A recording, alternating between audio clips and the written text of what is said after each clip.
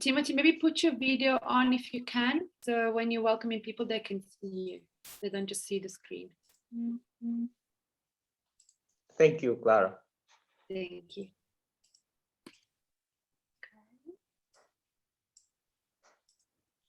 And we are 2 minutes to the hour.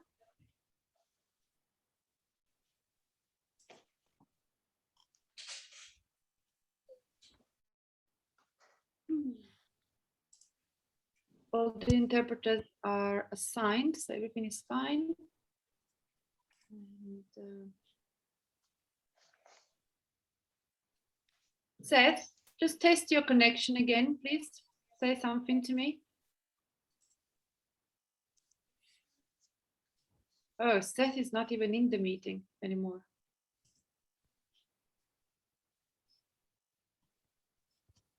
Lisa, did you get a feedback from Cornelio as to whether he can do Seth's presentation? Because it's the second one after. No, but if in case there's problems, I've reached out to him and he has been that's typical. I've sent him a message at 8:12 and he has been last online at 8:11. But I mean, otherwise we have to swap it around, you know, and see if we have, yeah, that we basically have another presentation first. Well, Lisa, I'll call him. I'll call him. Okay, thank Cornelia. you. Thank you. Yeah. Thank you very much. Okay, guys, it's 1:30, so I'm gonna admit everybody. Timothy, ready, steady. Give me thumbs up. Okay, thank you. We have to just wait a few seconds until everybody's in. It takes a while for them to connect. Yeah. I'm muting myself. Everybody mute yourself unless you are Timothy, please.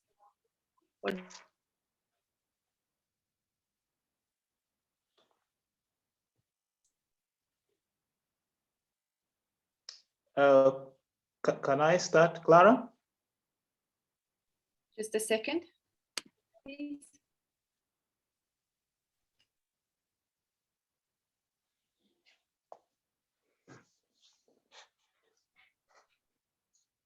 Okay, ready to go. You can go, Timothy. Thank you. All right, thanks, Clara. Good morning, everyone. First of all, let me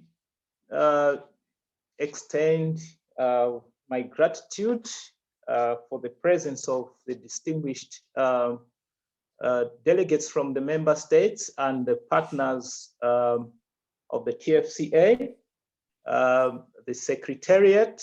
I'm not sure whether the director is also with us today, but he was with us almost whole day yesterday. I also recognize the presence of other implementing agencies within the TFCA program. Once again, I take the pleasure to welcome you all to day 2 and the last of the 21st SADC TFCA Network annual meeting. Yesterday, we had very successful sessions. And if we look at the attendance, if you look at even the participation, the facilitation and interpretation services was just perfect. And I found it myself to be very great and very interesting and fruitful for the continued development of the TFCA program. We got quite valuable input from everyone who participated and contributed. I think I cannot recall it all, but suffice to say is that yesterday can just be described as having been a great day in terms of this meeting. So as I welcome all of you today, I would like to also share that we expect to have a successful and a good day today, as well as we continue with our meeting and program. And I would like to urge everyone to participate as we did yesterday, so that we can have a successful conclusion of our meeting, but also above all, a great and fully developed TFCA program within the region. Having said this, I would like to pass on to Clara, who is going to take us with the briefly the logistics, and then she will move on to continue facilitating the meeting. Thank you very much, Clara. The floor is yours. Thank you very much, Mr. Chair. Thank you, Timothy, for your good words of welcome and for reminding us of the good discussions that we had yesterday. Today is the last day, and we hope that we can top it up both in content and in participation from our audience. Thank you, everybody who has already started to put your names and affiliation in the chat box. Please continue to do so, because we can also use this as a record of attendance and also to get a sense of who you are. Some of you are new names for us as well, so we need to make the community larger, and this is one way in which you could do it, especially when we have a virtual meeting. I would like to apologize to the interpreters. I've spoken a bit too fast. I'm going to slow down again now. Thank you. So before we move forward, for people who did not attend yesterday and have not been able to use Zoom yet, I would like just to remind you of the use of the interpretation services. We have them available for both French and Portuguese. So there was an initial hiccup with the Portuguese, but now it's all sorted. So if you want to listen in French, you select the French channel in your tab at the bottom of your screen. If you want to listen in Portuguese, you select the Portuguese channel. When you want to listen to English, because an intervention is made either in French or in Portuguese, you switch to the English channel. Whichever channel you use to not listen to the live session, you always have to remember to please mute the original language. In that way, you will not have a double voice trying to enter into your live. I'd like to remind you that our interpreters, like yesterday, are Chris Mukenga and Bas Angelis for French, Geraldo Saranga and Carlos Ribeiro for Portuguese. Thank you all for helping us to run this very smoothly from the language side as well. Right, further, and just a little bit of housekeeping. We always have that in live meeting. This is a bit different, but it's a similar principle. Please keep your microphone mute and your video off, unless you are tasked or asked to speak. And if you want to make an intervention during a presentation or a discussion that is going on, please raise your hand and we'll pick you up. Or if you have a comment that you want to share with the group and also leave for general discussion, you can use the chat box. So put your notes there, and then people will pick it up as we go along. It always happens. Thank you very much for bearing with me as we go through the first part of the logistics. I was asked by our chair to give a little bit of a briefing on what happened yesterday for those of you who were not able to participate, and also for those of you who did, maybe just a bit of a refresher on what has been said. So we talked about, first of all, the reporting on what has been happening from SADC level and from the SADC TFCA network level over the past couple of years. You were reminded of the last meetings that we had in 2018. You were reminded of the 2020 webinar series that we had over 10 weeks. But really the take-home message is that even with the COVID-19 impact we've been able to move successfully to a different format of meetings, which is online. And Clara, yeah? The interpretation asked if you can speak a bit slower. Okay, thank you. Sorry. Thank you. So we were reminded that even during the changes that we had to make because of the COVID-19 pandemic, we have successfully moved to a different format, which is this one of the live meetings, both for the steering committee of the network, as well as for engagement with the audience. And your presence here today is testimony to that. We also were reminded that of two things that needs to happen at the programmatic level. One is that the toolkit for community engagement needs to be finalized. There was discussion around that, and we agreed that this is a decision that should be passed on to the steering committee in order to finalize the toolkit so that countries and partners can use it in the TFCAs. Also, that there is now a decision, or we're moving towards a final decision to amend the 2013 SADC TFCA's program. And this is because when we drafted it almost 10 years ago, scary as it sounds, We had a different understanding of TFCAs that was based on what we knew at the time, and so the first decade of experience. Now we are 2 decades on, and therefore it needs updating as well. These we understand are live documents. Then we talked about the reporting from TFCAs, which is really a preamble to what will happen once the M&E system is in place, and we hope that will happen by the end of this year, so that for next year we have an harmonized reporting system that can be done not just for this meeting, but really for the benefit and use of all the TFCAs and of SADC. So in that reporting phase, we learned that the Greater Mapungubwe TFCA has initiated the legal review process to prepare the treaty and therefore move forward towards a full Category A TFCA. We also have learned that funding follows progress, which is good because, of course, the TFCAs that have accomplished a lot have access to a lot of interest and therefore a lot of funding. But it's not very good when we talk about the Category B and Category C TFCAs because they are still struggling to get formalized, and therefore something should be talked about in the way the funding works for the TFCAs in order to allow the Category A's to do better and the Category B and C's to actually move along and also become Category A if there is enough interest from the government in the member state. And we had a separate session on that in the afternoon, which I'll get to right now. Finally, we also learned that collaboration is founded on dialogue and also on consistency of people's position.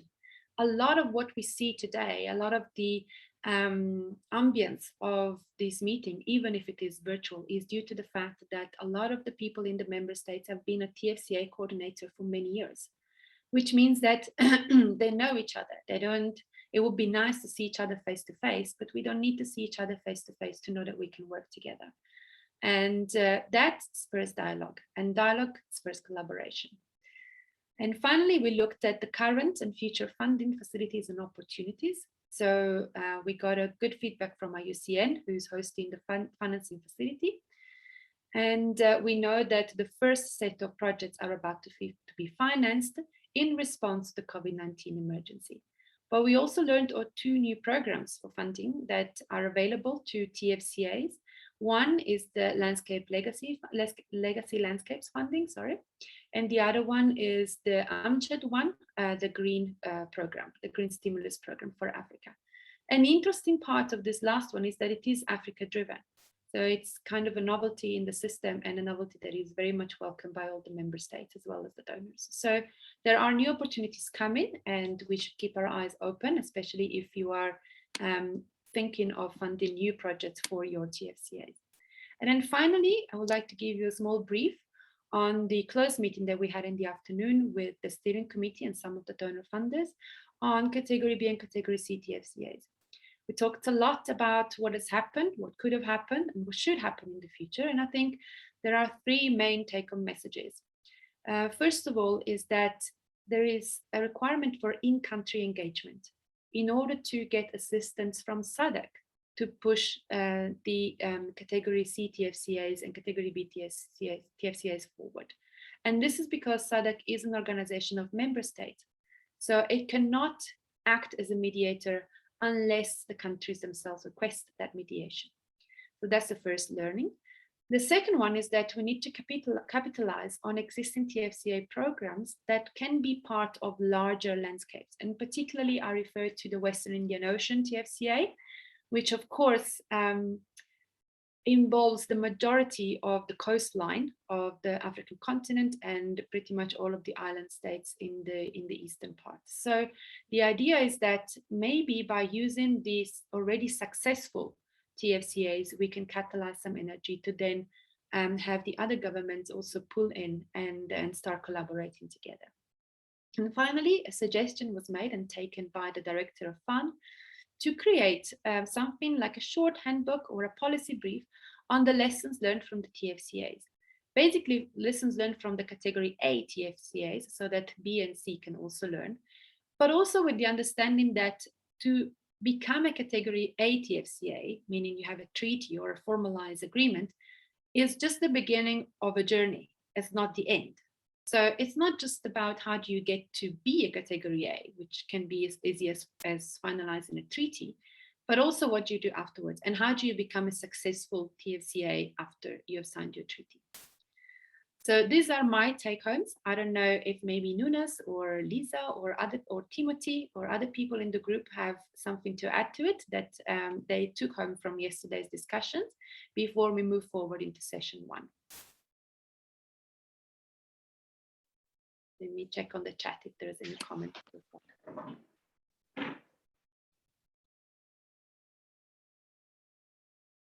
Thank you very much, Clara. Good morning, everyone.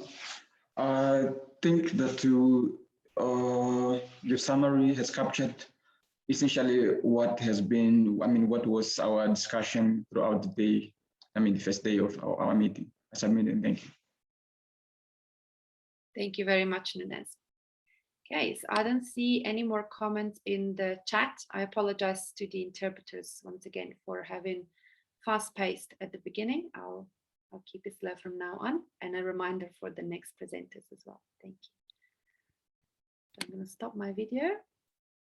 And the first session, which is session 6 overall in the agenda, is a continuation of the progress across the SADC region for the TFCAs. And the first TFCA to present is the Klagadi. So I would like to invite Mr. Mashudu Tagwana from South Africa to please give us a report on the progress of Klagadi Transfrontier Park. Thank you, Mashudu.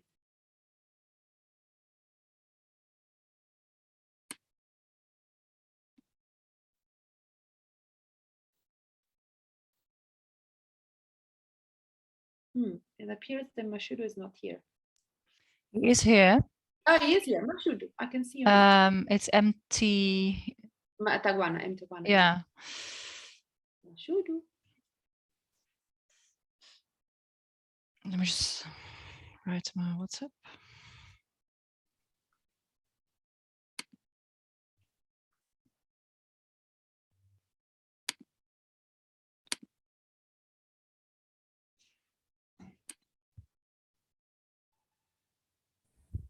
Mashudu. Hello.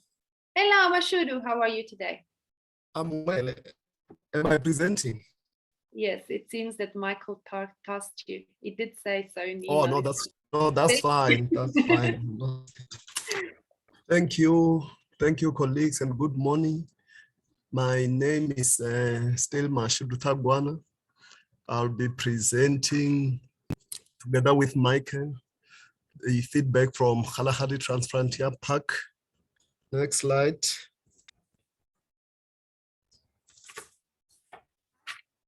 Thank you. So the KTP, or Kalahari Transfrontier Park, is the initiative between the government of the Republic of South Africa as well as the Republic of Botswana. So Kalahari, in terms of its extent on size, is approximately 37,256 kilometers squared, with only 9,591 kilometers square in South Africa. So you could see the huge difference in terms of percentage of area contributed to the KTP by different countries. So Botswana, it's approximately 73% of the area is in Botswana side. So in brackets there, those are the 2 national parks that constitute Kalahari Transfrontier Park.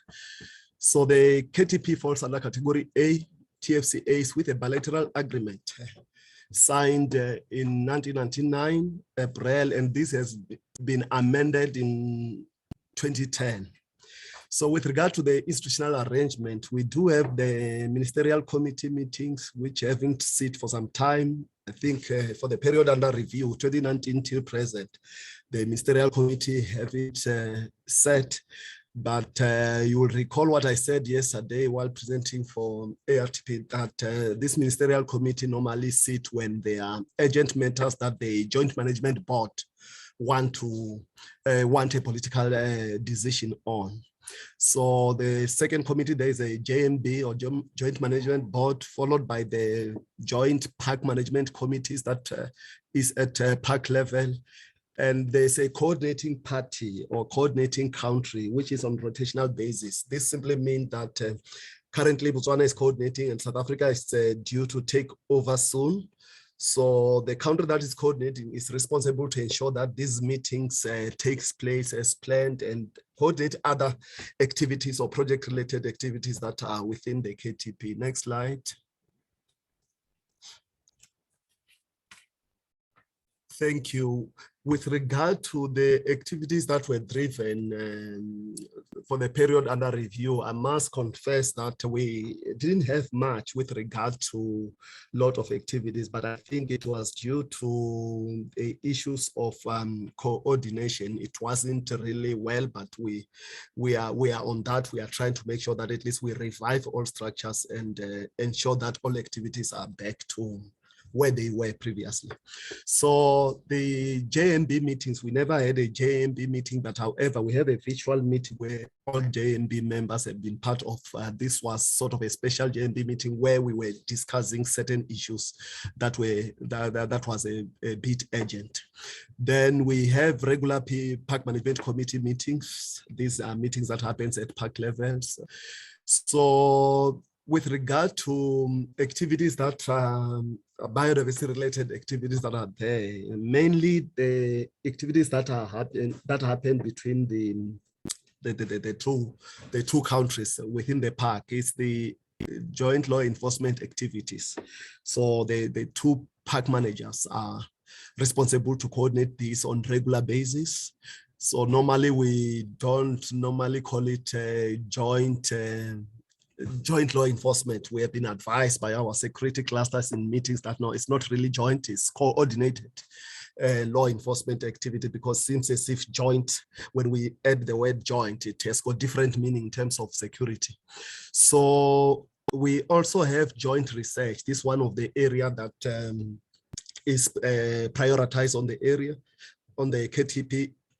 Then also the issue of community engagements. We do have program where communities from South Africa have to visit community on the other side of the border. Remember, the communities on either side of the park, they share the same cultural history, so we provided platform for them to engage on an annual basis. But this couldn't happen since 2019 due to this COVID activities, but it's part of our agreed activity at JMB level.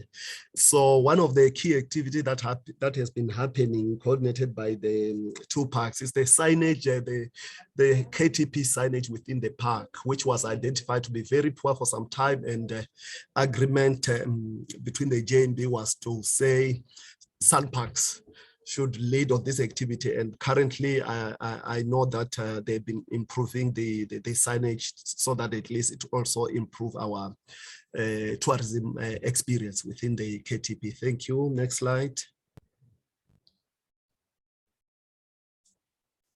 So with regard to funding and financing, I will have to indicate that there were no donor funding received for the period under review. However, with regard to governance as well as management of the KTP, the two countries are responsible to fund with regard to those two aspects. So with regard to the co-management, I must indicate that there's no any co-management agreement in place. So it means the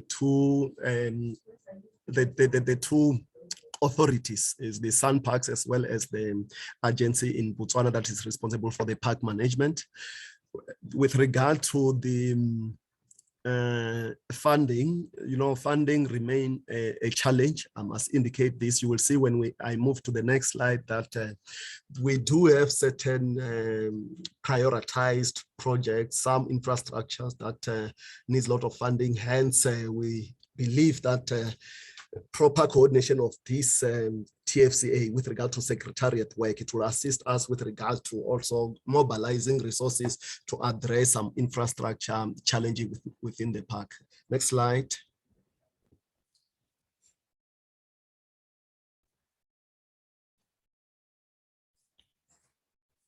Thank you. With regard to the future plans, you will find that we've got a long list issues that we prioritize, that we need to make sure that at least for our park to be managed effectively, these things should be done.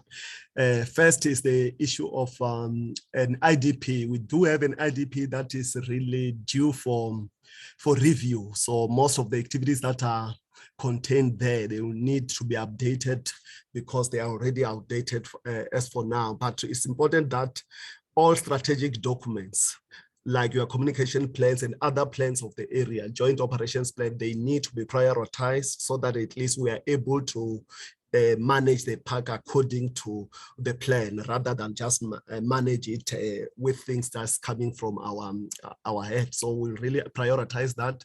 The other issue is the issue that I even raised yesterday. It was also raised for some other areas. We don't have a secretariat like other TFCA, so this has been identified as one of the challenge.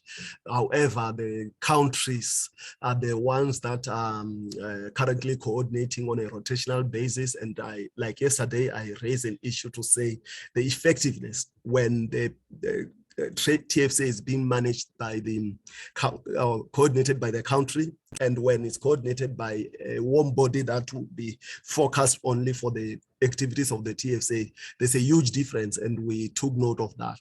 So there's an issue also that has been prioritized for some time. That is an issue regarding the fence management. We have challenge with regard to certain parts of the fence that needs that needs maintenance. Hence, we used to have some challenges with regard to low incidents of human-wildlife conflict that has been rising due to lions escaping and getting into some farming, our neighbors who are mostly farmers. So we want to reduce that or eliminate that by ensuring that we have a boundary fence either side of the TFCA that is a bit strong and able to resist these animals getting out of the park. So one of the issues that has been prioritized, an issue of synchronizing the working hours, aligning the working hours for our referring border post so that at least tourists may not be negatively affected when you find that in one side, the immigration official closed an hour before official on the other side. So that has to be prioritized. So one of the issue also is alien species clearing, which we need to really improve this program there within the parks, but we need to really improve on that. There's also, you will recall that Kalahadi in terms of the area is very sandy inside. So there's a challenge with regard to grading of certain access roads within the parks. So this will really assist because you don't want a situation where when tourists are driving within the park, then they are being stuck on the sand because there are certain areas where the sand is just really need a 4x4 car so that at least you are able to enjoy the KTP. So that's one of the areas that needs to be prioritized. So with regard to law enforcement, like I said before, with regard to this aspect, it has been there, but we believe that working together with our law enforcement or the rangers within the park, we need to really improve on that.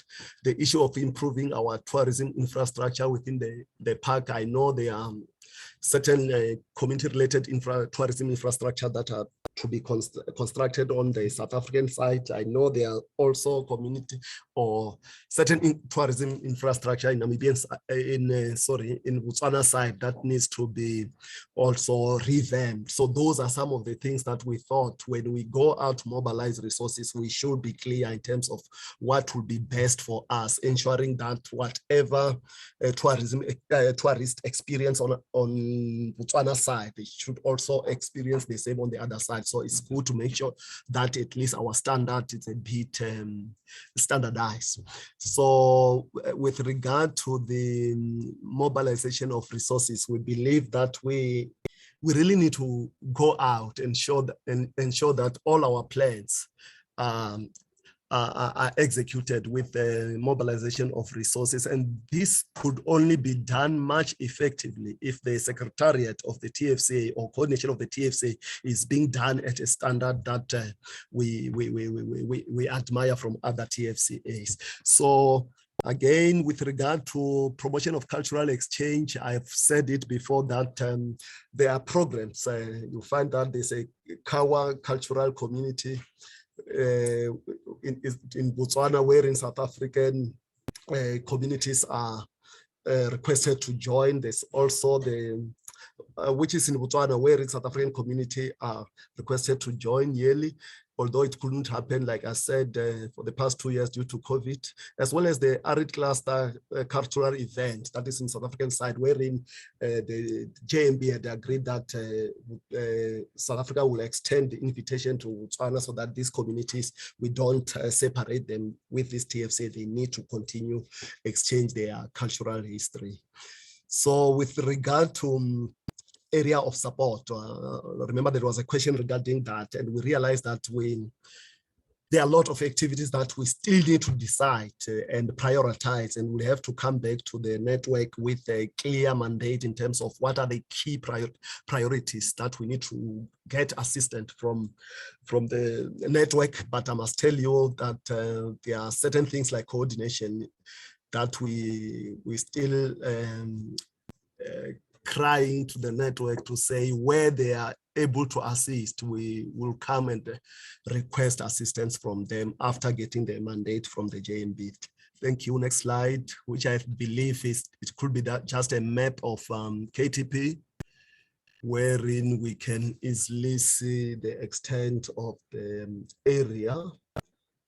Yes, the map may be a bit oldish, but you could see that the green part is the KTP, which there's a Nosob River that moves somewhere from Twi Referent border post. You see from the south, there's a Twi Referent border post there, and there's a border line that divides Botswana, which when you get into the park, you are not likely to even feel that there's a border between the two countries, because you can easily move around within the TFCA. Thanks, colleagues, and I'll open this time for discussions. Thank you. Thank you very much, Mashudu, for the presentation and for the delivery today. We have a question from Lisa, who asks how the two countries addressed the large fire in on the Botswana part of the KTP, which happened recently. Have you any knowledge of that? How did the two countries work together to address the fire? Yes. So you will recall that, yes, we do have knowledge of that. We still are waiting a full report, although we had discussions with the park managers who were championing that. You will recall that these two parks have got strategies or plans to deal with fire in terms of disaster plans. What I got from the park manager South Africa is to indicate that they had to deal with it, although it was challenging, because you will recall that we received a lot of rain previously, so the grass was dry and huge. So there's huge damage that was caused by the fire, but I think I'll be able to exchange the report as soon as we get it, so that at least we get the facts of what really happened from the ground. But I'm happy to announce that they managed to deal with the fire, but after some days. Thank you. Maybe Michael can add on that. Thanks. Michael, can you add on that? Would you like to? While we wait for Michael, there is okay, it's not sorted out. The translators are now in the correct channels of French and Portuguese. Paul, I've seen your comments. I'm going to go back to it, but I would like to first ask Mashudu a question that comes from Mauritius, from Vinesh. He asks, how has a governance structure and legislation, particularly on law enforcement, have been harmonized, and what were the challenges in doing so? Mashudu or Michael? How did you harmonize? Yeah. Maybe I can start first. So with regard to harmonization of our law enforcement, it's there's always a bit of a challenge, we haven't yet arrived where we want us to be. But what is key for us in terms of some achievement is that you can move across the border within the TFCA without any challenge with regard to our law enforcement or police or the soldiers on the other side. So they all really understand exactly this TFCA program and what it wants to achieve. Although then some time backwards, though we used to have challenges where you may be asked on either side in terms of your passport and all those aspects. But in terms of harmonization, we really don't have a harmonized policy with regard to that. But the arrangement, noting that we signed the agreement, we ensured that our law enforcement, they form part of our JMBs, they attend in full. Most of them attend our meetings, so they really understand what we are doing there. But there's no really harmonized policy in a document, but they just understand that the two countries are working together, and therefore their assistance on this remain relevant. Although you may get one incident where maybe one tourist was stopped and asked, but it's not really common. So I hope that your question, maybe my director, Aruna or Michael, they can add on this aspect. But this is one of the areas that I will tell you that you easily crisscross that border. You can't even see where the border is. And all law enforcement, they will be there at the gate. They are together at the referring port of entry there, but they will allow you to drive around there without challenge. Thank you. Thank you very much, Mashudu. Aruna, would there be something that you would like to add also in relation to Paul's comments? The most recent one being about the standard operating procedures guiding the movement of people, goods and services within the park. And the previous one on whether there is a possibility to capture lessons and successes of KTP in a structured manner to share with other TFCAs. Mashudu or Aruna? Michael is not in the session.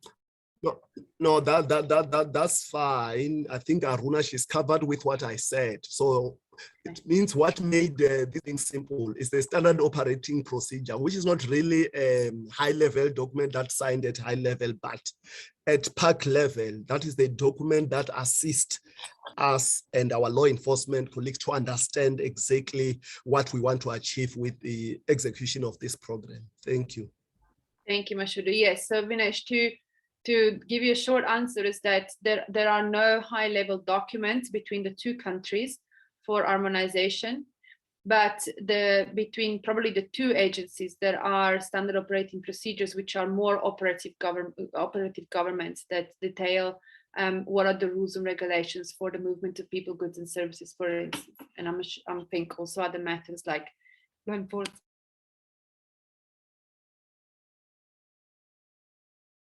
Excuse me. So thank you so much, Mashudu, for your very rich presentation and a notice taken on your way forward and your constraints. Thank you so much for your intervention and for the presentation. I would like to then move to the next park, which is the Lubombo Transfrontier Conservation and Resource Area. Due to reporting back is Seth Mapalala, who is the Lubombo TFCA Program Manager based in Eswatini. Seth, are you ready?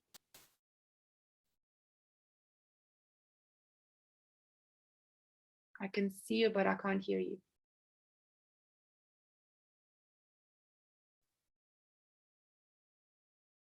I can't hear you still.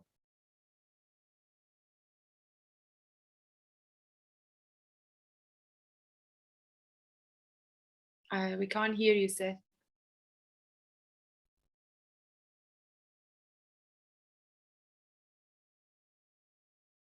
Seth, I can see that you are not muted, so it's not a mute issue as normally it happens. Yeah, so okay, then maybe we move to the next presentation while you resolve your microphone issue. Would that be a solution? Because it was working earlier. Okay. All right, so let's move to the next presentation. and this is from the Malawi-Zambia Transfrontier Conservation Area. So may I please call Mr. Sydney Tembo, who is the TFCA coordinator for the Ministry of Tourism in Zambia, Department of National Park and Wildlife. Sydney, are you in the meeting? I think I saw you. We've pushed your presentation forward. Thank you, Sydney. The floor is yours. Thank you so much, Kara, for giving me this opportunity to make a submission on behalf of Malawi-Zambia TFCA. Good morning, colleagues. I think as we have heard, my name is Sydney Tembo. I'm the TFCA coordinator for Zambia. And in the case of Malawi-Zambia Transfrontier Conservation, Zambia is currently the coordinating country. Thank you. We can now move on to the next slide.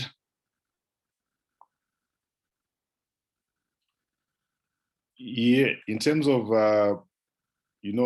updates on institutional arrangement, Malawi-Zambia TFCA is in a category A, meaning that there is a mutual a contract, between the two partner states, and this was, executed in 2015. And in terms of the day-to-day operation of the Transfrontier Conservation Area, the treaty provides for a rotational secretariat, and from 2019 to next year, Zambia has been the coordinating country for the TFCA. The treaty further provides for ratification of the treaty itself. The treaty has not yet been ratified. However, the two partner states are currently consulting internally on the ratification process. In terms of the vision, for the treaty, we have to develop, some tools, and we don't have the master land use plan for the treaty. However, we have two integrated management development framework for the Nyika North Ruangwa component. I think this was approved in 2015, at the time when the treaty was signed. And the other integrated development framework, this has been developed, not yet approved, but it's safe to say that it will be launched anytime soon.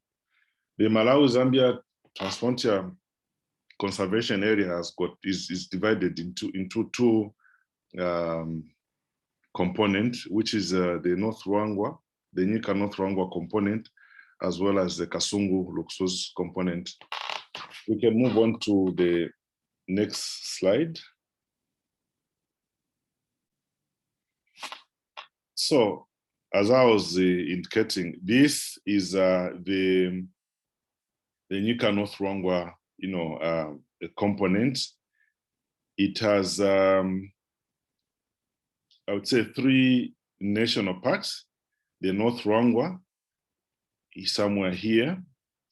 We also have the Nyika, Malawi, this one here, and then we've got a smaller portion here, what we call the Nyika Zambia.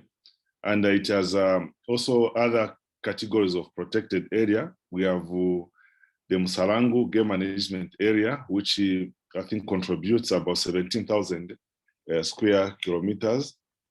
the whole, this is a very critical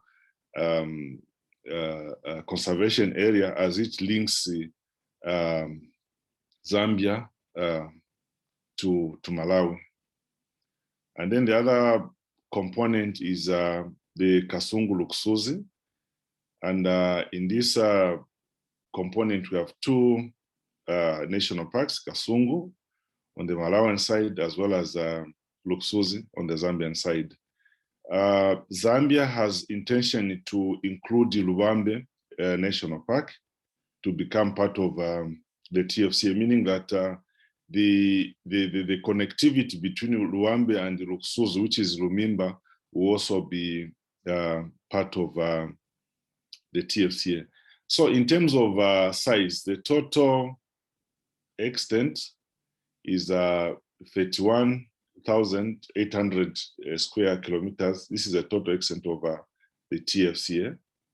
And then the contribution in terms of space, by the two partner states is Malawi contributes about 6,500, Zambia 25, and the extent of the component, the Nyika North Ruangwa component is 26. The Kasungu Lukusuzi is 5,000 square kilometers. We can move on to the next slide.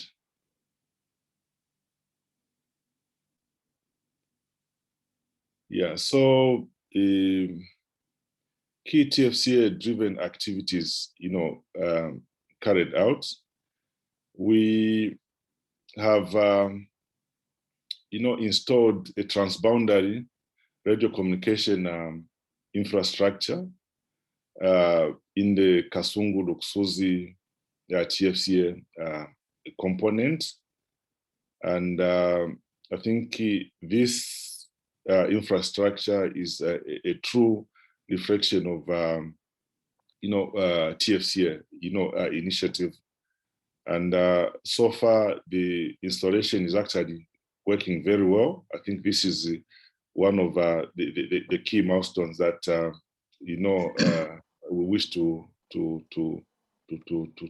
submit.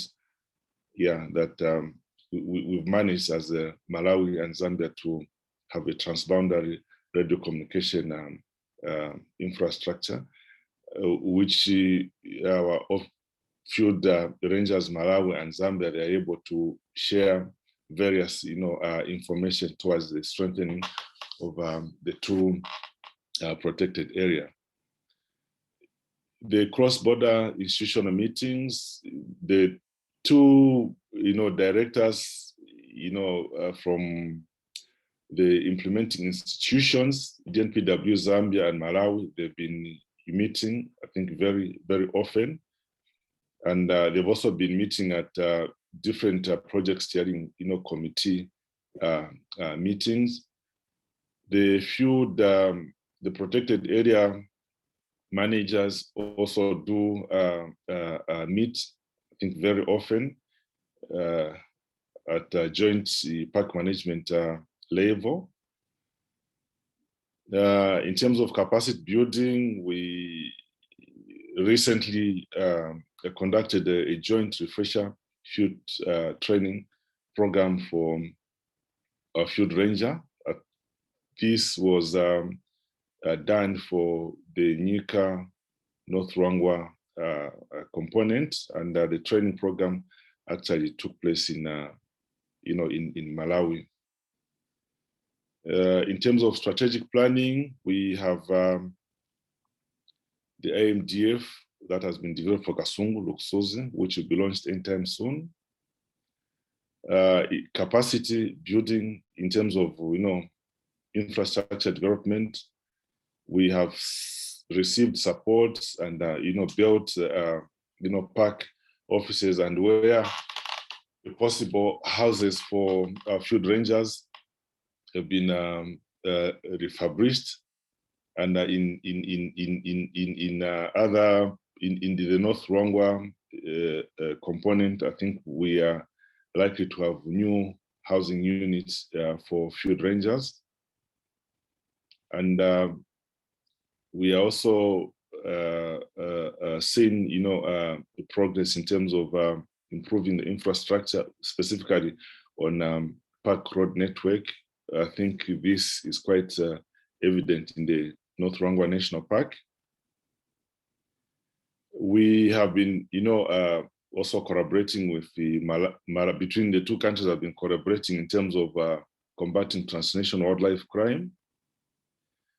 And the two parties also, the two partner states also participate in what we call Joint Permanent Commission on Defense and Security, where we have made the TFCA as a visible activity in this security cluster, forum.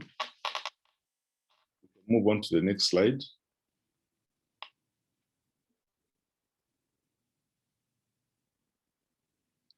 So the TFCA funding and financing, I would say that the Malawi-Zambia TFCA has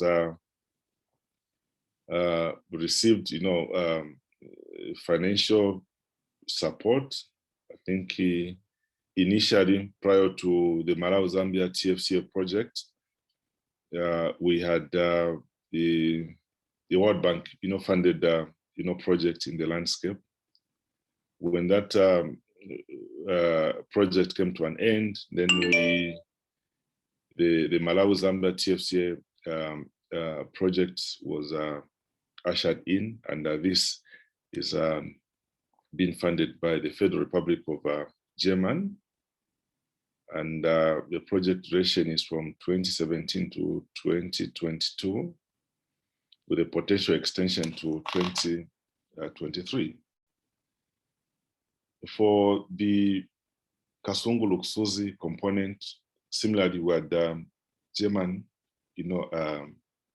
support through the SADC GIZ Transboundary Use and Protection of Natural Resources, and the project came to an end in March this year. And in the same Kasungu-Lukusuzi, we also had the USAID IFO Malawi-Zambia Elephant Landscape, project, and the project is actually coming to basically an end at the end of, I think, this year, December. And we also have the GIZ SADC Climate Resilience and Natural Resource Management. It's also pushing in some investment in the Kasungu-Lukusuzi. So when you look at the projects that have been in the landscape and that are still there, they are basically in the landscape in order to, one, help the two partner states to reposition themselves into, in order basically to build the product, which is wildlife and other key resources, help the park in obviously doing business differently. I think looking at developing strategic partnership arrangements with a view of creating managing this protected area in a sustainable manner. So I think one of the instructions was also to provide feedback whether there are partnership arrangements in the landscape. I would say yes, we have two pipeline strategic partnership arrangements. I think on the Malawian side, there's a discussion I've reached advanced stage in terms of the Department of National Parks and Wildlife, as well as Peace Parks Foundation, to get into a partnership with a focusing on Nyika, as well as Vwaza Marsh Game Reserve. On the Zambian side as well, we are trying to enter into, again, another long-term partnership with the Frankfurt Geological Society with regards to management of North Ruangwa. I must indicate that for Zambia and FZS, we have been managing we have been in this partnership for, I think, for quite, some time. I think dating back to 3 years now, yeah. Obviously, the strategic objective of this partnership is sustainable development and management of financial resources. Thank you. We can move on to the next slide. So this is just a photo, basically, at the pass out ceremony, where the two departments, specifically the field rangers, had to go some, refresher course, and the refresher course was actually delivered by the Minister of, I think, the Defense Force of Malawi, and this took place in Malawi, and I think we can see DNPW field staff as well as Malawi and Zambia. Next slide.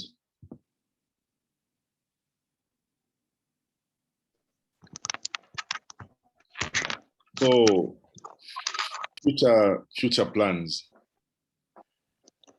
I think in terms of future plans and maybe areas that may require financing, and also the outlook of 6 months, maybe into what is it that we'll be doing. I think in the next 6 months, I think is reported on this slide. But I think we must appreciate that the Malawi-Zambia TFCA is still undergoing some TFCA developmental evolution process, which include development of strategic plans, land use plan, financial sustainability, stakeholder engagement, testing, management, different management models. One of our activity that is constantly on our mind is how are we going to broaden our financing, base? Because I think if you were, paying particular attention, I think you would note that much of the funding, the seed, funding to the TFCA is actually, coming from the German government, and we are grateful for that, but would want to really broaden our financing, mechanisms for the TFCA. We are grateful to German in the sense that they have given us opportunity in terms of the seed, investment. So we really need to build on that moving forward. And already, I think from my other slide that I talked about, a strategic, partnership, arrangements. I think here we are praying and that the two partnership arrangements should be, hopefully concluded before the end of the year. But if not, I think we are also looking at maybe we should have these two partnership, management agreements in place. I think by the beginning of 2022. We are also trying to see that the treaty, the ratification process is, concluded, maybe mid of 2022, because I think in terms of Zambia, we have to take this process to Parliament and the stuff like that. So it's something that is beyond the midst of tourism. Hence, we are looking at our internal process, I think on the Zambian side up to mid of 2022. We also have a joint aerial survey specifically for elephants, planned for Kasungu and Lukusuzi components. We also intend to,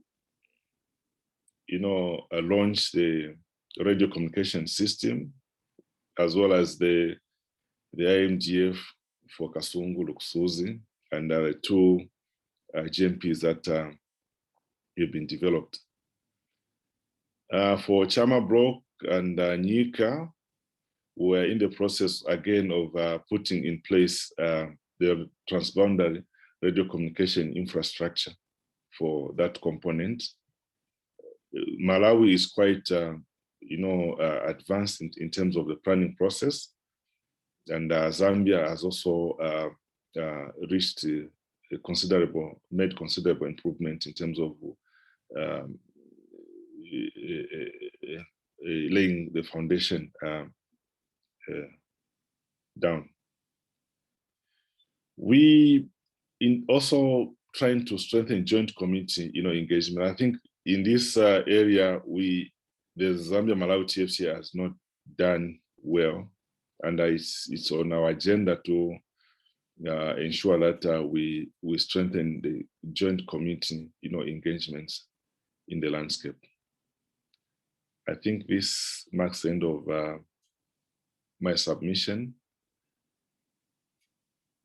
Yeah. Thank you very much, Sydney. So there is a question from Paul Busher, who asks, North Luangwa has one of the most successful rhino conservation programs in the region. To what would you attribute this success? Would you like to answer? I didn't get the question. Maybe you can. Yeah. Paul Busher asks, North Luangwa has one of the most successful rhino conservation programs in the region. To what would you attribute this success?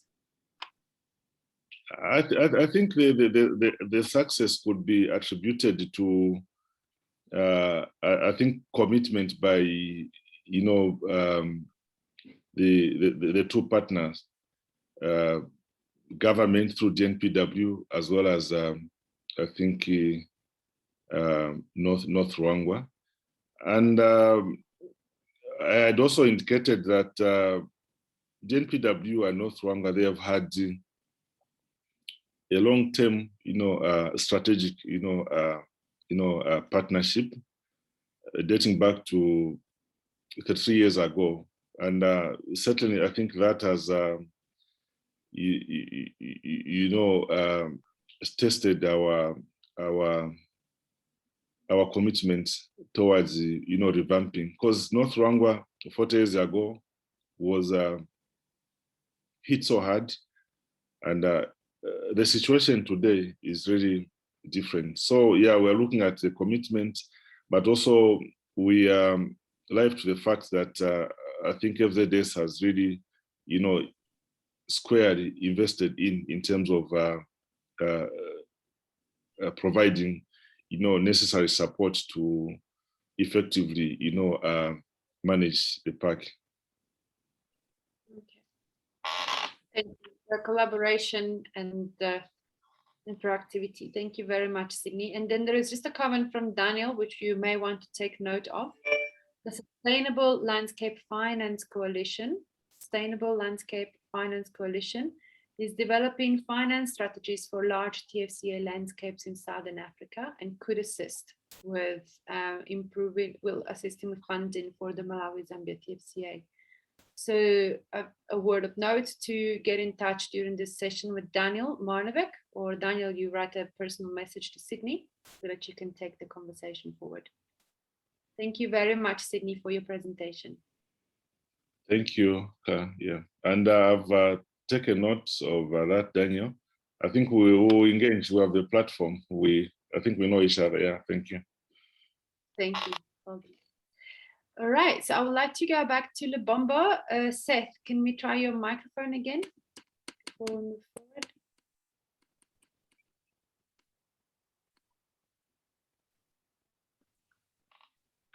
Yes. We have 10 to 15 minutes. Seth?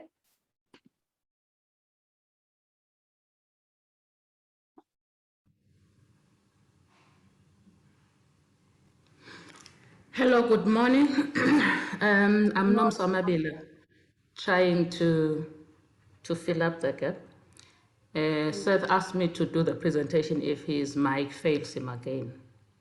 Yeah. So I'll be presenting on his behalf for the Lubombo Transfrontier Conservation Area. That's a report from 2019 to 2021. Next slide, please. Institutional status and update, Lubombo TFCA General Protocol, which was signed in 2000, and the TFCA covers 4,195 square kilometers, of which 8% is in Eswatini, 26% in South Africa, and 66% in Mozambique, and 60% is in the hands of communities of the TFCA. Next slide, please.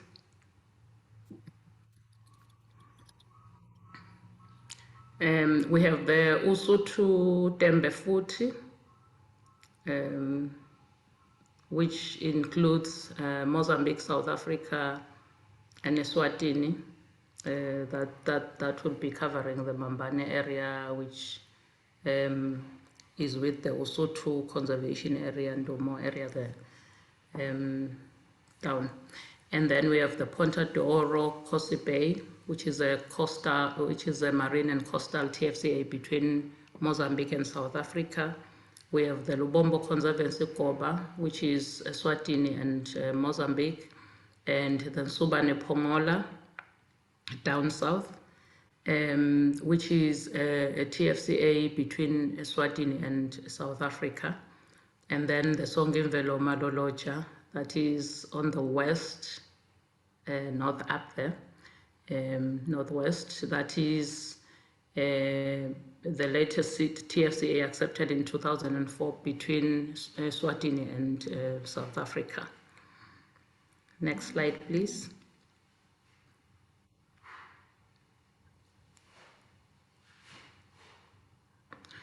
Now, features of the Lubombo TFCA. We have 5 Ramsar sites, the Ndumo, Kosi Bay,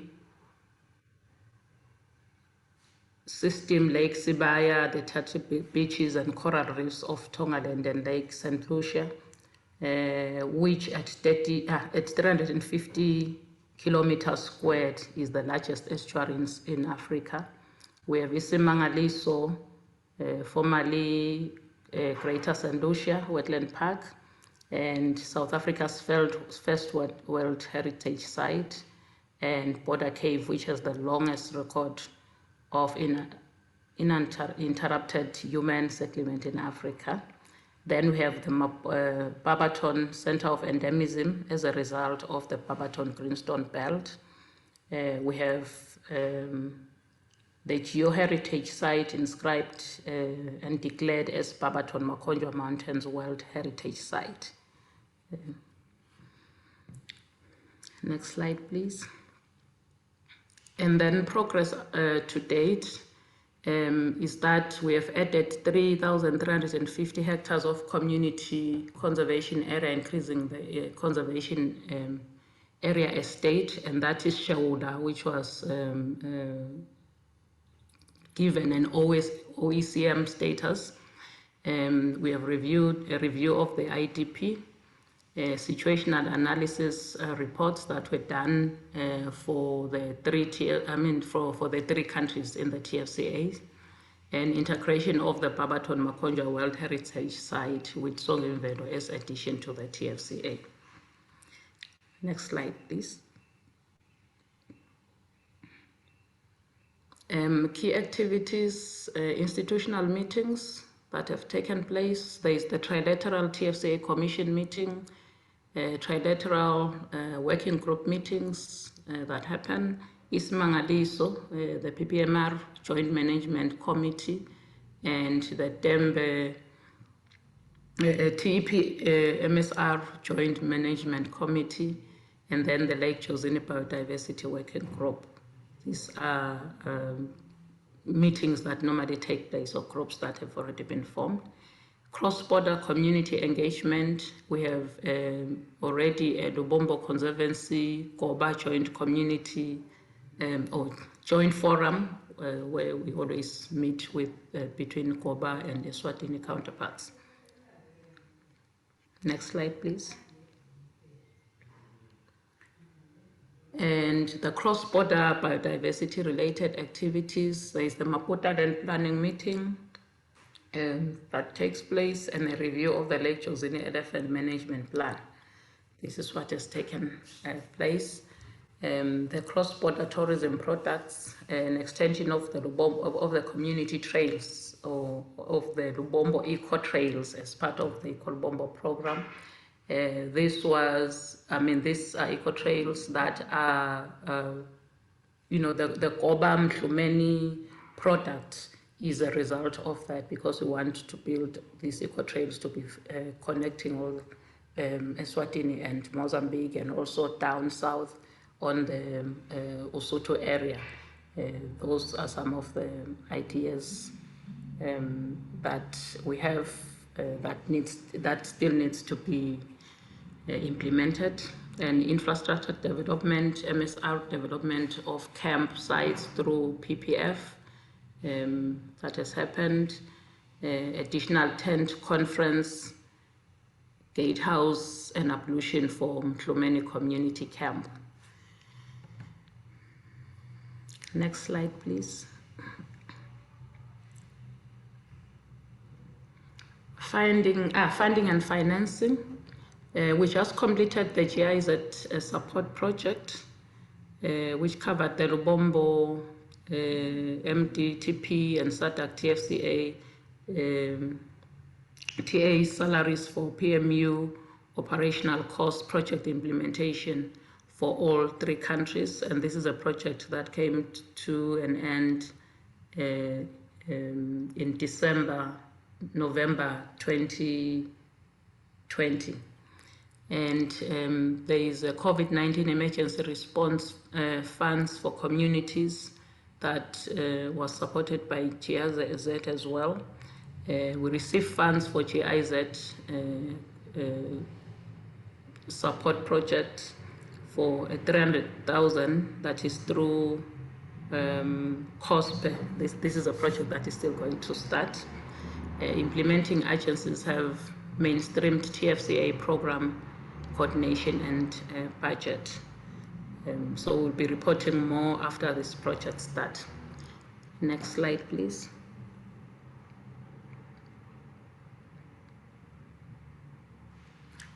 Then future plans, the establishment of a secretariat. Am I lost? Yes. No, you're not. That is the last. So sorry, on the future plans, it's the establishment of a secretariat, review of the IDP, and additional conservation area development. There is a plan to develop the Mambane conservation area on the Eswatini side, and also covering Mozambique if possible. Cross-border tourism product development, bedding 4x4 trails, coastal products and hiking trails that we are planning in the near future. Thank you very much. This is the end of the presentation. I think I will ask people to ask questions and use the chat so that Seth can participate. Like I said, I am doing this on his behalf. That's why I was mostly reading. Thank you very much. Thank you, Namsa. And by the way, you didn't introduce yourself, but Namsa has been working for the Lubombo TFCA for several years, and she's the community project officer. Am I correct? Yes, you are right. Thank you. So she's the Lubombo TFCA community project officer. Thank you for stepping in and helping to get this through. I don't see any questions from the group. Unless somebody would like to ask a question of Nonsa, also Cornelio representing Mozambique is here on the Lubombo TFCA. No, okay. So Nomsa, thank you so much once again to Seth for the presentation and to you for delivering it. Really appreciate your effort.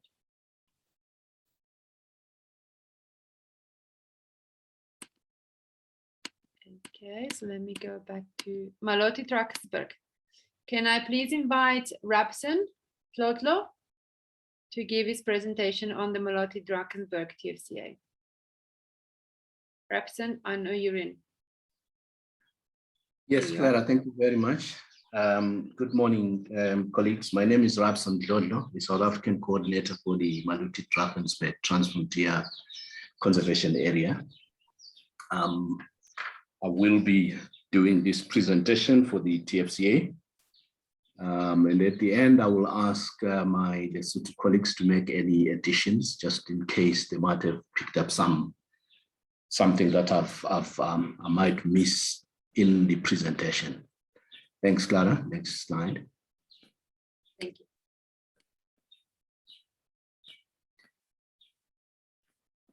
The Maloti Drakensberg Transfrontier Program, as we commonly refer to it, had its first MOU signed back in 2001, and it was revised in 2008.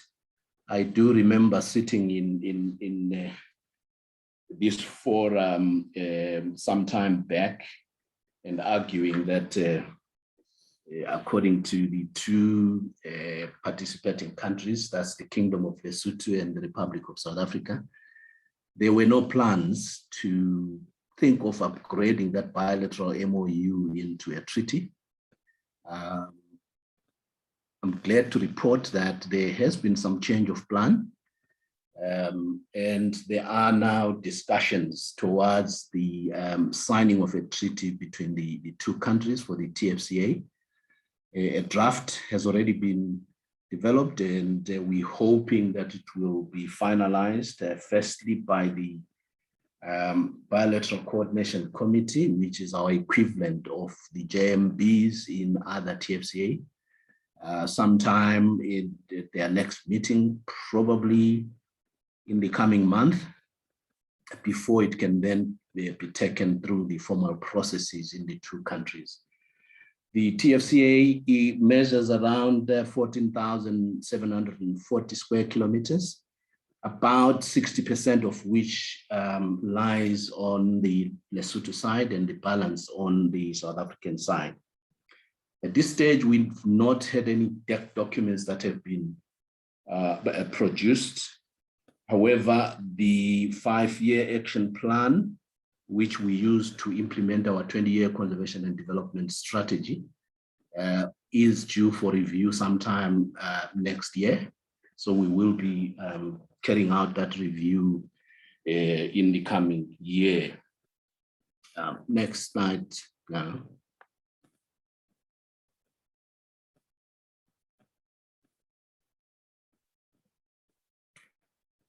That's a map of the TFCA, not very recent, but in terms of color and everything, it shows you a quick snapshot of the TFCA within the Maloti Drakensberg mountain region, which is constitutes some 300 plus kilometers of the border between the two countries.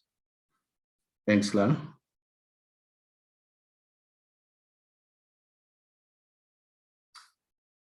In terms of institutional structures and meetings, I think we've continued to have all our meetings. The structures constituting the Bilateral Coordination Committee, which I said is the equivalent of your joint management boards in other TFCAs, which has continued to meets biannually.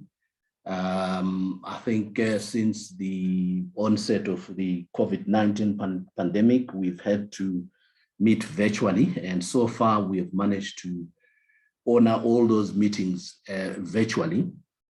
We also do have a ministerial committee in place. But yeah, I think like Khalahadi, I was listening to Mashudu. We don't normally have too many of these meetings, but what normally happens is that when the ministers meet at any of these international meetings, they normally take the chance to sit down and catch up on any MDTP related issues. But we also do have the joint bilateral coordination committee between the two countries at mostly the foreign affairs offices, and the MDTP is a standing agenda at that forum. And a lot of the issues are discussed at that forum. In fact, the whole issue of the treaty came up after one of those meetings for us to start developing a treaty, a draft treaty for signing by the two countries. We also have about 4 coordination working group, which include the biodiversity and protected area working group, the tourism working group, and the cultural heritage working group, as well as a security working group. These have continued to meet virtually, and they meet quarterly, except for the security working group, which unfortunately in our landscape is a key working group because of the rampant crimes that take place within the TFCA, ranging from stock theft, dacha, and of particular concern, tourist attacks in this area. However, even though the security working group, which is constituted largely by our police and the army from both sides, even though they haven't been able to meet virtually, we do have a WhatsApp group that was established, and this has continued to be pretty active throughout the period when they were not able to meet. So we have almost some kind of early warning system in terms of crime being picked up and reported on the WhatsApp group as soon as it takes place. But also, more importantly, when it affects our communities in terms of stock theft, what has been happening is the delays in terms of being able to identify the owners of the stock. But with the WhatsApp group, all that is communicated fairly quickly, and the owners identified for any stock that's recovered and returned to their rightful owners. And I think this has been working very well. The security working group has also, prior to the pandemic, scheduled some patrols around areas where the tourist attacks are quite frequent, just to try and show some presence in the areas. And that has been done jointly at a particular time when those crimes seem to happen most during those areas. For the other working groups, I think they've all managed to meet regularly on virtually and reporting to the bilateral coordination committee. And the idea is to try and meet before that. We do also have national coordination committees, but I didn't put those here because the issue here was more focusing on cross-border. But we do have national coordination committees that meet at times in preparation for the bilateral meetings on both sides, and these have also continued to meet virtually. Yes, thanks, Clara. Next slide.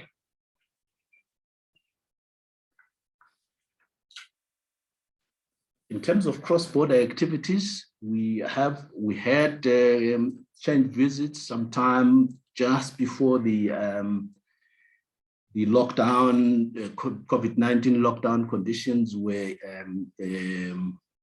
instituted in both countries. And this exchange visit was mostly a follow-up to the GIZ-funded community projects on the South African side. But we still working with those communities and took them to the Lesotho side on grazing management and how the Lesotho side manages their grazing areas and grazing outposts, where we took our South African communities to go and learn from those experiences. We've also, through the support of Boundless Southern Africa, developed a brochure which we are hoping will be very important for the revival of the tourism sector post-COVID. We've also, again, through Boundless Southern Africa, been able to develop some training tool for tour operators, basically showcasing and talking about the key attractions and activities within the TFCA, and a short quiz at the end of each of those presentations.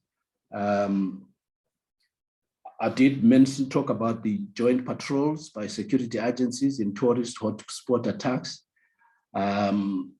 There is a key development between an area on the Lesotho side, which is the upgrading of a road that leads to the Sehlabatebe National Park, which is part of the Transboundary World Heritage Site, and tarring of that plus or minus 90-kilometer road, which we believe is an important development in terms of improving access to the World Heritage Site through the Lesotho side. A lot of it happens through the South African side, but we're hoping that this road will enhance the traffic through the Lesotho side to the transboundary World Heritage Site.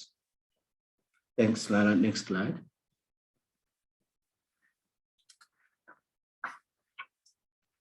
We've taken advantage of on the South African side of a number of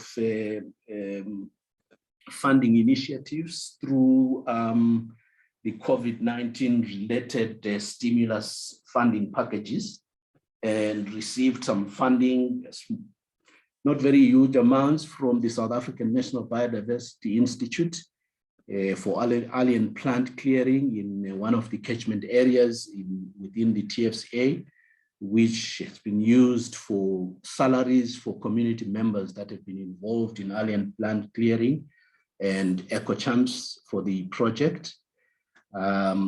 We also received, I think this started pretty early in 2020 or late 2019, funding from UNESCO for a community management of protected areas conservation project, popularly known as Compact. And this is a pilot approach that UNESCO is using for a number of World Heritage sites to improve the role and involvement of communities in the management of protected areas that constitute World Heritage sites. And this funding covers both the Lesotho and the South African side. We have received some funding from our South African Water Research Council, and this is quite a new project that we've just initiated. This is a purely research project looking at communities and their use of groundwater, as well as springs within 2 catchment areas within the TFCA. Like I said, this is something that we've just initiated, but all these are funding arrangements that we've taken advantage of on the South African side that relate to the COVID-19 funding that the government has made available to various institutions, particularly those that deal with local communities. Next slide. Just to mention that all the governance structures and meetings are financed directly by the two governments, and we do not have any co-management agreements that we have established so far. Yeah, but the two governments still continue to fund the activities of the structures and their meetings across the border. Thank you. Thank you very much, Rapson, for your presentation. It was very, very clear and very exhaustive. And I mean, I echo Lisa's comment on the chat that it's very good that you're moving towards a treaty signed. I also was under the impression that it wasn't never going to move to that stage. So I'm glad to hear that that things do change, and mostly for the better. So thank you for your presentation. Are there any questions? Sorry, Clara. Sorry, yeah. Clara. I thought there was at least one or two more slides on priorities and. Oh, there are. Sorry, I thought you said stop, and I stopped. I was taking your cues. Sorry. There are. Yeah, there you go. Continue. Okay. Yeah, I mean, these are some of our priorities into the short-term future. I think the focus here is on habitat restoration and management, particularly focusing on grazing management. I think grazing and overgrazing is one of our major challenges within the TFCA. And the idea is to keep working with our communities in improving on management of our grazing areas, as well as dealing with fire within the landscape. Alien plant control is one of the key priorities. I think all the protected areas are involved in some kind of alien plant clearing. The SANBI funding that we got was focusing specifically on areas outside the protected areas, communal areas, and involving communities in clearing those alien plants. And I think in that South African National Biodiversity Institute funded project, we, I think, managed to clear plus or minus 70 hectares. And we're hoping to continue in other communities as well. The other priority being habitat connectivity, basically focusing on the protected area expansion through the biodiversity stewardship program, working with communities. And I think the idea is to identify areas that have some value in terms of protection and work with communities to declare those mostly as protected environments. We have two that we're currently working on, one up on the northern side of the TFCA and one further down south. The further down south one is also looking at a very important catchment area for one of the key rivers flowing from the mountain region.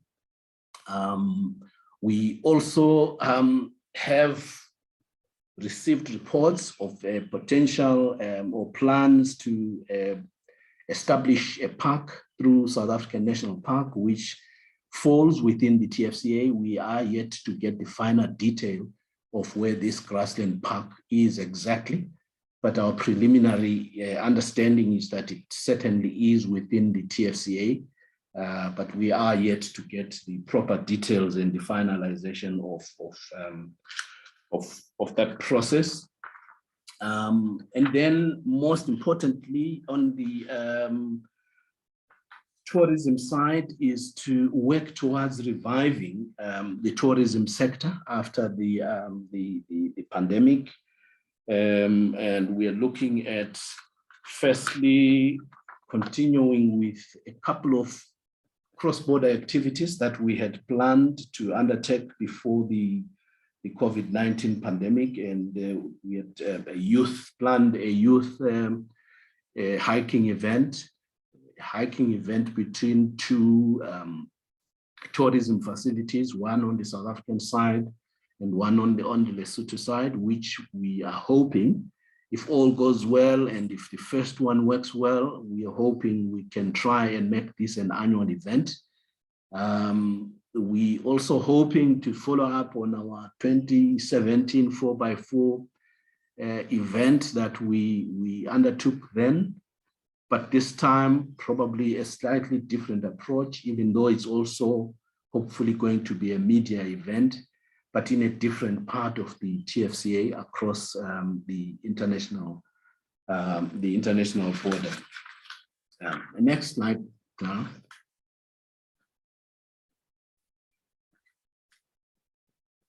And looking at possible support from the SADC TFCA unit, I think this was one of the specific questions that was included in the template. We hoping that we can work through the network to mobilize more funding for TFCAs, sharing of some best practices from other TFCAs and possible exchange visits with other TFCAs at particularly community level, and possibly at TFCA management levels as well. I think we've noted a number of disparities between different TFCAs and among different TFCAs in terms of the coordination arrangements.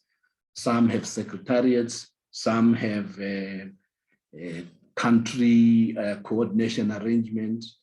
Others, like the MDTP, have national coordination arrangements.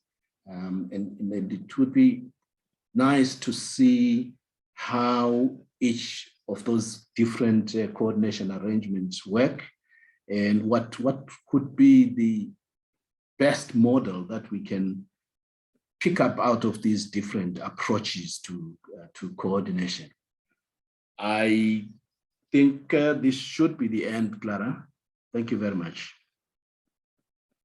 Thank you very much, Rapsen. Thank you for an interesting presentation on the current plans for the future and how SADC can support as well. Are there any questions from the audience? Any hands raised for Rapsen?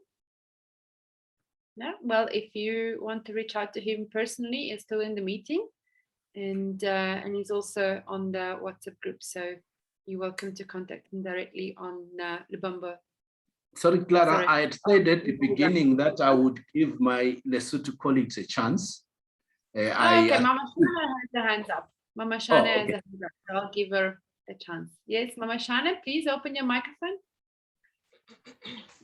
Thank you very much, colleagues. I just want to make very few additions on the presentation made by RAPS. On the key priorities, I think what was missing was on the issue of wetland management. We have identified some wetlands within the TFCA which needs rehabilitation and restoration. I also have to make a small addition on the funding that has been received.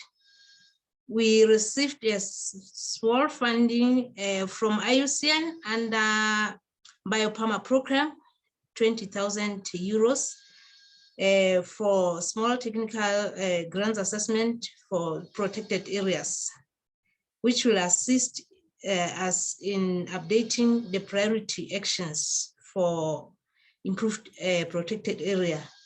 We are going to assess only the Setlhagata National Park for the funding. We are going to get training on the tools from IUCN. The last part which I want this meeting to note is that Lesotho, the International Coordinating Council for Men and Biosphere has designated the Lesotho first UNESCO UN Global Biosphere Reserve, which is named the Masim Biosphere Reserve. I'm saying this because the designated area is within the Lesotho Northern Highlands in the Marot Mountains surrounding the Setlhagata National Park and the Boko Nature Reserve, which falls within the TFCA. So thank you very much. I just wanted to make those additions. Thank you very much. Thank you. Thanks a lot, Mama Shana. Thank you very much for your additions. Okay, so we're going to move on to the next slide, which is the presentation of Mayombe from Angola. So can I please invite Amélia Jordão to give a presentation? The presentation will be in Portuguese. So if you do not hear Portuguese, please use the English channel and mute the original. Listen to the English and mute the original. Amélia, boa-vinda. Ok, muito bom dia. Bom dia a todos. Sou Amélia Jordão, falo em representação à Parque Angolana, ao Instituto Nacional da Biodiversidade, e farei a apresentação sobre a TFC do Mayombe. Por favor, o próximo, Clara.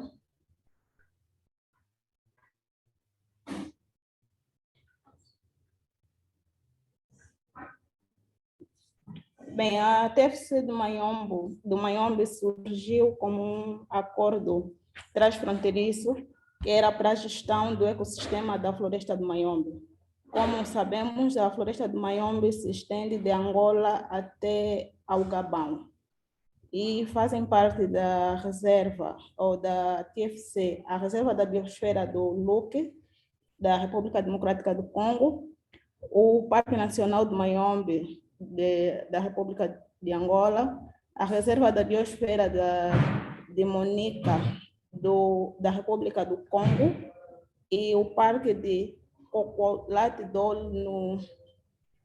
no Congo também, e o Parque Marinho de Ayumba no Gabão. Dizer que essa TFC tem uma área de 36 mil quilômetros quadrados. Próximo, Clara. A nível da região da SADC, ela é classificada apenas como a categoria B, porque até o momento só temos o memorando de entendimento assinado entre os países. E também ressaltar aqui que dos 4 países que fazem parte da iniciativa, apenas Angola e a República Democrática do Congo fazem parte da SADC. Faz favor, o próximo. O quadro institucional da TFC começou em 2002, no ano 2000, quando o governo de Angola e da República Democrática do Congo e a República do Congo, observando que tinham uma área comum da floresta do Mayombe, então manifestaram a intenção de criar uma cooperação que era para a gestão desse ecossistema da floresta do Mayombe. Também em 2002, essa iniciativa foi adotada pela República do Congo e foi assinado o memorando de entendimento entre Angola, os 2 Congos, em 2009.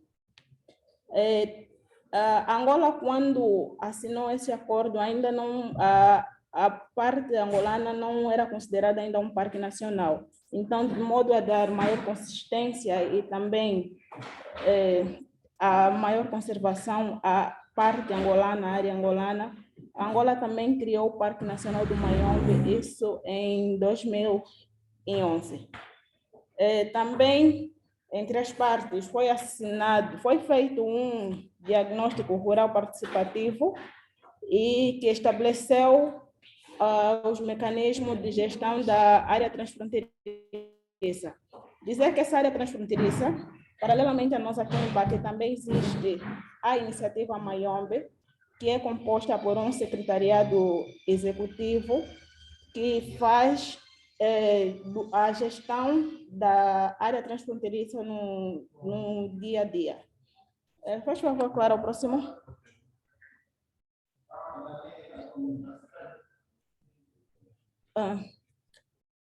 Bem, aqui, com relação às atividades realizadas, ia começar por dizer que, infelizmente, nós não temos uma atividade muito entrosada a nível da TFC com os outros parceiros. Então, vou falar aqui de algumas atividades que foram feitas, sobretudo, pela parte angolana. Como nós sabemos, o Parque Nacional do Mayombe, podemos encontrar espécies de gorilas e chimpanzés, e que, devido à caça furtiva, muitas das vezes são capturados em condições inapropriadas e precisam de um local para a sua recuperação e depois devolução ao seu habitat. Então, com vista disso, e como o Parque Nacional do Mayombe não possui ainda um santuário, um local para elaborar esse tipo de operações, então, em 2019, o IMBAC assinou um protocolo com a ONG Good Deal, o que é a história do santuário de Chiponga, na República do Congo, que acolhe esses animais para sua reabilitação e posterior devolução ao habitat natural. Também foi concluído o plano de gestão do Parque Nacional do Mayombe, num financiamento do GF5. Foi construído um furo d'água no acampamento central na sede do parque. Também foi feita a aquisição de meios como viaturas e material de escritório eletrodoméstico, tudo isso no âmbito do GF5. Também está em curso a instalação do sistema de comunicação do parque. Também foi feito um financiamento para a formação de fiscais, não só do Parque Nacional do Mayombe, mas também para outros parques aqui de Angola, mas que o Parque Nacional do Mayombe foi beneficiado com mais 6 fiscais, que já se encontram a trabalhar. Também, com semelhança das outras TFCs também, aqui também temos a questão de que temos comunidades que vivem dentro dessas áreas de conservação, então costumamos ter muitas atividades de educação e consciencialização ambiental, e está em curso nesse momento a implementação do programa de combate à caça furtiva, isso financiado pelo GF6, que vai de 2020 a 2025. O próximo, Clara, por favor.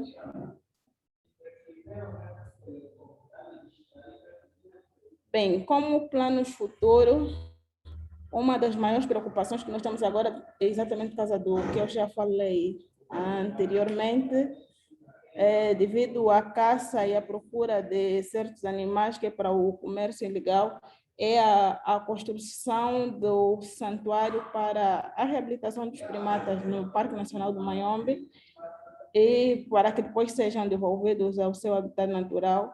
Mas também dentro desses planos futuros, também há uma necessidade de fazer uma reativação daquilo que é a iniciativa Mayombe, porque em termos práticos, quem deve gerir ou quem vai gerir a área de conservação transfronteiriça é a iniciativa Mayombe, e ela encontra-se nesse momento um pouco paralisada, isso por muitas questões políticas, questões institucionais, e a iniciativa começa a dar os primeiros passos e acaba por não andar, volta a cair. Então, existe também esta necessidade da reativação, da efetivação de colocar, de facto, a iniciativa Mayombe a trabalhar em prol da TFC.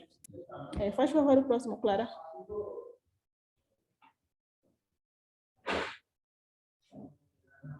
Como principais constrangimentos, a falta de comunicação, essa falta de entrosamento entre os países que fazem parte da iniciativa. Isso faz com que muitas das atividades que são realizadas nas outras áreas de conservação não reflitam para a TFC, porque normalmente as atividades são feitas de forma isolada. Daí essa necessidade de fazer a reativação da iniciativa Mayombe. Também temos grandes problemas com a caça furtiva. Os animais ficam em zonas muito distantes, de difícil acesso, e também impede o turismo, porque nós queremos vender o produto de que vamos TFC do Mayombe, que é para ver certos tipos de espécies, e acabamos por não ver porque os animais acabam por se esconderem em sítios inacessíveis com medo do homem. Também a mobilização de recursos, precisamos de entender e encontrar os caminhos que é para chegar aos recursos. Precisamos de estudar mais essa questão. Ontem já foram feitas algumas apresentações, também foram dadas algumas dicas de como é que nós podemos fazer para ter acesso a esses recursos, mas também é um mecanismo, é uma questão que nós temos ainda que estudar bem, que é para conseguir chegar a esses recursos. Também temos a questão da exploração de recursos, sobretudo os recursos minerais e florestais, e, como já disse, é um parque que também tem muitas comunidades, e a questão da agricultura, e é uma agricultura itinerante. Nós não temos locais fixos, a população não usa locais fixos para a prática da agricultura. Em um ano faz num local e no outro ano faz em outro local, e isso acaba por estarem a fazer muitos desmatamentos, e às vezes esses desmatamentos são acompanhados de queimadas, então também é um dos grandes constrangimentos que temos aqui a nível do nosso parque. Faz favor, o próximo.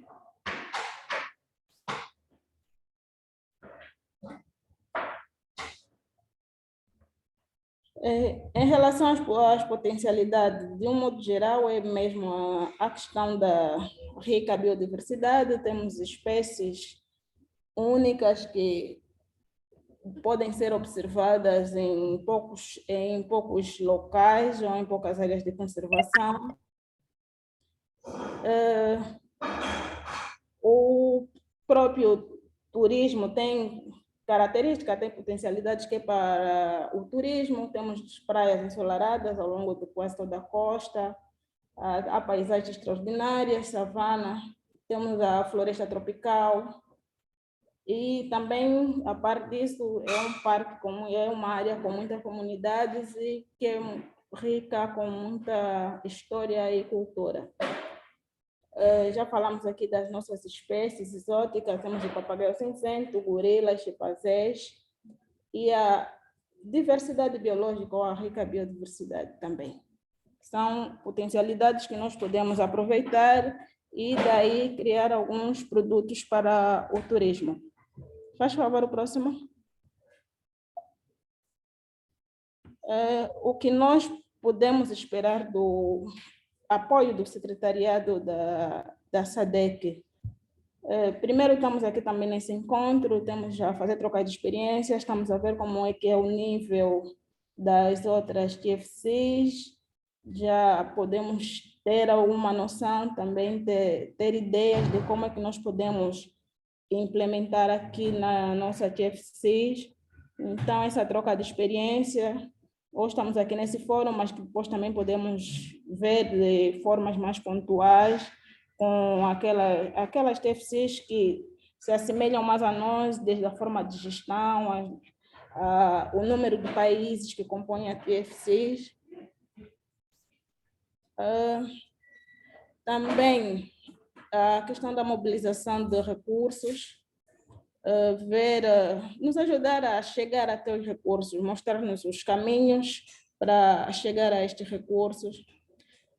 A questão da capacitação, já temos aqui experiências de outras TFCs, já vemos aqui outras experiências, então ver como é que podemos, capacitar a nossa TFC, a questão de gestão, o trabalho com as comunidades e também como é fazer as fiscalizações conjuntas, e uma mediação também para melhorar a comunicação entre os países, que é para a implementação dos projetos. Como nós vemos, um dos maiores constrangimentos é a questão da comunicação, talvez vindo uma mediação de um ponto mais acima, consigamos estabelecer esse mecanismo de comunicação, criar um mecanismo de comunicação.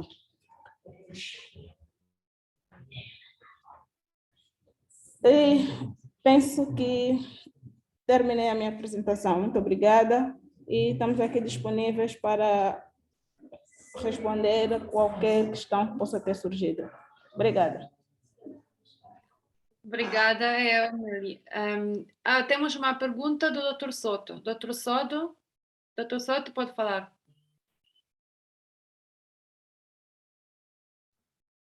Muito obrigado e bom dia a todos.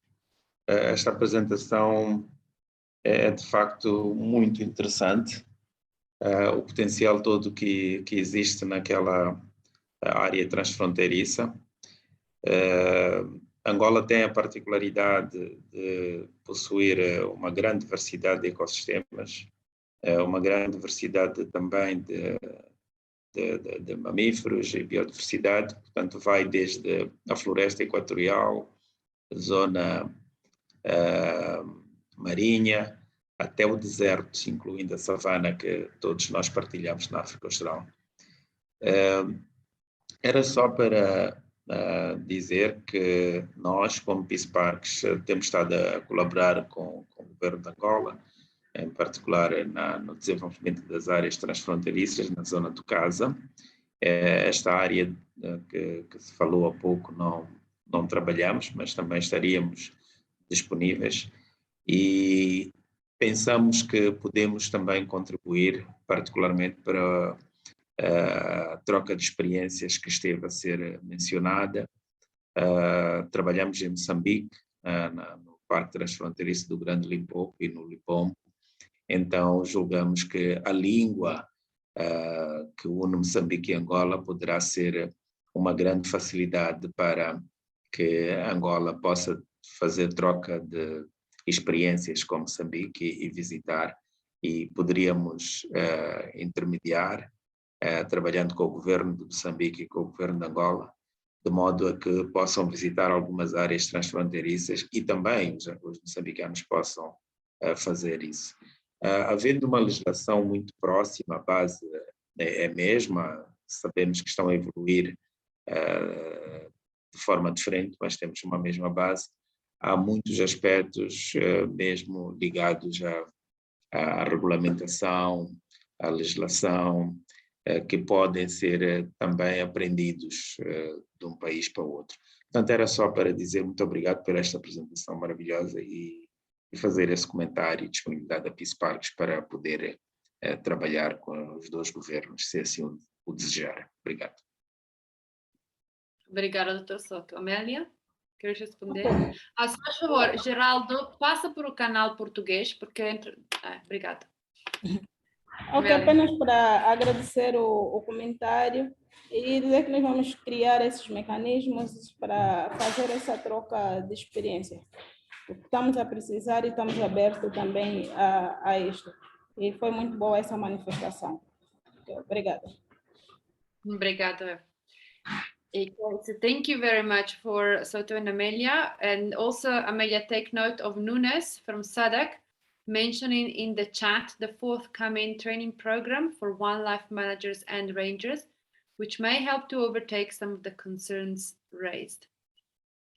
So there are two options, not incompatible with each other, so PPF and also SADC, for you to take on and to continue to build the Mayombe Transfrontier Conservation Area. A point of note is that if we all think it's difficult to do it with countries within SADC, the additional constraint or the additional difficulties proposed by a TFCA that sees also non-SADC countries, of course, should be understood and appreciated in this case. Thank you, Amelia. I would like to move forward to the last presentation for this session before we take a health break, and that is of Niassa Sulu, the Transfrontier Conservation Area between Mozambique and Tanzania. Can I please invite Dr. Fortunata Msofe to give her presentation? Thank you, Fortunata. Hello, Clara. Thank you very much. Good morning, everyone.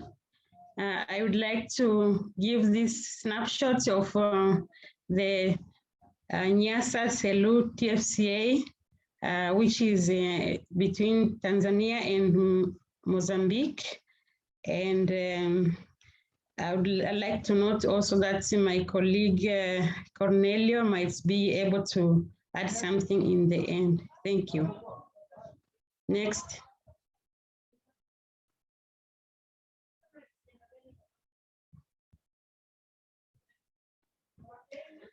Hello, so the Selu, the Nyasa Selu TFCA, as you know, is within southern Tanzania and northern Mozambique. And it is a category B TFCA, which means there is a memorandum of understanding between the two countries. And it covers, on the Tanzanian side, it covers the former Selu Game Reserve, which was upgraded, part of it was upgraded to Nyerere National Park in 2019. And also the Selu, the part that remains, which is around 18,000 square kilometers, the Selu Game Reserve is a World Heritage Site. But also the TFCA covers a big chunk of land between Tanzania and Mozambique that is outside the protected, these key protected areas. And these are mainly community lands, which includes also several wildlife management areas, which are also managed by the Wildlife Consortium in Tanzania. And these are the areas that mainly wildlife use as corridors to migrate from Tanzanian side to the Nyasa in Mozambique. And these are the areas of interest that we would like to address during the coming phase of the TFCA, which we also hope to develop an integrated development plan. If we get the funding, we also plan that the TFCA should be now upgraded to category A, which is a treaty. Next.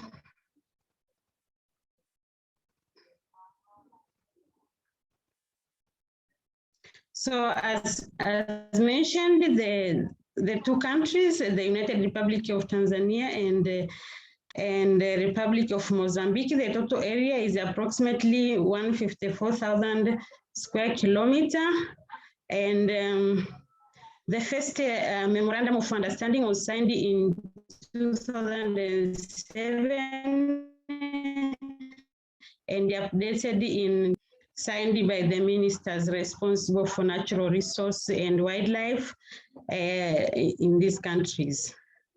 The key protected areas on the Mozambique side is the Nyasa Special Reserve, the largest protected area in Mozambique, and the Chimpanzee Chetu and the Manda Wilderness. This is, I think, proposed. On the Tanzanian side, as mentioned, we have Nyerere National Park, which is currently the largest national park in the region. And we have the Selu Game Reserve, which is a World Heritage Site, as mentioned. We have 5 community-owned wildlife management areas forming the Silas Nyasa Wildlife Corridor, and possibly an additional 5 wildlife management areas that we have also identified during the review that we did when we were developing the concept proposal that we have submitted to SADC TFCA financial facility for consideration in line with developing this TFCA to a category A. And again, the UNESCO World Heritage Site, the Selu Game Reserve. The main features in the area are the Miombo woodlands mainly. Then we have the granite inselbergs as key features in the areas. We have 2 major water basins, the Ruvuma and Rufiji water basin, which is fall under the management of the water basins in Tanzania. But we also have the large mammal concentrations, particularly the migratory ones, the elephants, which is key for securing the corridors between these 2 countries. But we also have a population of wild dogs in this area. As you know, these are key species that are really threatened, but also the leopards and lions. Next.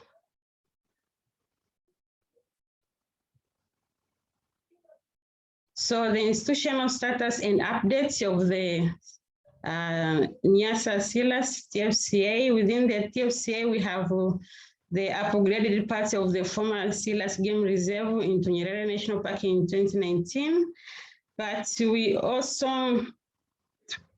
also now preparing the integrated development plan for the TFCA with support from CMS, UNEP, and also WWF, which has been key, especially on the Tanzanian side, to make sure that this process is realized.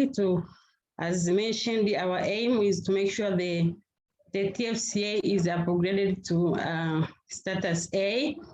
And the Silas Nyasa Wildlife Corridor gazettement is also underway through this project with support from SECAD, which is the Silas Ecosystem Conservation Development Project that has been there since 2017 and is executed by WWF and also the Frankfurt Zoological Society in the Tanzanian side. Next.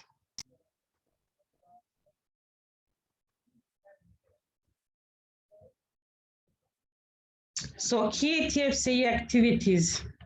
The establishment of the Nyasa Selu TFCA working group, which include members from Ministry of Natural Resources and Tourism in Tanzania, Tanzania National Parks, the Tanzania Wildlife Management Authority, the Tanzanian Wildlife Research Institute, the Ruvuma Regional Administrative Government, the Consortium of Wildlife Management Areas, and the facilitation from the WWF as mentioned. So, and this TFCA group has met 4 times in the past year.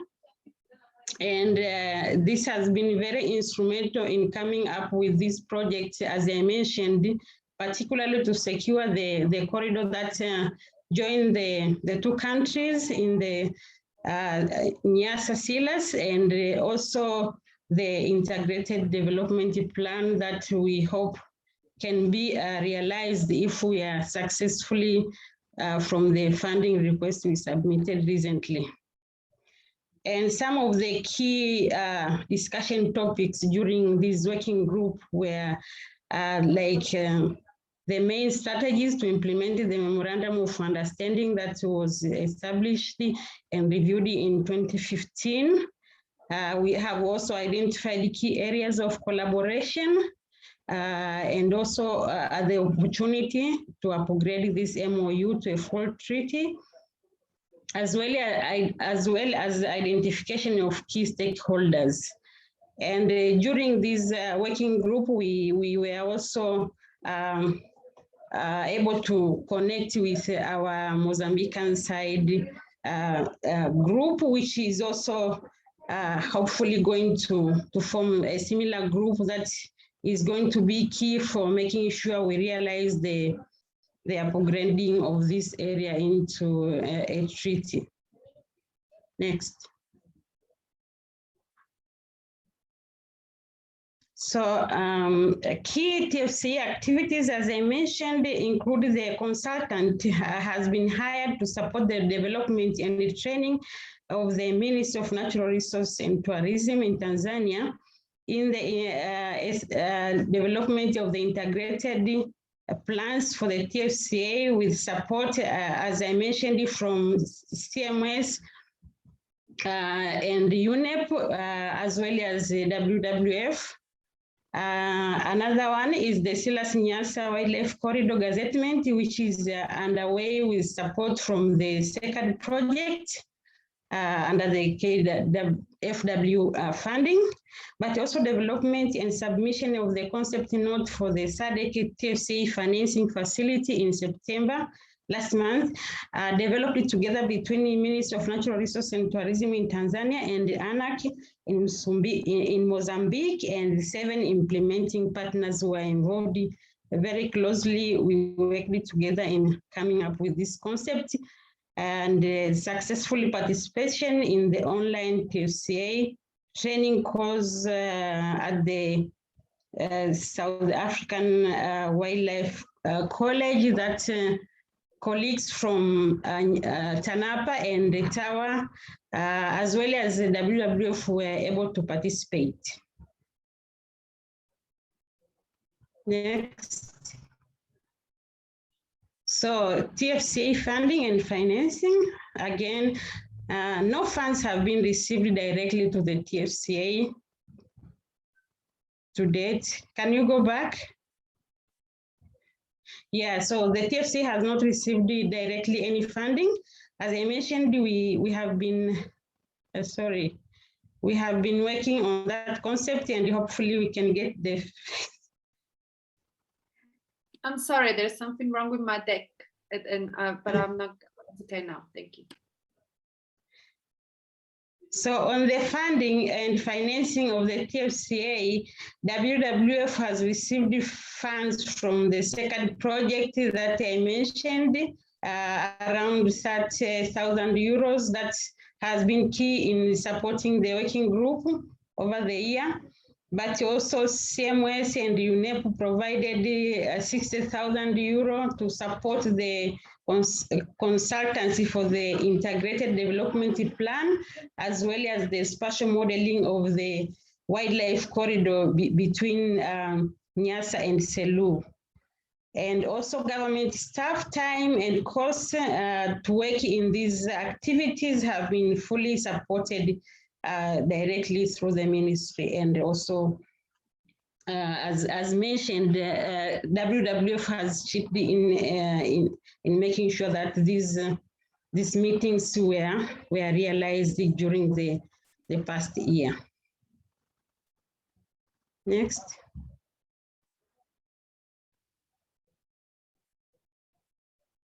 So future plans is to submit the full proposal if we are successfully from the concept note that we submitted last month, but also requesting additional funding from donors like CMS, UNEP, and possibly SECAD, phase 3 under KFW, particularly in the protected areas.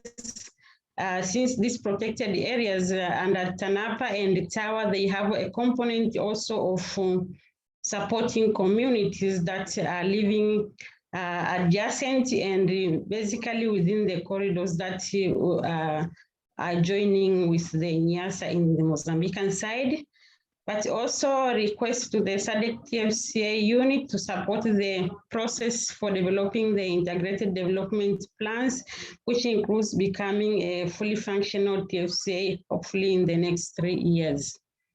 And also, we are also requesting that the TFCA network would support the development of an integrated land use plan for the entire TFCA, which will cover also the Mozambican side, as currently we are mainly working on the Tanzanian side and under the support I mentioned above through the facilitation of WWF in the Tanzanian side. Next.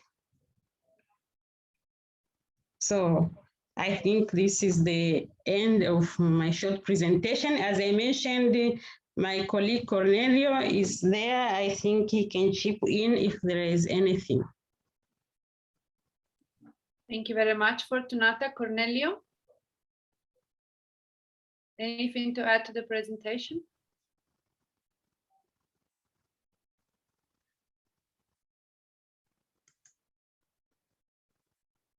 In the meantime, Fortunata, there is a question from Professor Munishi in Tanzania. He says, looking at the working groups, it seems the focus is on wildlife and not the other resources. I know the area has forests, water bodies, wetlands, etc. Knowledge generators such as trainers, universities seem to be excluded. How do you ensure integration in operations, i.e. the ecosystem approach? Thank you. As mentioned, this is like. Hello? We have lost you, Fortunata.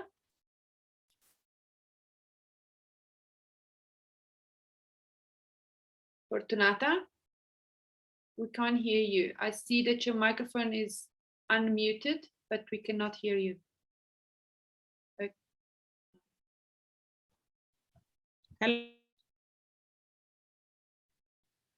No, you're struggling to come through.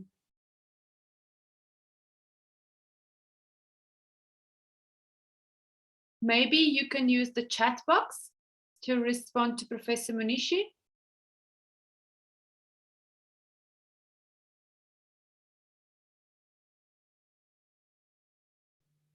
Okay, Professor Munishi will get back to you with Fortunata, maybe when she's back online through the chat box. Okay.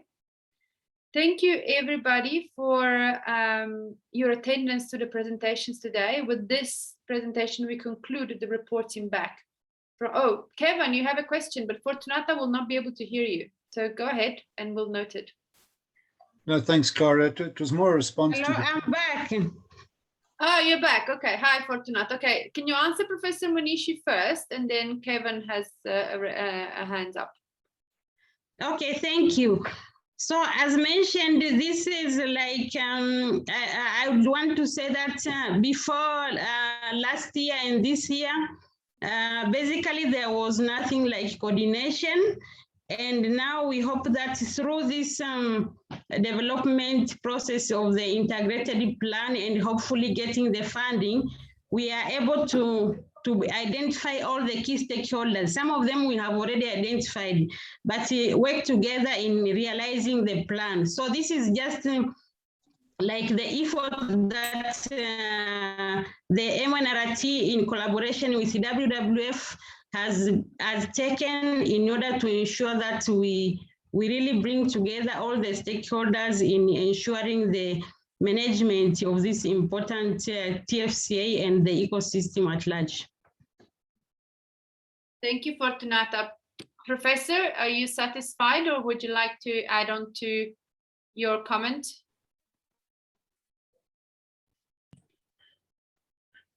Actually, can she repeat a little bit, please? Sorry? The response. I was actually out a little bit. Yeah, Professor, I was saying that as you might be aware, the TFCA was like, maybe I would say asleep. And now some people had to take the lead. And so the ministry decided from the end of last year to this year to establish a working group that would be a lead in identifying all the stakeholders around the place, but also in coordinating the resources and be able to work on the future plans. And one of the future plan is working with the regional government to ensure that we secure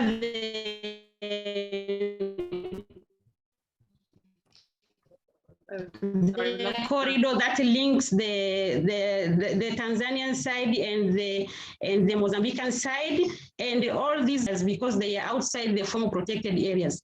So this is just an initiation that we hope that we will include and work with key stakeholders, including the ones you have mentioned. Okay, thank you. Actually, I was just questioning because normally you have got knowledge generation, you have got knowledge co-generation, and you need to have so wide stakeholder. Because if you look into that, you will see that everything is wildlife, wildlife, wildlife. But there are forests, there are wetlands, there are communities. So probably because this is the first initiative, it was sleeping, it has woken up. I hope it will come to a point where you really to really bring people together so that they can contribute to its development.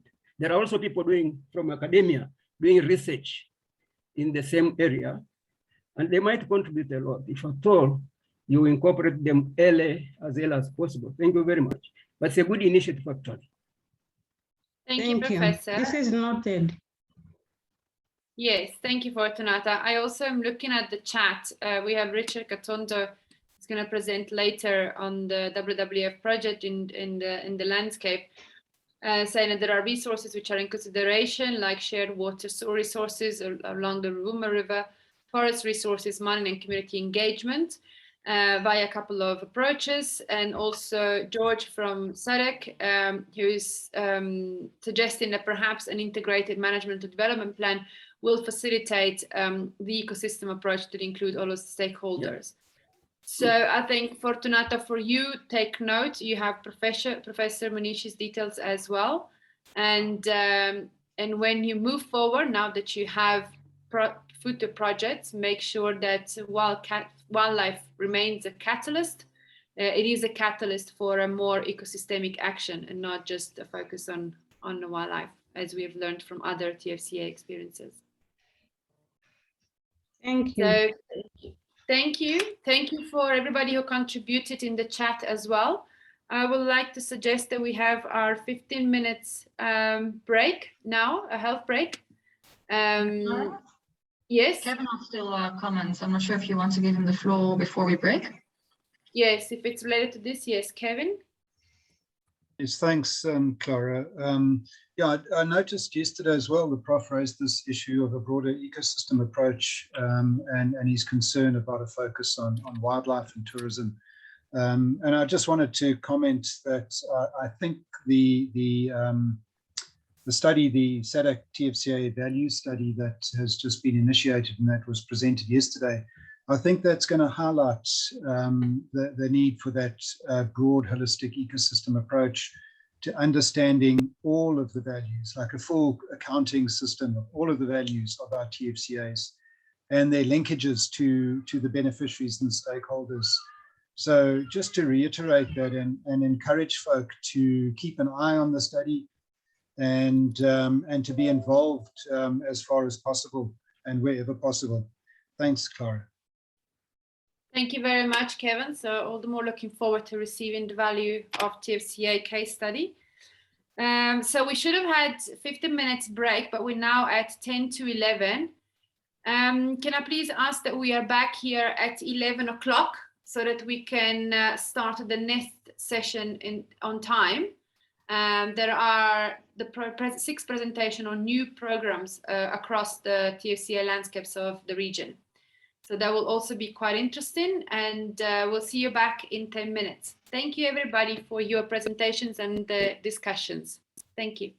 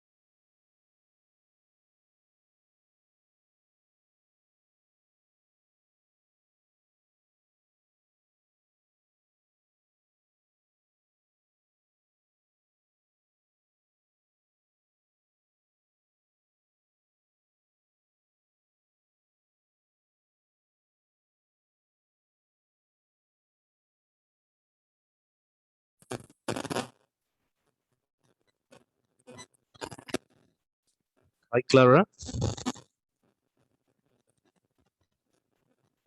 Clara, can you hear me?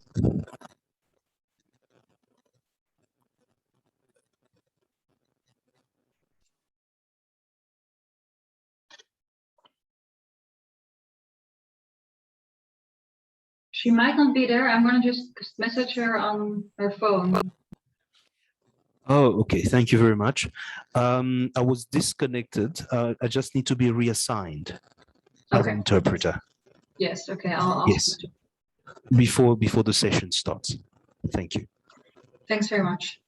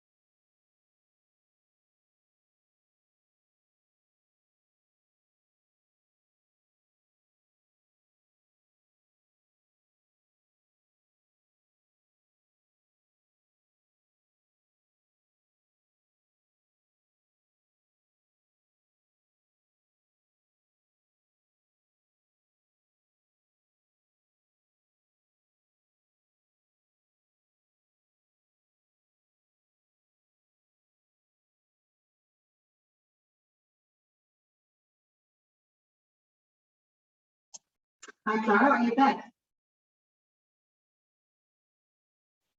Yes, I am. I'm reassigning the interpreters. Okay. All right. Thanks.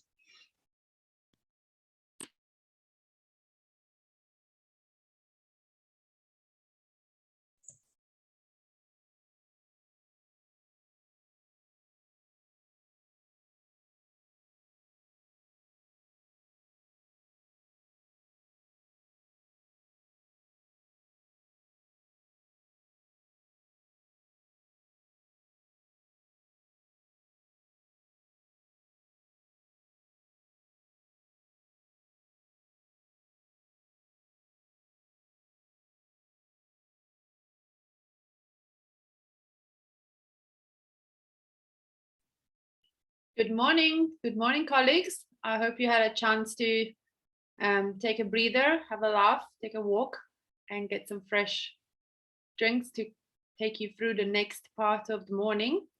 We're going to have another health break after this session is gone. So bear with us. We're going to finish a little late, but we have planned for you to take breathers in between.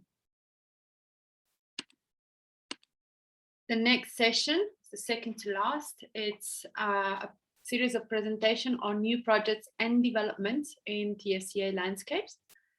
So you have heard over today and yesterday of the investment of the German government on transnational conservation in Southern Africa, and especially of the GIZ projects that they funded in SADC TFCAs, and also supporting SADC and working together with SADC to develop the TFCA network.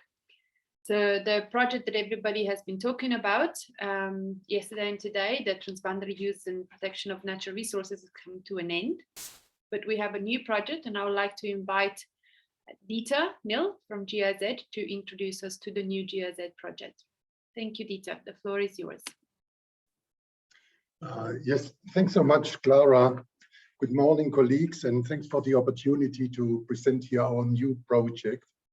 My name is Dieter Nil, and I'm the program manager of this new project called Climate Resilience and Natural Resource Management. We are sitting here in Gaborone with Lisa on the team and some other colleagues. So let me quickly go into the presentation. I stopped my video here. Yeah, you are aware that we had two former projects in the green sector together with SADC here. There was one project that Clara mentioned, Transboundary Use and Protection of Natural Resources, TUPNR. And there was another one about agriculture called Adaptation to Climate Change in Rural Areas, which dealt with climate smart agriculture. So both these projects have stopped at the beginning of the year, and they have been replaced by this new program, Climate Resilience and Natural Resource Management in the SADC region, CNRM, which is funded by the German Ministry BMZ, and which is implemented together with the SADC Secretariat. So let me give you an overview of the activities of this new project, CNRM. And next one, Clara, thanks. So the objective of this new program is to systematically consider climate change in cross-border natural resource management in the SADC region. We have a 3-year project here, which is currently running until the end of 2023, with a budget of 6 million. However, we expect another 2 million here by the end of the year. And with this 2 million, we can then also extend this project until the end of 2024. So currently, we've got a team of 6 staff from the GIZ side, plus, that's wrong, it's not 9, but it's 3 long-term consultants of AFC GOPA that support us here in the team. Now, our current partners, and this may change with the development of the project, are of course the SADC Secretariat as political partner, and here especially FANR and Organ. Then we work with the Center for Coordination of Agricultural Research and Development for Southern Africa. It's a long one. It's called CARDESA, and CARDESA is a subsidiary of SADC. So they're also based here in Gaborone. Then we work with an NGO called COSPE, an Italian NGO. Then we have partners, Peace Parks Foundation and Conservation International. And we work with the International Fund for Animal Welfare, IFO, and with the Community Markets for Conservation, COMACO. Our program is part of a larger program together with KfW and GIZ. So where KfW has funds or has investments in the CASA TFCA, the Greater Limpopo TFCA, Malawi-Zambia TFCA. Now just the TFCA facility has started, and you have already had a presentation on that one. And we are one program within this bigger program. So the program is based on 4 outputs. So we have the first output at the regional level, which is policy support to the SADC Secretariat in climate change and cross-border natural resource management. Then we have a second output, which is about knowledge management in general. Then we have a third output, which is about focused interventions in 3 selected transfrontier conservation areas, and you will get the details thereafter. And then we have a fourth output, which is strengthening COVID-19 recovery of the tourism sector, which is led by AFC GOPA consultants. And next one, Clara. Thank you. So let me dive a little bit into these 4 outputs. So let's have a look at output number 1 and 2, which concerns the policy support to the SADC Secretariat and the knowledge management. And there, with regard to the development of programs and strategies, we currently implement the TFCA value study, and it just has been mentioned, and you already had an input yesterday on this study. Kevin just mentioned it. And this will lead us, or it will help to revise the SADC TFCA program of 2013. So we will work on this revision in next year after finalizing the TFCA value study. Then we are currently also doing a review of the SADC law enforcement and anti-poaching strategy. So we hope it will be finalized by the end or beginning of next year. And we have another study going on developing a wildlife economy framework. So this has started and will also be finalized beginning of next year, hopefully. And finally, we've started with a revision of the SADC biodiversity strategy and action plan, also to be finalized beginning of next year. Then we heard by a lot of the other inputs that resources is always a critical element. That's why we have an activity around facilitation of resource mobilization. And this goes together with the knowledge management component. And there we basically at the moment have three inventories or databases. So one is a database about existing funding institutions here in the SADC regions. So there we have identified some 60 funding institutions and we've got them in a database. Then we have another database developed, which is about projects in TFCAs, so development initiatives in TFCAs. And there we have identified about 150 ongoing initiatives in the different TFCAs in the member states. And then we've got a final database about training institutions. And there we have identified some 700 training institutions. And currently we are working on the publishing of these databases on the CARDESA website and on the TFCA network portal. So the idea, if you look at the databases there, you basically have the stakeholders that need funds, like the projects in the TFCAs, they are always looking for funds. Then you have the training institutions, they are looking for funds and they're looking for trainees. The projects in the TFCAs often need also capacity building that they could do together with the training institutions. And well, all these stakeholders that are in need of resources, well, they can be linked up now to the funding institutions. So we have type of a strategic triangle here of people or organizations needing funds and needing trainings, and others offering funds and offering trainings. So we would like to set this triangle up and get it working, sort of enhancing the exchange among these three components of the triangle.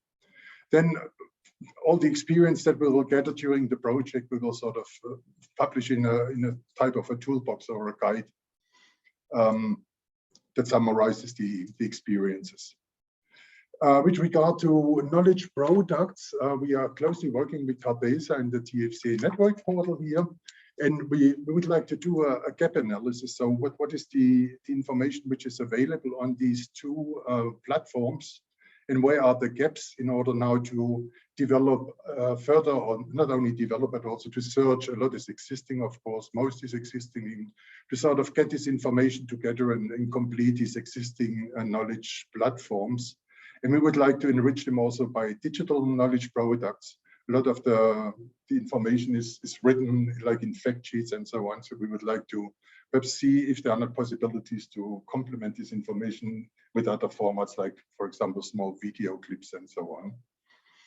And we would also like to enhance the exchange of training institutions. So we will come up with a call for proposals directed to training institutions that have the capacity, that are also interested to work at a regional level here in the SADC region, in order to set up, let's say, a regional curriculum or regional training offer, and in order to promote also the formation of SADC centers of specialization.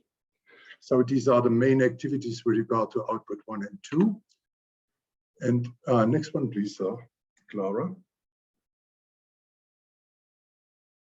So let's move over to output 3. So output 3 was about local activities in 3 TFCAs. So we had a call for proposals in 2020. And out of 20 applications, we could choose 3 applications, and the organizations will work in Kasungu-Lukususi TFCA, where we already had a previous support project. Then the second initiative will work in the Greater Mapumbugwe TFCA, and the third initiative in the Lubombo TFCA. So some details about these initiatives. And next one, please, Clara. Thank you. So the first one, we already heard something about Kasungu-Lukusuzi Transfrontier Conservation Area, which is the southern part of the Malawi-Zambia TFC. In Sydney also already presented some of our previous activities there. We would like to follow up these activities by enhancing climate resilience and cross-border collaboration of the communities there. Our partners here are IFO and Komako. In Malawi and Zambia, it's a small project with 18 months duration. And the objective of this project is to increase climate change resilience by enhancing adoption of climate smart agriculture and natural resource management activities, and by using benefits from non-carbon natural resource value chains and the carbon credit market. So they will implement very practical adaptation solutions, use agricultural-based market incentives in order to reduce habitat degradations and CO2 emissions. So we have adaptation and mitigation in order to reduce the dependency also of the communities on poaching or charcoal. So there are always these two objectives of increasing livelihoods of the population, having this effect of also improving management of the protected area within the TFCA. And they would like to make use of economic opportunities from non-timber forest products, like, for example, honey and wild mushroom harvest and marketing, and use carbon credits in order to increase the income of the communities in these areas. So we hope from this, the impact will be, on the one hand side, some more resilient livelihoods across border, but also to improve connectivity between the protected areas and thereby the long-term sustainability of the TFCAs. And the women and the young generation are a special focus group here, so we would like to involve them to participate in the leadership structure in this area. Next one, Clara. Then the second one brings us to the Lubombo TFCAs. There we are working with the Corporation for the Development of Emergent Countries, COSPE, as mentioned, an Italian NGO, and they have suggested a project of 15 months duration with the objective to promote cross-border climate change adaptation in the Lubombo TFCA. And there they will work along two outputs. One, on the one hand side, they want to increase the resilience of the communities in and around the Lubombo TFCAs. And then they would like to strengthen cross-border collaboration and regional integration in the TFCA. And this they will do by promoting drought-resistant crops, by diversifying incomes, and by applying sustainable agricultural good practices and agroforestry practices, plus livestock management practices with the communities. And they will also revive the Youth Environmental Ambassador Program, which has been implemented already with the Southern African Wildlife College. So it will continue with this one. They will continue with the CBNRM fora and promote cross-border tourism. And the last one brings us to the Greater Mapumbugwe Transfrontier Conservation Area, where PPF and Conservation International will implement their Herding for Health approach. So there it's a 24 months project together with the Rangelands Restoration Trust in Maramani.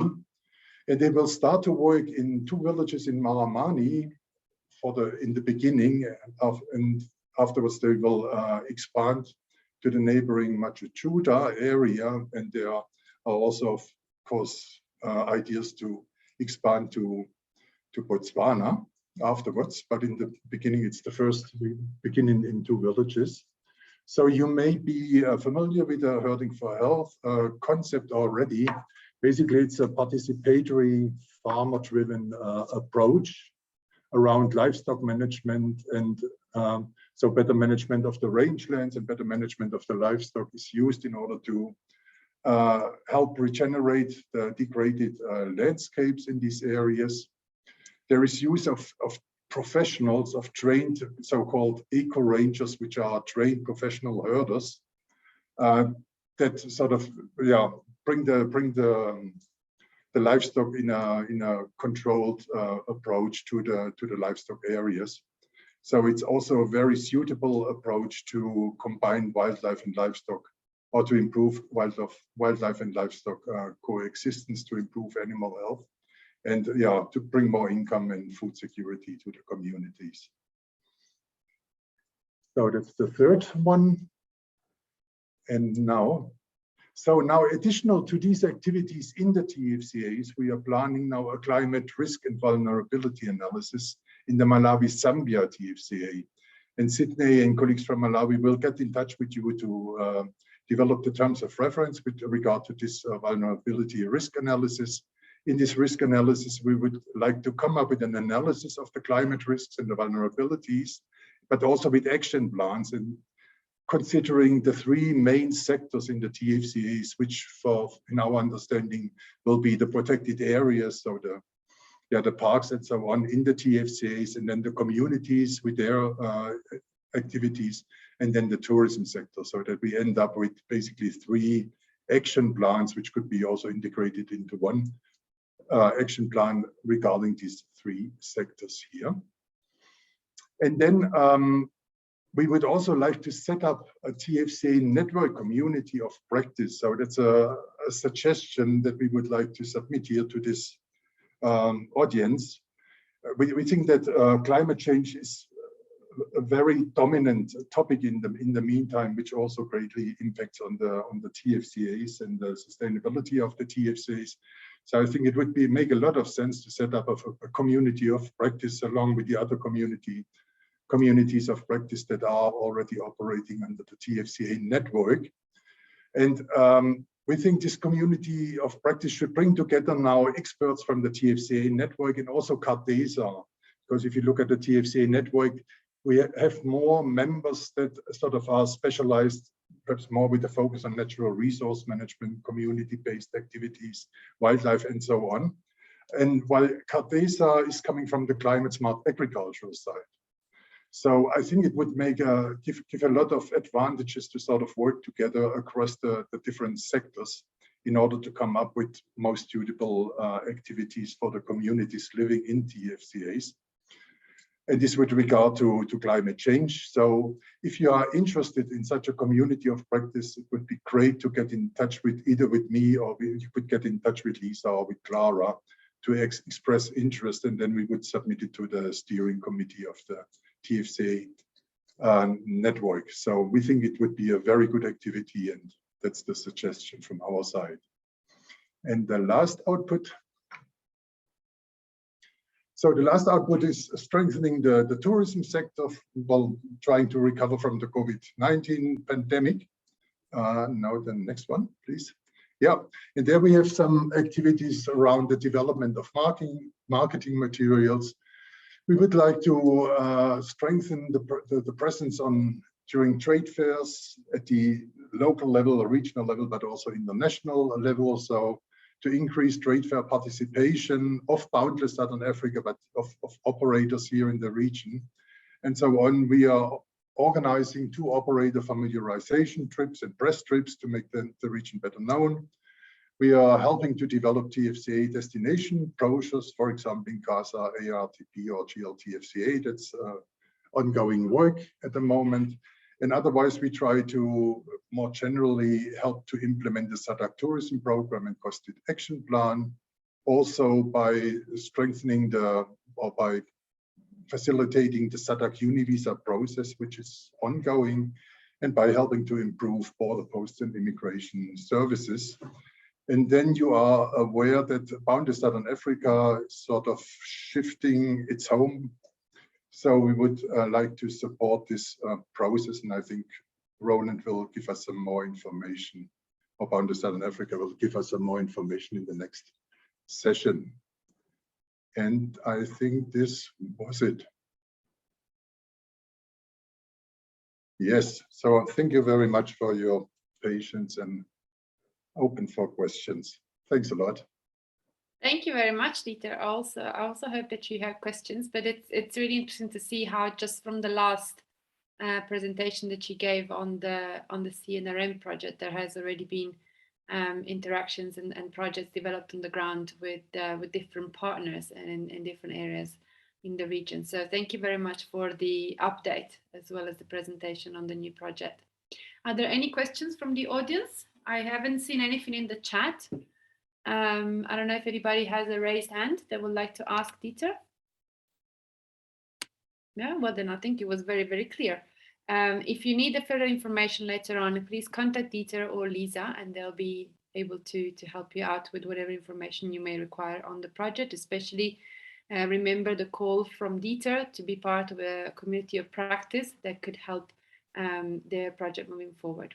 Thank you very much.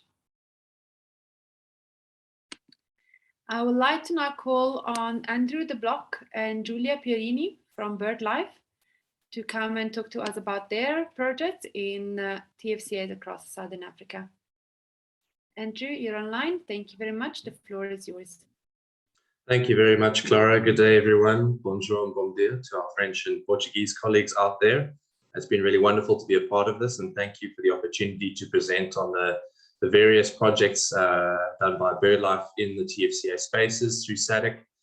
This is not going to be an exhaustive presentation. There's a lot of work that goes on from BirdLife's perspective, whether it's conservation or ecological restoration or tourism, as I'm going to focus on, because I'm the AV Tourism Project Manager at BirdLife South Africa. So we're going to present some of the newer projects, some of our kind of pipeline hopes and dreams for future involvement in the SADC area. So I'm going to present first and then hand over to my colleague, Giulia Pierini from BirdLife Zimbabwe after that. Thanks, Clara.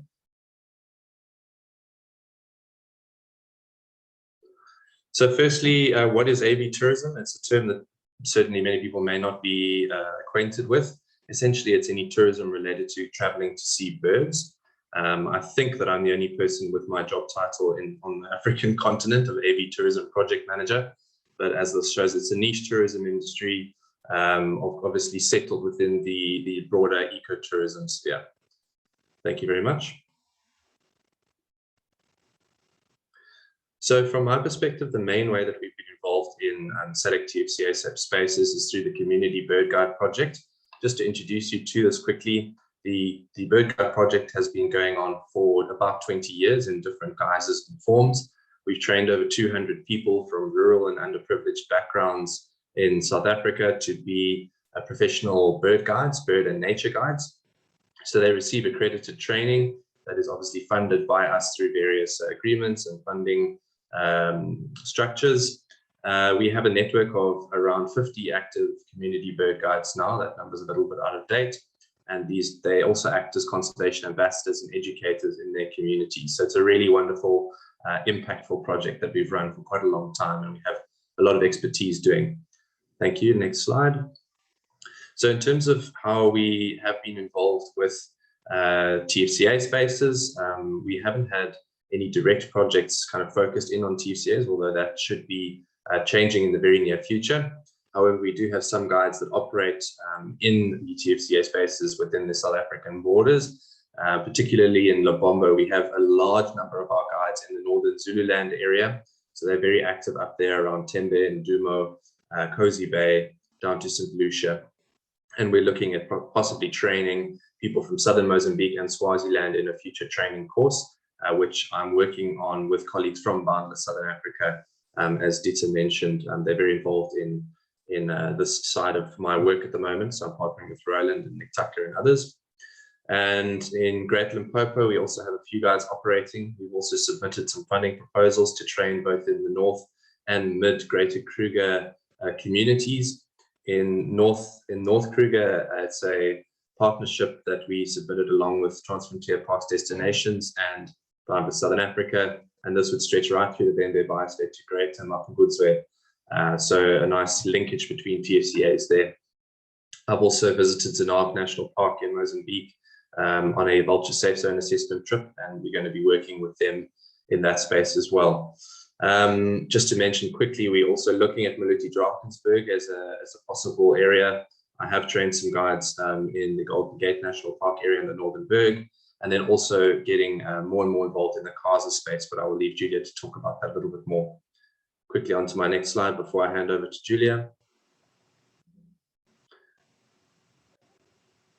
Okay, it seems to have disappeared my last slide, so I guess I'll hand over to Julia in that case. I was just going to mention that I have been involved in other AV tourism development, supporting partners like Peace Parks Foundation in Maputo National Park with getting baseline birding checklists done, birding resources that will help engage tourists to come to the area, richer and make their experiences richer, and supply those kind of baseline infrastructural needs that they have as well. So yes, I'll pop my contact details in the chat, but I'm going to hand over to Julia now in the interest of time. Good afternoon, everybody. My name is Julia Pirini. I'm the CEO of BirdLife Zimbabwe. I'm just going to very briefly run through some of the projects that we have been engaging with partners in the TFCA. So the first up is building multi-sectoral capacity to tackle illegal wildlife poisoning, poaching, and conflict in the TFCA. Julia, we have also interpreters. Could you slow down a bit so that the interpreters are able to interpret what you're saying? Thank you so much.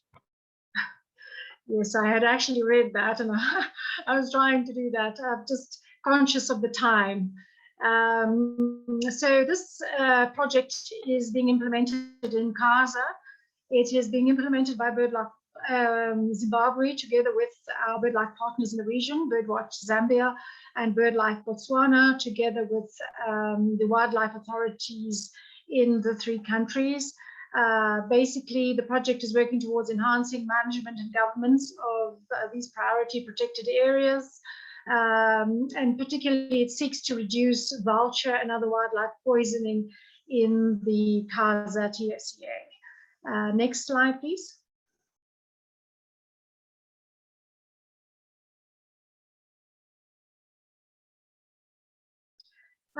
We are also been busy in the Chimanimani TFCA, so that's with Zimbabwe and Mozambique since 2008. We started off with implementing effective monitoring of important bird and biodiversity area. So Chimanimani is a key biodiversity area.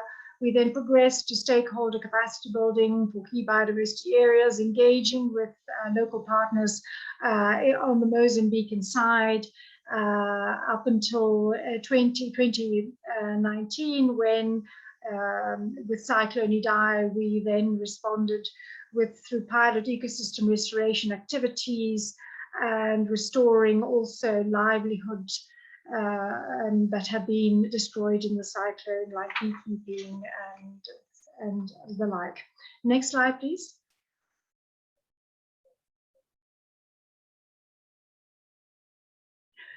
We also submitted a proposal to SADC financing facility, the recent proposal last month. Basically, that's building on to the work that we've already been doing in the Chimanimani area. One of the things is basically looking at improved biodiversity conservation through engaging with local communities and government, civil society in the TFCA space to build capacity for effective management of protected areas. I wanted to say that recently in September, together with other stakeholders, local stakeholders, we participated in the submission of an application for Chimanimani on the Zimbabwean side to become a biosphere reserve. And we are hoping that this can be translated also onto the Mozambican side. It will also to become a biosphere reserve. So that is quite exciting. There's also, we are working on an ecological report for the Zimbabwean side that will need to be done on the Mozambican side, that will feed into a management plan. So there's lots of work in the pipeline for Chimanimani. And the next slide, please. Another thing that we've been engaging with in Chimanimani at the back of the Biosphere Reserve application is the development of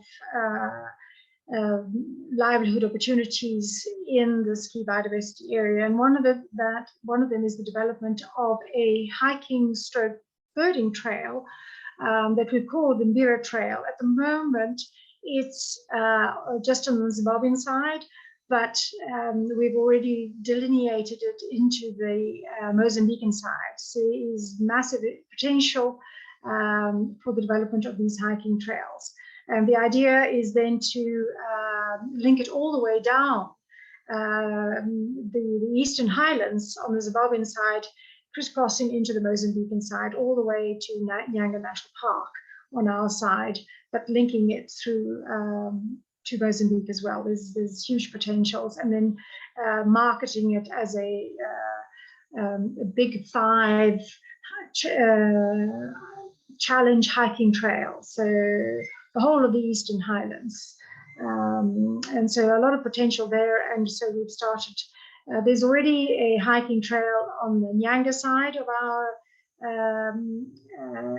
and the potential is to link it also to the Mozambican side. So a lot of work in progress. One of the things I didn't mention that in the Kaza area, Kaza TFCA, in 2019, a feasibility study for a birding trail running through Kaza was developed, and we have submitted a concept note with a draft concept note and budget, preliminary concept note for the development of that trail, and which was what Andrew was alluding to. So the potential of that 5 countries birding trail linking the key biodiversity areas in those countries. It's a very exciting project that we're currently looking for funding to implement. And I think that's it. Thank you very much.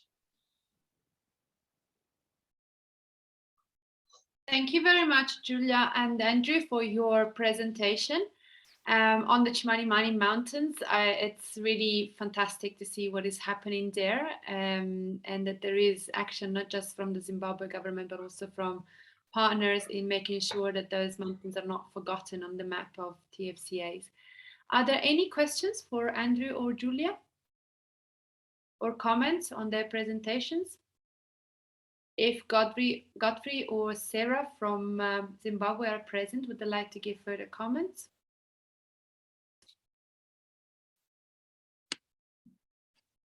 Okay, well, I think it was very clear, and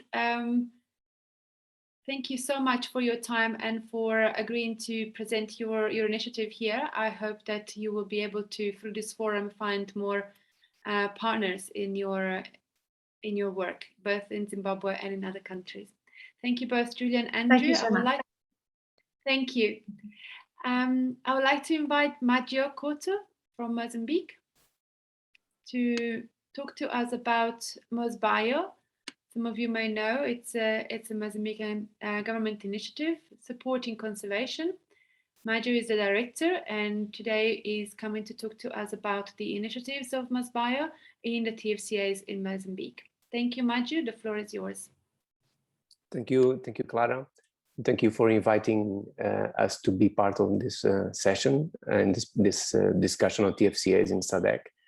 A great pleasure to see so many familiar names present in these sessions. So the MozBio, Clara, as you mentioned, it's a governmental program, and it's currently being managed by the National Sustainable Development Fund, and I'm the coordinator of the second phase of the project. If I can ask you to shift to the next slides, where it shows basically the key objective that the program has is twofold. One is to work mainly with the management of conservation areas in Mozambique. And the second one is to work with the communities that are living inside and around these conservation areas. So that's the key objective of the program called MozBio. It started in 2015 with the first phase. It ran to 2019. And we are currently implementing the second phase of the project, which will run up to 2024. And we are counting for the second phase with the support of the bank, the World Bank, the GEF, and a multi-donor trust fund which currently now has support from the Swedish government. Next slide, please. So we are focusing on 3 key areas on this second phase of the program. You'll see 2 of the 3 areas are actually transfrontier areas. One is not, which is Marumeu, on the delta of the Zambezi River, covering the areas of Marumeu National Reserve and the hunting areas around Marumeu National Reserve, and also open areas which are part of the districts that exist on this part of Mozambique. Those are the districts of Marumeu, Mwanza, and Xiringoma. The other areas which are transfrontier, one is the Chimanimani landscape, which was quite mentioned on the presentation before, which is very good to see a lot of development also happening on the Zimbabwean side. On the Mozambican side, the project is focusing on the Chimanimani National Park and the surrounding areas of the park, working with the development around it.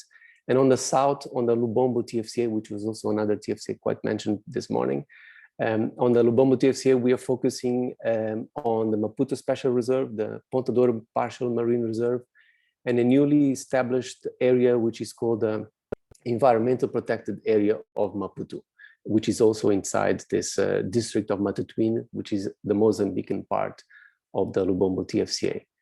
Can you shift to the next slide, Clara, please? So we have 3 target areas and we have 3 components. Those are our 3 areas of focus. One is institutional capacity, where we are working. The second one is working more closely to the national parks, the management of national parks. And the third one is actually going beyond the borders of national park. So those are our 3 focus of interventions. And maybe you can shift on to the next slide and I'll talk about the first component, where we're talking about institutional capacity. And here we're working very closely with the 2 key institutions in the country, which are helping to move forward biodiversity conservation. One is ANAC, that's a governmental entity, is a national administration that is responsible for the management of all conservation areas. And the other one is a private fund for public interest, which is providing a lot of financial support to the whole agenda of biodiversity conservation in the country. To ANAC, a lot of the support we are doing is mainly 3 things we can highlight to this meeting. One is the partnerships vision. So ANAC has really set up forward the intent of building partnerships, and this is not only collaborative management, but also through concessional processes, and we are providing support to ANAC on that. They will undergo now a revision of the strategic plan, which is a key important aspect of their vision of growth in the institution. And lastly, there's a new initiative that the country is doing, which ANAC is leading, which is electronic CITES initiative. And I know Mazivila is present here, so if there's any question on his CITES, he was one of the key persons to be able to move this forward. On Biofund, we're basically providing 2 types of support. Biofund being a financial mechanism, we provided support to their endowment fund. So the endowment fund has been growing over the last years. And through this second phase of MozBio, we've also added in more funding to the endowment fund. And also there's a pilot system of biodiversity offset, which is something we try to see if it will work and will be a venture to provide some also additional financial mechanism to biodiversity. The other aspect which we are also working with Biofund on is which is called Conservation Leadership Program, and that's basically a program to provide capacity to Mozambicans, being them part of the network of conservation areas, so being them staff of existing national parks, or being it with universities to entice interests of young people to adhere and become the future leaders of conservation in the country. So that's a big ambition program of a long-term capacity building program. On the second component, and I can ask you, Clara, to please shift to the next slide. The second component focuses on national parks, and this is a lot of the key business of national parks. So we are working with management plans. Some of the national parks needed to revise the management plan, so we are helping to fund that. also some of the key management infrastructure. So being them offices, gates, roads, bridges, we're helping to build some of those infrastructures, helping on tourism development, on law enforcement, also with a lot of training of scouts, biodiversity surveys, and a new program of environmental education that the parks are doing with the key schools with whom they interact. And this involves from rehabilitating the current conditions of schools, creating girls' club, environmental clubs, providing scholarships to girls so that they're able to retain in schools and continue their education. And something which the parks call the eco jobs, which is an opportunity of providing small employment for communities, especially now on this COVID time. That was quite useful initiative. And then the last three, which is on a different color there on the slide, is just something we highlighted that are transfrontier initiatives that some areas are doing. And the three highlighted here are actually in the Lubombo TFCA. So this is with Maputo Special Reserve, where a lot of these initiatives, being them aerial counts that they're doing, or the wildlife translocation that has been extremely successul, or the whole package of preparing a proposal for the World Heritage Site on this part of Mozambique, of the Lubombo TFCA. I know the East Mangalisa has been, for quite some time, the World Heritage Site, and this is an interest of expanding that. And a lot of that has been able through the collaboration with the neighboring countries. And the third component, it's going beyond the borders of national parks. And here we are working with the district governments, with entrepreneurs, with the key actors on that landscape around the national park. And that goes from the land use planning to restoration, through providing matching funds for conservation compatible businesses. That's what is called Sustentability. That's a mechanism to fund those kind of businesses, being them honey or conservation agriculture, or even solar energy we've got on the package. And then we launched a tourism emergency fund, especially because of the COVID pandemic, to provide support to a number of tourism lodges or entrepreneurs that were struggling to maintain their jobs and the businesses during the COVID. So that's a fund to basically put forward support.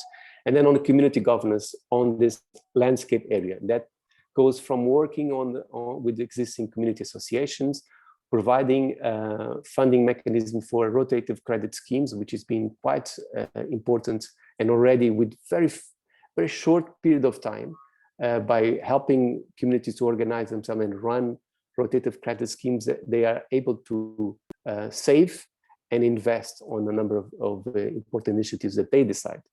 And then the lastly is something that we are working together with ANAC. It's an initiative that ANAC wants to move forward, and the national parks want to move forward, and we want to be supporting that, which is a community conservancies. And there's ideas on all of those three landscapes that we are talking about.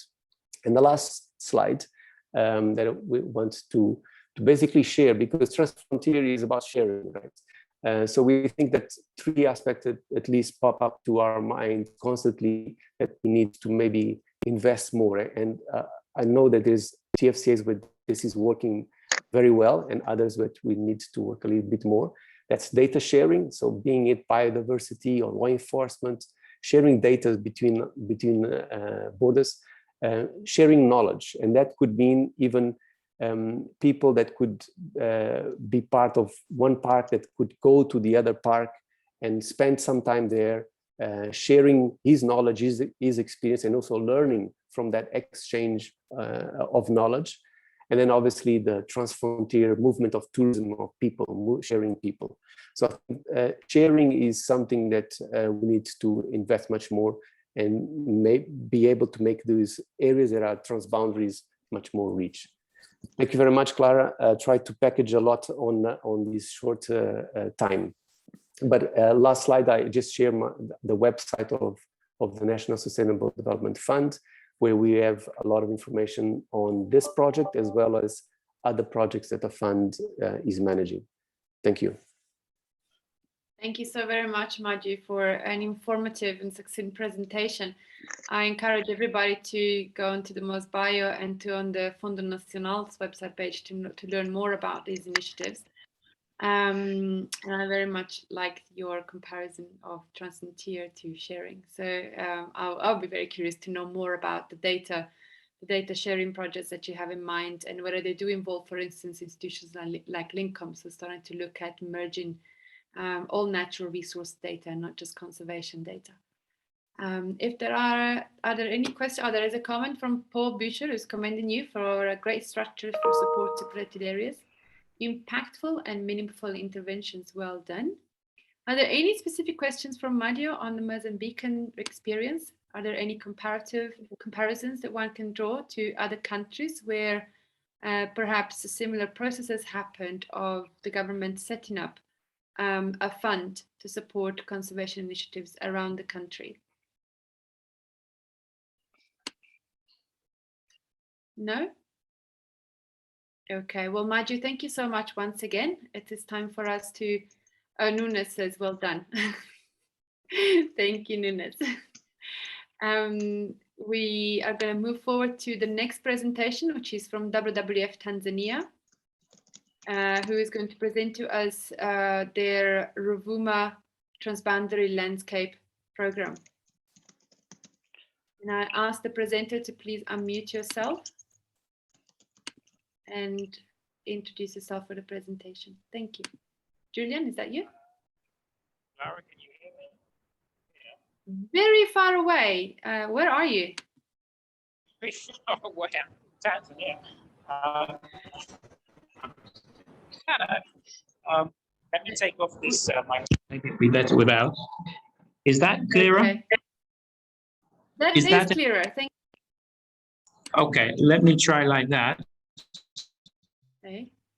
Perfect. Thank you. Okay, thank you very much. So Richard Katondo, my colleague in WWF, was going to present, but he has other engagements. So I will present. I'm the project executant for SECAD, the Selous Ecosystem Conservation and Development project, which is a KfW funded project, the German Development Bank in southern Tanzania. So next slide, please.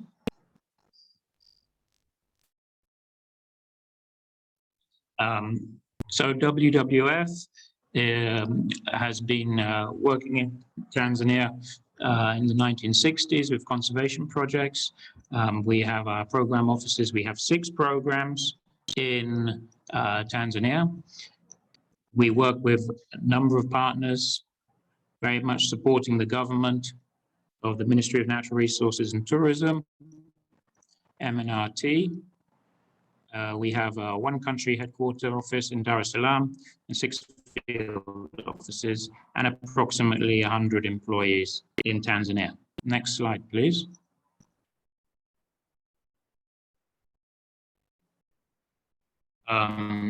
So with the WWF Tanzania strategic plan from 2021 to 2025, and we have a number of critical contributions which we are targeting.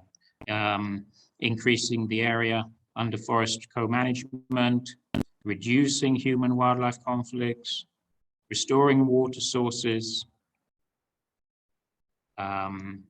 community livelihoods are improved, governance aspects, marine, community engagement, and revenue increases. So a broad spectrum which reflects the key WWF strategies. Next slide, please. Now, if we look at the Tanzania priority landscapes for WWF, there are 4.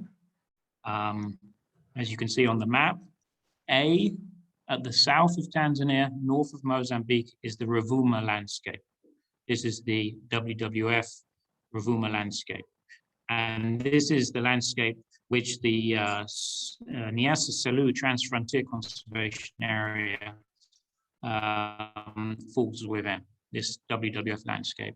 We also have the water tower landscape, which spreads across the central area of Tanzania. We also have a landscape, the seascape, the coastal seascape for Tanzania. And then we have the southern Kenyan, northern Tanzania landscape D. So we're focusing on A. Next slide, please. So the WWF Ruvuma transboundary landscape is approximately an area of 370,000 square kilometers, and it encompasses the Nyasa Selu TFCA. And as we heard from Dr. Msofe earlier from the Ministry of Natural Resources and Tourism, she gave some background on the TFCA. I won't go into the specifics on those. The sizes are on the slide. It has the third highest plant diversity in Africa. This is partly because of the coastal forests running along the eastern boundary of the landscape. It has very high mammal diversity and amphibian diversity. Potential for recreation and tourism attractions. And agriculture is the main economic activity in this area. 95% of the population there are farming, and there's not such an impact of livestock currently, although it's growing. The landscape is also home to over 8 million people.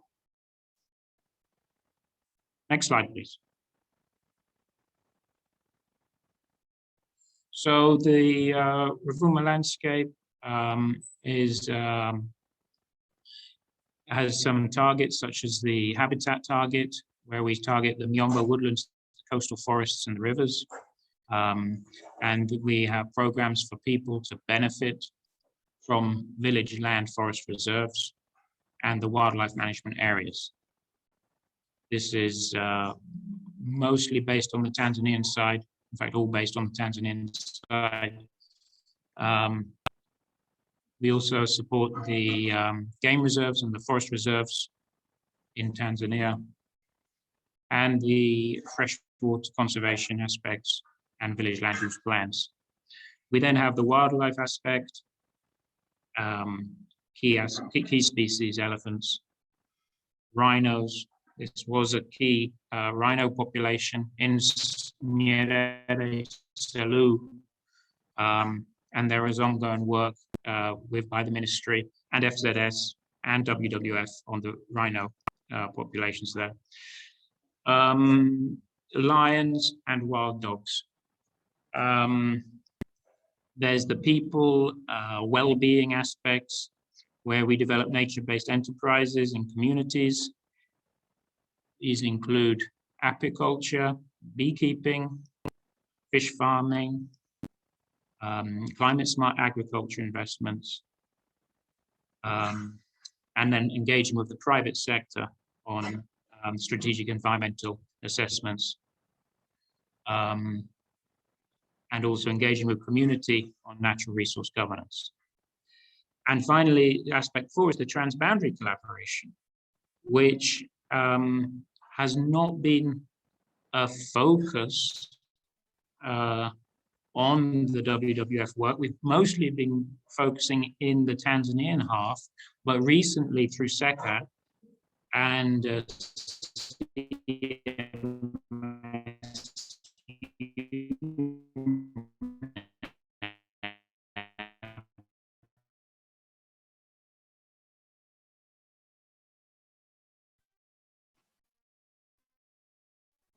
we have started, of course, parts of this Ruvuma land build the momentum on the TFCA moving towards. Next slide, please. So some achievements and successes here. The habitat protection. So there is the establishment and support of the community protected areas. So these are the wildlife management areas. There are 9 located around the Nyerere National Park, and we provide some support to these wildlife management areas. There's also the village land forest reserves, which are purple on that map on the right. And we also support, through the forestry project, the value chains, the development and the support of these village land forest reserves, and also the village land use planning and spatial planning. We're currently doing some spatial plans in the Selous-Niassa Wildlife Corridor with Tawiri. Next slide, please. We also undertake capacity building, specifically the community, the wildlife surveillance and anti-poaching patrols by the community in the wildlife management areas. We support training on community-based natural resource management through, there's a school at the Likuyu Seka Maganga, just north of Barangandu WMA in the south.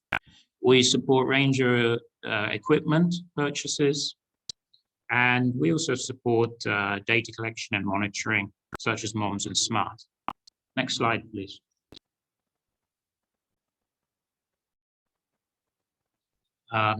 Further training, aspects of wildlife crime detection, arrest, and prosecution. So again, working with the community, the village game scouts, engaging with TAWA, the Tanzania Wildlife Management Authority, and also providing some basic training on data collection, evidence handling, to improve efficiency of patrols. Next slide, please.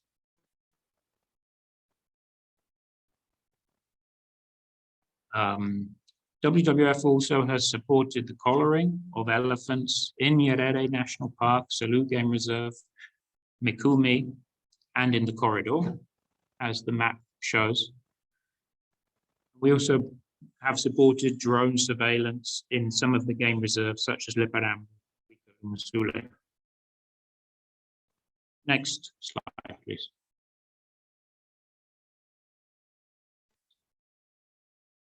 These maps indicate some of the wildlife distributions in the Selous-Niassa Wildlife Corridor, which lies south of Nyerere National Park, previously Selous Game Reserve, and the Ruvuma River to the south.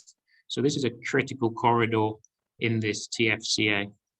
And so all of this corridor falls within community land across 5 wildlife management areas. Elephants are still present and move in that corridor, as do carnivores. Next slide, please.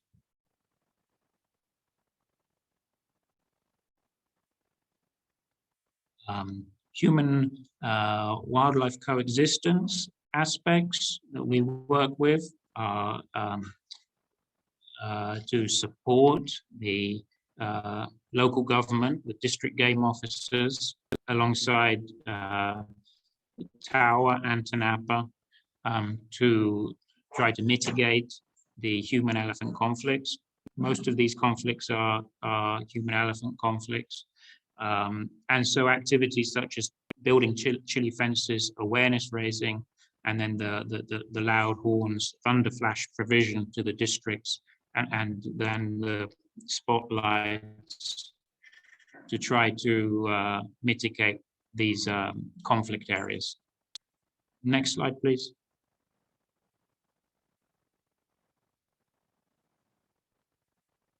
And there's just some images there of some of the activities and the chili fences. Next slide, please.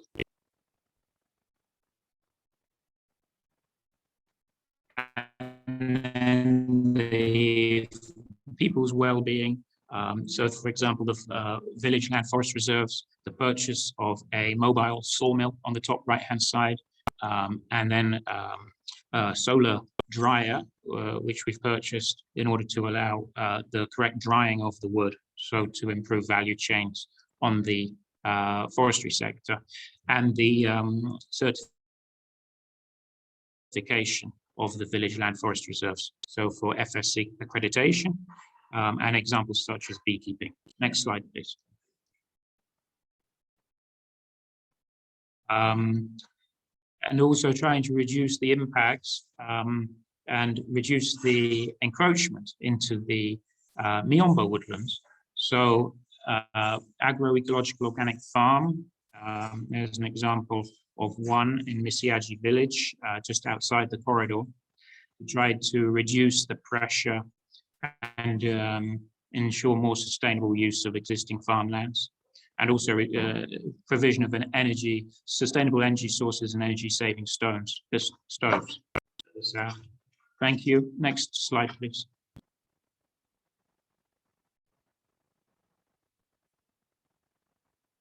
And of course, WWF, of course, does the events and the awareness raising. And so National Elephant Day and Rhino Day, WWF is always quite a large presence and supports the districts and Tawa and Tanapa to implement these national events in Tanzania. And we also have awareness meetings and conservation films to engage with the communities, so that this is very much a community-led process across the conservation themes that we work with. Next slide, please. So at the TFCA level, we have funding from CMS UNEP, small amount of funding there. We have submitted to SADC TFCA financing facility through MNRT and ANAC, and that was a consortium of maybe 5 or 6 different implementing agents in the TFCA, both from Tanzania and Mozambique. We also received funds from the German Development Bank, and then we also received funds from some of the WWF offices in the network, such as UK, Germany, and Sweden. Then on the TFCA, we facilitate the working group in Tanzania, and also through the CMS UNEP grant, the integrated development plans for the TFCA and a spatial model is being undertaken for that corridor, so a fine scale modeling exercise. Next slide, please. So there were some lessons learned, such as effective communication, educational awareness at the local government level. So we work very closely with the districts, 2 districts, particularly of Namtumbo and Tunduru, under the regional office of Songea Ruvuma. The community involvement in curbing anti-poaching is crucial, and we work very closely with the village game scouts. Multiple implementers in these fairly complex patchwork of protected areas. So we're working with district councils, with Tawa and Tanapa, who are under the Ministry of Natural Resources, and also the regional and the village land forest reserves. So there's a number of stakeholders to bring in. And there's been some willingness from communities, and they've voluntarily surrendered weapons and these muzzle loaders and snares. And this is through these awareness raising, these elephant days, national elephant days, these results have been gained. We need to build on the nature-based enterprises and nature-based solutions. RED Plus is one option, and a very interesting option that we need to start. Investment Department has been working on the non-timber forest products, and also some of the work on the livelihoods and baobab products coming in from baobab seeds. And the idea is that these corridors are safe corridors for people and wildlife, and they also provide economic benefits to the local communities. Thank you very much. And any questions? Thank you, Clara. Thank you so much, Julian, for a very interesting and comprehensive presentation on the work that you're conducting in Tanzania and across the Ruvuma landscape. There was a question from Lisa, but I think your colleague Richard Katondo has addressed it on the chat. So there is just one question from Michael Strang of WWF US, working in Namibia.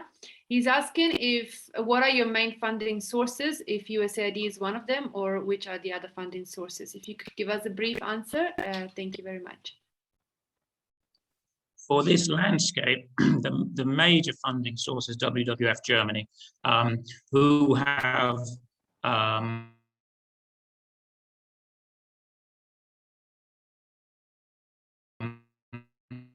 who receive funds from KfW, the German fund through the Pachyderm. Those are the main funding. There is another one leading the change, and that is, I think, Rich Katondo would probably know one. So most of the money is through the German Development Bank for this landscape currently at the second level. Thank you very much, Julian. Yes, Richard has also reached out to the group on the chat to explain the funding, where does it come from. Graham McCulloch is asking, what is the modeling software that you use for the corridor spatial modeling? Again, brief answer, please. Thank you. I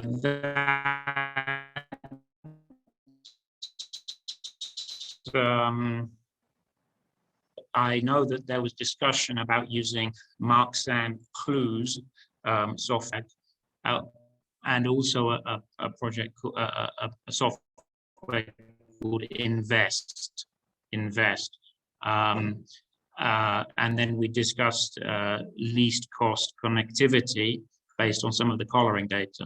But if you would like to know more or have suggestions, then please, just contact me and we can discuss, because we're in the early stages of that.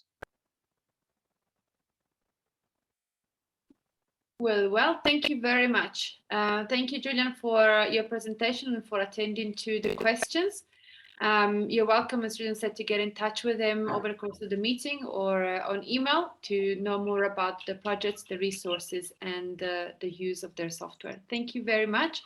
I would like to move on to the final presentation for this session with the GEF7 project of reducing human-wildlife conflict in Southern Africa. May I invite, please, Steve Johnson to give the presentation. Thank you very much, Steve. The floor is yours. Thanks very much, Clara. Can everybody hear me? Yes, clearly, perfectly. Thank you. Okay. Thanks very much. Okay, if I could have the first slide, thank you. I'm going to just be outlining this project preparation aspect that we are developing at the moment for GEF7 on human-wildlife conflicts and elephant management in Southern Africa. And that's the outline of what I will be doing and presenting. So next slide, please. So this is a project that's actually being run under the South African government and the Department of Environmental Affairs, Fisheries and Forestry. And it's to create an enabling environment and evidence-based approach on mitigating the effects of human-wildlife conflict in the SADC region. It's got three components that you can see there. Strengthening management of elephants in South Africa, reducing human-wildlife conflict in South Africa, and then the one that is of importance to this meeting is the harmonization and coordination of the management of elephant and human-wildlife conflict in the SADC region. And so we are part of this consulting team that is putting together, helping to put together the project preparation proposal. Next slide, please. And so the component 3, which is the one that I'm principally working with, is looking at the harmonization and coordination of management of elephants and human-wildlife conflict in the SADC region writ large. And it's going to be looking at the region aside from South Africa, although we will be integrating it at a point. And the activities that we are talking about will promote scientific and adaptive management norms and standards for both the management of elephants and for the human development in the TFCA and the human-wildlife conflict that exists in there. By working with many sectors out of their silos, integrating them and looking at best practices. Next slide, thanks. So we've engaged with a number of people across the region on this particular one. And we've also, next slide, please. We've reached almost 25 people at this point in time with intensive interviews. Next slide, please. Okay, and we carried out a survey in the TFCA network group and other areas as well. And the findings from that, from an elephant management point of view, and our research that we've done, is that there's a very varied set of policies and management plans and strategies across the region. Some are full-blown plans, some are strategies, some countries don't have elephant management plans. And so this project will be looking at how they can assist the countries and SADC bring that to a bit of a harmonization. Next slide, please. So some of the other key findings is that from a human-elephant conflict point of view, it's the predominant form of wildlife conflict, problem-causing animals that we've seen in the region. And it's largely restricted to the range states, which makes sense. And it's the most impactful of the problem animals in terms of scale and severity and the additional risk to human beings. And it's also recognized as one of the 3 direct threats to the overall achievement of the goals in the elephant management plans and strategies. Next slide.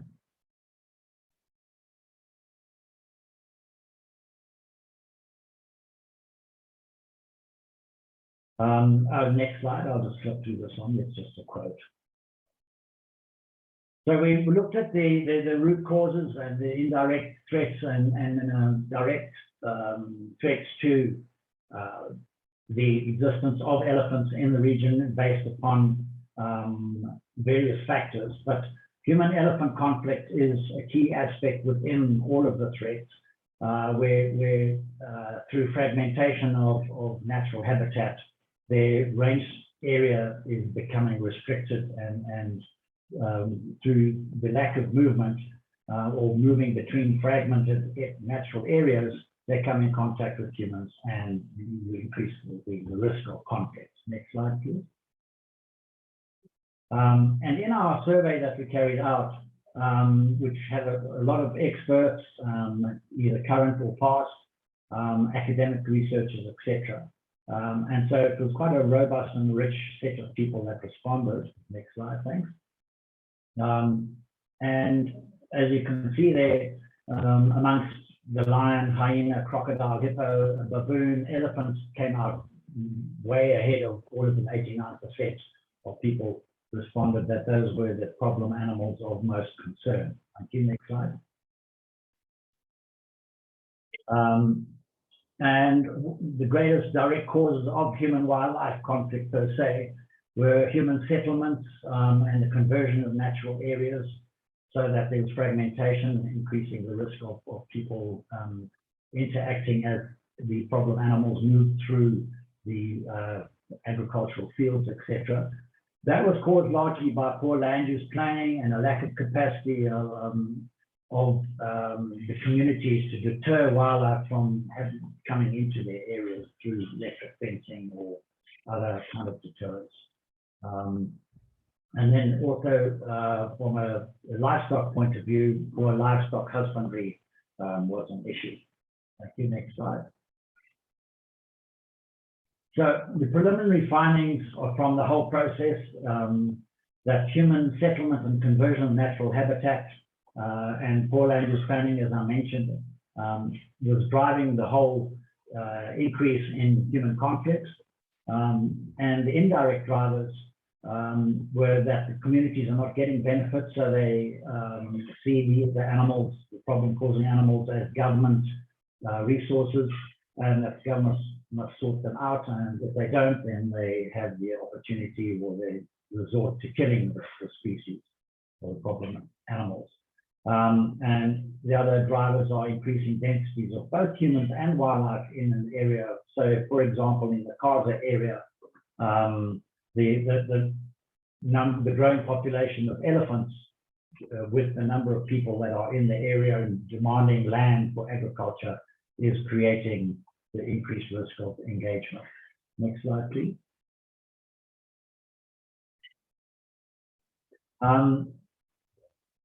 And so, as I mentioned earlier, the number of species that seem to be actually seriously problematic are elephant, crocodile, lion, hippo, hyena, baboon, and bush pig. And when we look at what strategies exist in the region among the countries to look at the issues of human-wildlife conflict, there are places within legislation that allow some response to human-wildlife conflicts. And some countries have policies and strategies, but all the respondents said that these are not effective or only somewhat effective, and there was no report that any of the strategies or policies that did exist were effective at all. Next slide, thanks. We also have a gender component within the whole program, and so the gender specialist in our team has been engaging with a number of people and representatives of various organizations across the region, and their findings of the involvement or the recognition of gender issues is not as well mainstreamed as if we would have liked it to be or would have expected it to have been. And so that really highlights that this project should have a very strong component of that in the project that is eventually approved. Next slide, please.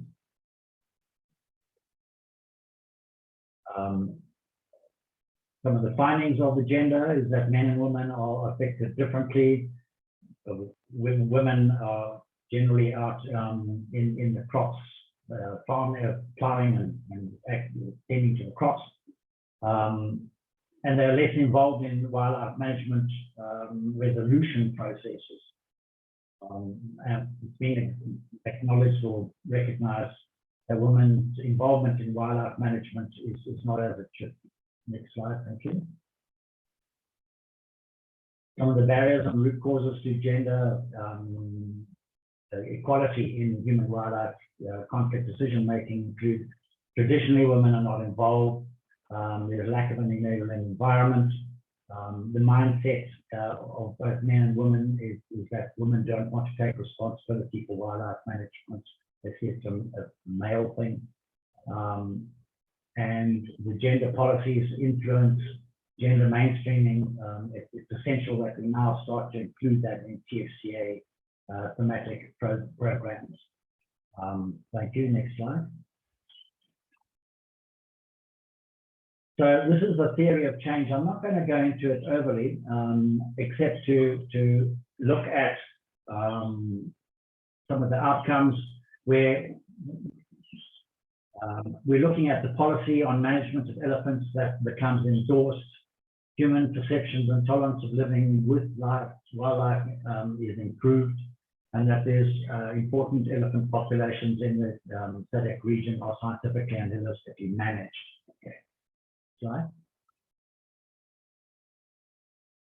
Okay, so this is what I really want to discuss, is that in the component 3, which relates to all of us here on the call, there are 3 outputs, the norms and standards that have to be developed, the cross-sectoral and transboundary land and wildlife management policies that need to be balanced and include development, economic development to a greater degree. And then knowledge management strategies and the mechanisms for sharing lessons learned are developed.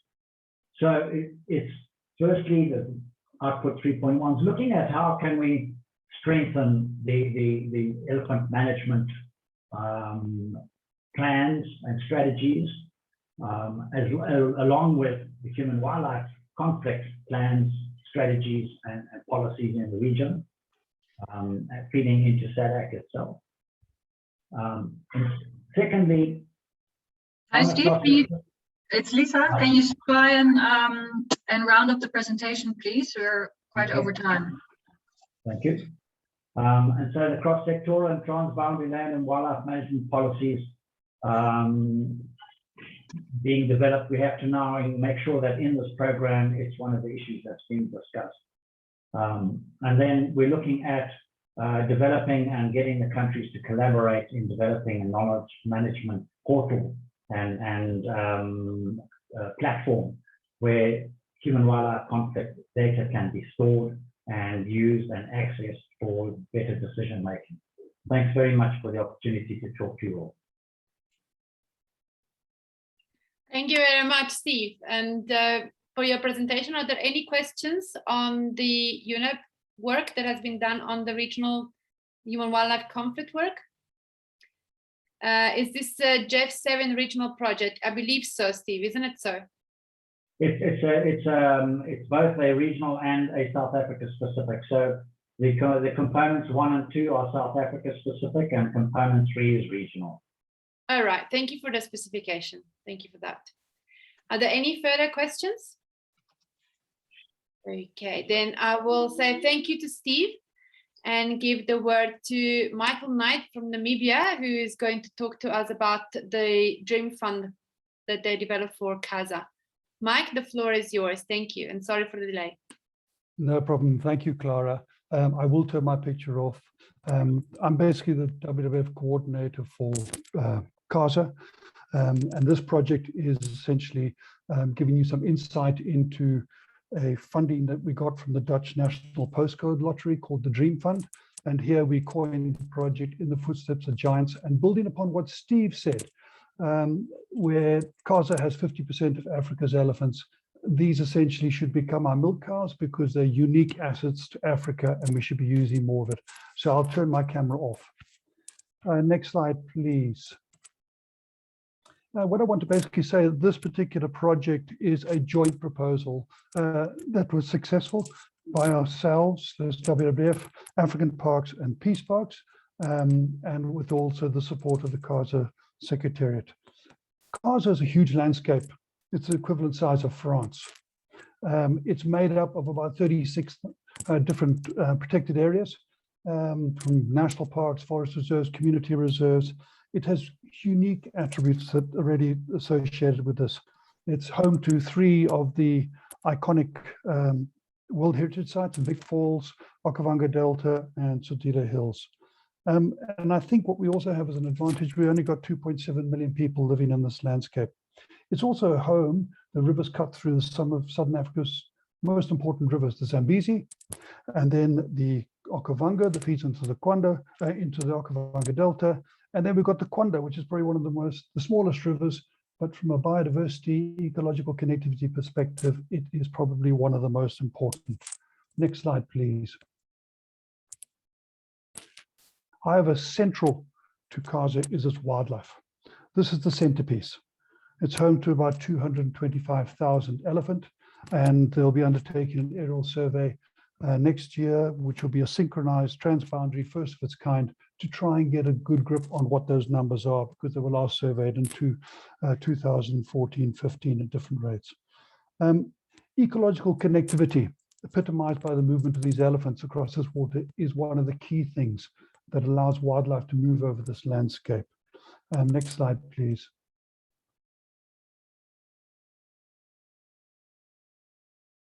It's also home to significant contribution of Africa's large carnivores, as you can see here. So But really what we think about it, when CASA comes together, it's a nexus of the landscape, is really the mixture of land, water, and natural resources that are critical for wildlife and economic livelihoods. You may wonder, why am I giving this background? Because I think you need to go through the understanding that it is on our thinking and rationale to where we got to in the Dream Fund proposal. Next slide, please. And it builds upon what Steve mentioned earlier, and I've just pulled this section out of Zambezi, or the previous trip in the past. And what you see here are households and roads. There is a big thing associated with big developments taking place around towns, and any road that you put into an area leads to lineal development. Lineal development leads to people, leads to expansion of livestock, leads to expansion of agriculture, and you start cutting up your natural linkages across the landscape. So what we see in Africa, we're going to be seeing our population double by 2050. So this example that you see here is going to be repeated everywhere across our landscape. At the same time, urbanization is becoming a driving force in Africa, with expected 50% of Africa's population to be living in urban environments by 2035. And the whole suite of ecological issues go with that. So lineal development is a key thing that we have to be looking at if we're trying to maintain these ecological corridors. Next slide, please. We've also got our man-made corridors in the form of veterinary fences that divide Botswana, separate Botswana from Namibia, and have a major impact. Next slide, please. What I'm showing you here is basically the consolidated movement data for elephants that have been collared in the Zambezi and Ngami land of Botswana. The red are females. The red on the left-hand side are animals being marked in Namibia, and the gray are females that have been collared in Botswana. And the black line, the solid black line, is the national boundary between Namibia, of which there's a veterinary fence. So what you see here is that on the right-hand curve are males. Females are particularly conservative in the use of space. They don't go through these barriers. And as you can see, there would have been historical linkages that would have gone from the Panhandle in the lower reaches of the Okavango through to the western parts of Kaudum, down the Omarambas, which are the natural ways of moving. But the fences are cutting those things off. Males on the alternative are basically far more exploratory. They break through these fences. And even in some situations where these fences are falling apart and breaking down, they still remain as barriers. So fences remain a big barrier if we want to try and maintain ecological connectivity across that landscape. Our partners in Cornell University have been investigating the fences in northern parts of Botswana to look at the possibility of some form of decommissioning or reorganization. At the same time, as part of this project, which I'll get into a bit more detail just now, is that we are engaging with the Botswana and through a HEAD program to try and increase the understanding and the impacts of these fences if we want to try and maintain these unique landscapes which are home to Africa, which we need to be making sure that we can do it. In addition, we have to be exploring alternative means of addressing livestock issues, and that is through commodity-based trading as opposed to basically separating fences and wildlife. Next slide, please. All that information I mentioned to you are critical for land use planning, another point that Steve mentioned. And you've got variations on the degree to which land use planning has been implemented across this landscape, these different landscapes. It also helps us to understand and explore human wildlife mitigation options and methods, and to address innovative socioeconomic opportunities. So this type of information is very, very important on how we can try and do it. But significant to this CASA landscape is water. And water comes down in the form of the three rivers, Zambezi, Okavango, and Kwando. And the Kwando is the central focus of the Dream Fund. Next slide, please. And threats to this water come from developments upstream.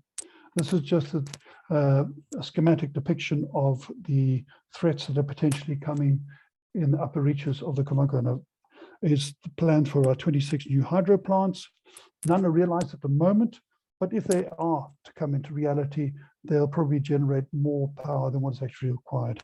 Irrigation schemes are popping up all over the place, and there is, going at the current modeling and rate of expansion, you could see 50-fold increase in this. Altogether, this would undermine basically the ecological linkages of what we see across this landscape, which is critical. Next slide, please. Cutting across everything is climate change projections.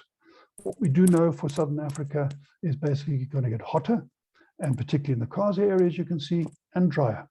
And that would be obviously putting greater pressure on water, conflict between people and water and wildlife, and everything associated with that. Next slide, please. And central to our proposal, our project, is basically the people that live in those landscapes, and building upon a lot of the work that's been undertaken in Namibia through the community-based conservation, the community scheme, and what's going on in Botswana and Zambia, and not much going on in Angola at this stage. But really, it's a focus of a lot of our work. Next slide, please. So really, the Dream Fund dream is basically to secure the world's largest elephant population while providing a promising future for local people. We want to basically see if we can create the connectivity to allow the expansion of elephant large populations in the northern Botswana, and make them be able to move northwards as well as other game species, and then guarantee the flow of water southwards as a way of trying to expand their elephant populations and other wildlife into the wildlife development areas in Lengwiliana and Siamangwezi in Angola, Zambia. At the same time, trying to focus on the connectivity with other arms into the likes of Kafue National Park. Next slide, please. The Dream Fund has three main goals. The first one is basically corridors and looking at wildlife highway. In this one, basically, we're trying to make sure that we can focus on viable wildlife populations with an emphasis on elephants. It'll build upon and develop a strategic environmental assessment focused on the Kwando River Valley. We're waiting basically for the final approval from ZAMCOM to undertake that, and that would be wall-to-wall planning that's been undertaken in the Okavango Delta at the moment, which is great.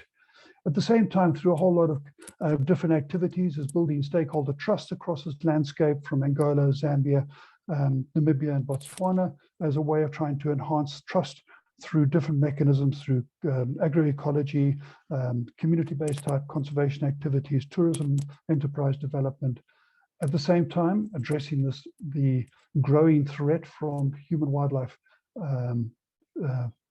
the human footprint that's expanding based upon those corridors, and trying to understand what is driving the lineal development, and how can we actually try and create our urban areas as more of a draw to pull people in as opposed to pushing them in.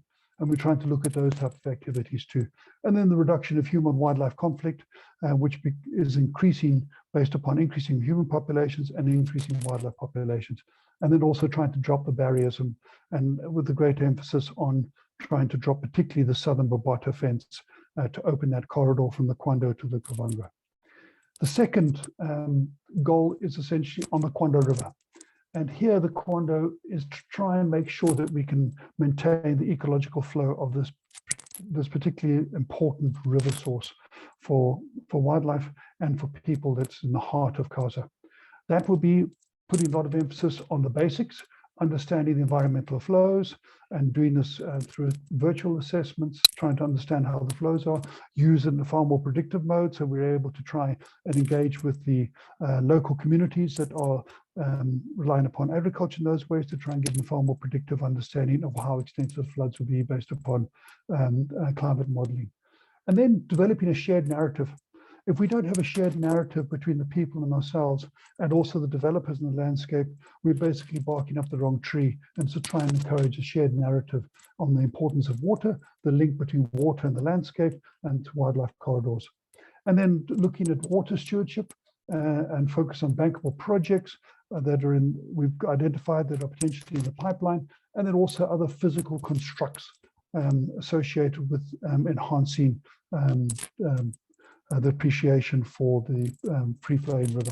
And then community stewardship becomes an important part. And here we'll be obviously looking at community conservation agriculture schemes that will be linked to the terrestrial work being done in the corridors as well.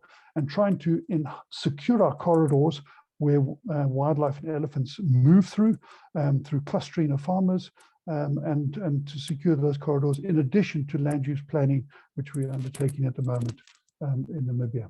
And the third one is an emphasis on the safe havens. Safe havens are critically important, and here the safe havens work will be done by African Parks and Peace Parks, with Peace Parks focusing on Siamangwezi and African Parks focusing on Kafui, and recently African Parks had obviously been given the mandate to operate in Nengueliana.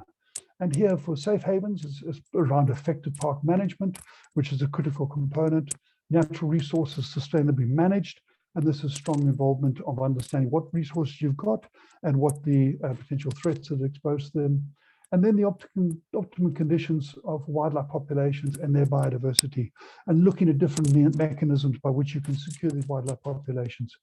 Linked to this is not seeing parks as islands, but also addressing the communities that live on the outside of parks and trying to make sure that they're far more engaged in co-management type models, and also to try and enhance the sustainable use of those wildlife that exists on those lands. And then strong tourism product development will be a key thing. So with that, it's basically the three areas that we focus in on. This diagram schematically illustrates where we are playing a role in the landscape, with the CASA Secretariat and support obviously cuts across everything here as a way of trying to understand that. With that, Clara, it's a privilege to talk to you about the Dream Fund and what we hope to achieve. It's a 4.5 year project. We're just on a year into the project at the moment, and hopefully in a year's time we can give you some more insights into how those outcomes are developing. Thank you very much. Thank you very much, Mike. And we look forward to the reporting back in 1 year time. It'll be interesting and wonderful to see how you've made a change in the landscape and for both the conservation and the people in the landscape. I would like to thank you for the presentation, and I would like to remind everybody that this is just a small selection of initiatives and projects that are going on in SADC TFCAs across the landscape. So if you want to know more, Lisa's going to share with us on the chat box a link with a database that was developed by Nidhi Ramsen with all the new projects that exist in the TFCA landscapes across Southern Africa. Now, we're supposed to have a 15 minutes break now, which I'm afraid I cannot really allow you to take entirely, otherwise we're really going to finish late. So can I ask you to all be back in less than 10 minutes at 1:45? If you are back at 1:45, then we're going to have the last two presentations for the day and then close. Thank you so much to everybody who has contributed. And if you have any follow-up questions for Mike, please use the chat box or his email address. I'm sure I'll be able to answer to all your queries. And we'll see you at 1:45 again. Thank you, everybody. Take a break.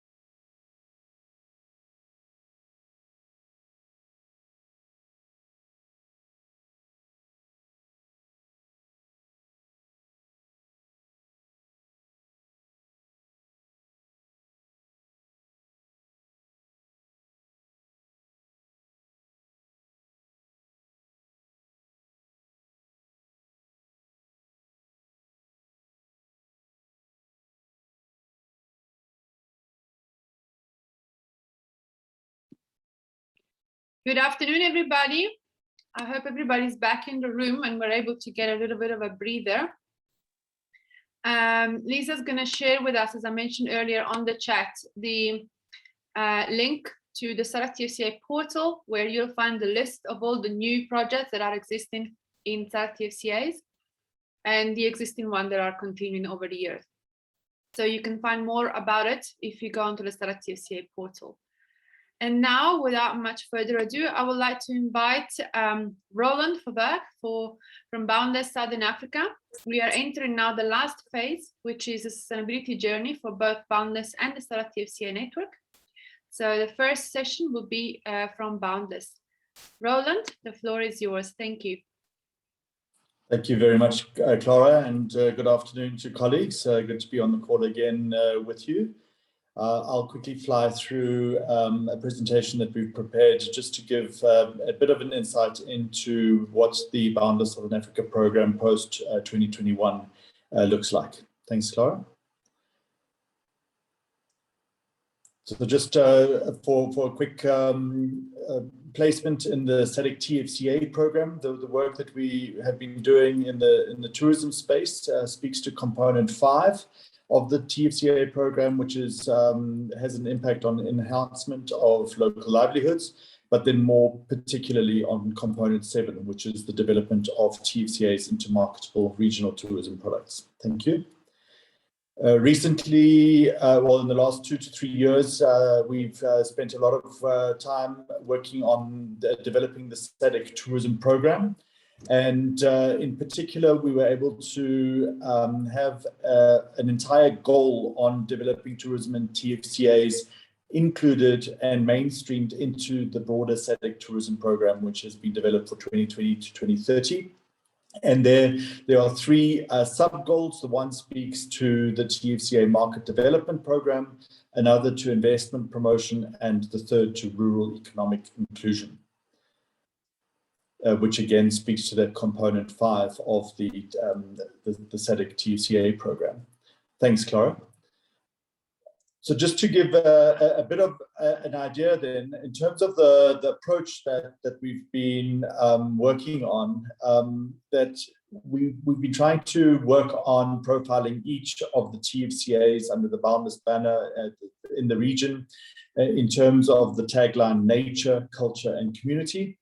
We really have also been supporting the development and growth of innovative tourism experience in TFCAs, in particular cross-border products. And both products, routes and itineraries, were having a stronger TFCA focus. This is happening in collaboration with our TFCA partners across the Southern Africa region. So the key thing is that we're providing a technical market development support to the institutions that govern the TFCAs at a TFCA local level. We have increasingly been able to work more collaboratively with national tourism organizations, tourism ministries and departments. We now have, through the SADC tourism program, a very close link with the SADC Secretariat, through the Senior Program Officer of Tourism, Mr. Mabote, and big focus in our thinking in the next period of implementation is significantly increased private sector engagements and also more strategic focus of support from ICPs. Thanks, Clara. This is really just a quick further outline of the SADC Tourism Program Goal 3, which speaks then specifically to tourism in TFCAs. There are sub-goals under each of the strategies. For example, in the Market Development Program, the activities are formulating a well-researched market development strategy for TFCAs, expanding the TFCA marketing drive, developing and promoting cross-border routes and itineraries, and supporting the development and growth of events in TFCAs. And you'll recall that the previous slide shows all the partners that we work with. So we by no means are the lead in all of this, but a convening, coordinating partner, and specifically providing then technical market development support. Under the investment promotion program, there's envisaged profiling TFCA investment opportunities, promoting and implementing the SADC guideline on cross-border tourism products, and under the rural economic inclusion program, 2 other broad activities have been identified, launching a community-based tourism initiative for TFCAs and promoting operational and standards guidelines for community product development. Thanks, Clara. And so this really also then comes to the crux. Now that the SADC tourism program has been approved by ministers in Arusha 2 years ago, there was then a requirement for the SADC Secretariat to develop a costed action plan, which was undertaken. Then due to the COVID pandemic, the directors of tourism then requested that costed action plan has also a specific COVID-19 related lens, which was then also undertaken. And in June this year, at a joint SADC ministers meeting of environment and tourism, the costed action plan was also then approved. So in that broader scheme, there is an envisaged working group for TFCA, tourism in TFCAs, which is likely to be established in the next few months. In terms of the immediate next steps, the SADC Secretariat is currently preparing the documentation for a technical committee on tourism, which will be meeting in November, ahead of an extraordinary meeting of ministers of tourism scheduled for later in November, and a few key decisions around work related to tourism and TFCAs will be taken at those meetings. The first is that there has been a modality and feasibility study undertaken for Boundless in terms of a more permanent home, and that is going to be on the agenda. The SADC Secretariat was required to develop a clear roadmap for a transition to a third-party host, and that is then also on the agenda. We also were recently part of a broad consortium that submitted a bid to the SADC, well, a proposal, a concept note to the SADC TFCA financing facility. And we are hoping that through that, we would then also be able to have access to resources to continue to build out on this program and deliver against the activities that have been identified in the SADC tourism program under goal 3 for tourism in TFCAs. So that in brief, Clara and colleagues, is an overview of where things are standing. We also have significant support from the current GIZ CNRM program, and have also had under the TUPNR program, and we're able to really deliver a significant support to various TFCA structures, and we are looking forward to building on that and in the coming months to keep the momentum going. In particular, we've got a social media campaign that will be rolling out with a focus in this round on the Maluti Drakensberg, Lubombo, and the GL-TFCA. And we look forward to providing further information on that in correspondence in the coming weeks. Thank you very much. Thank you very much, Ron, for this update on where Boundless Southern Africa is. Are there any questions for Roland regarding their sustainability formula and how things are going to go forward? There is a question from Lisa. Can you maybe also inform the status of what the status is then of Boundless Southern Africa unit, which is currently hosted in South Africa? So until when South Africa will continue to run the Boundless Southern African unit, and what's going to happen afterwards? Can you please comment on that? Thank you. Yes, sure. Thank you very much. So the current tenure of Boundless being hosted by the Department of Forestry, Fisheries and Environment in South Africa will come to an end in March next year, 2020.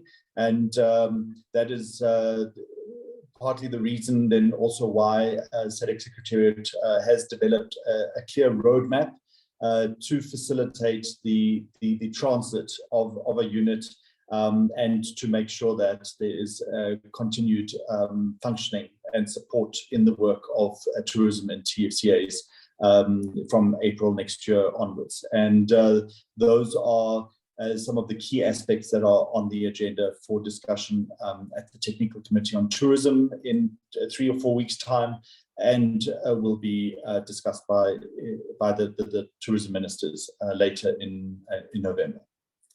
Thank you. So we'll await communication from you via the network portal, for instance, or other means to update us on what is happening, so that we all know what is the future of Boundless Southern Africa. I'm sure everybody's interested.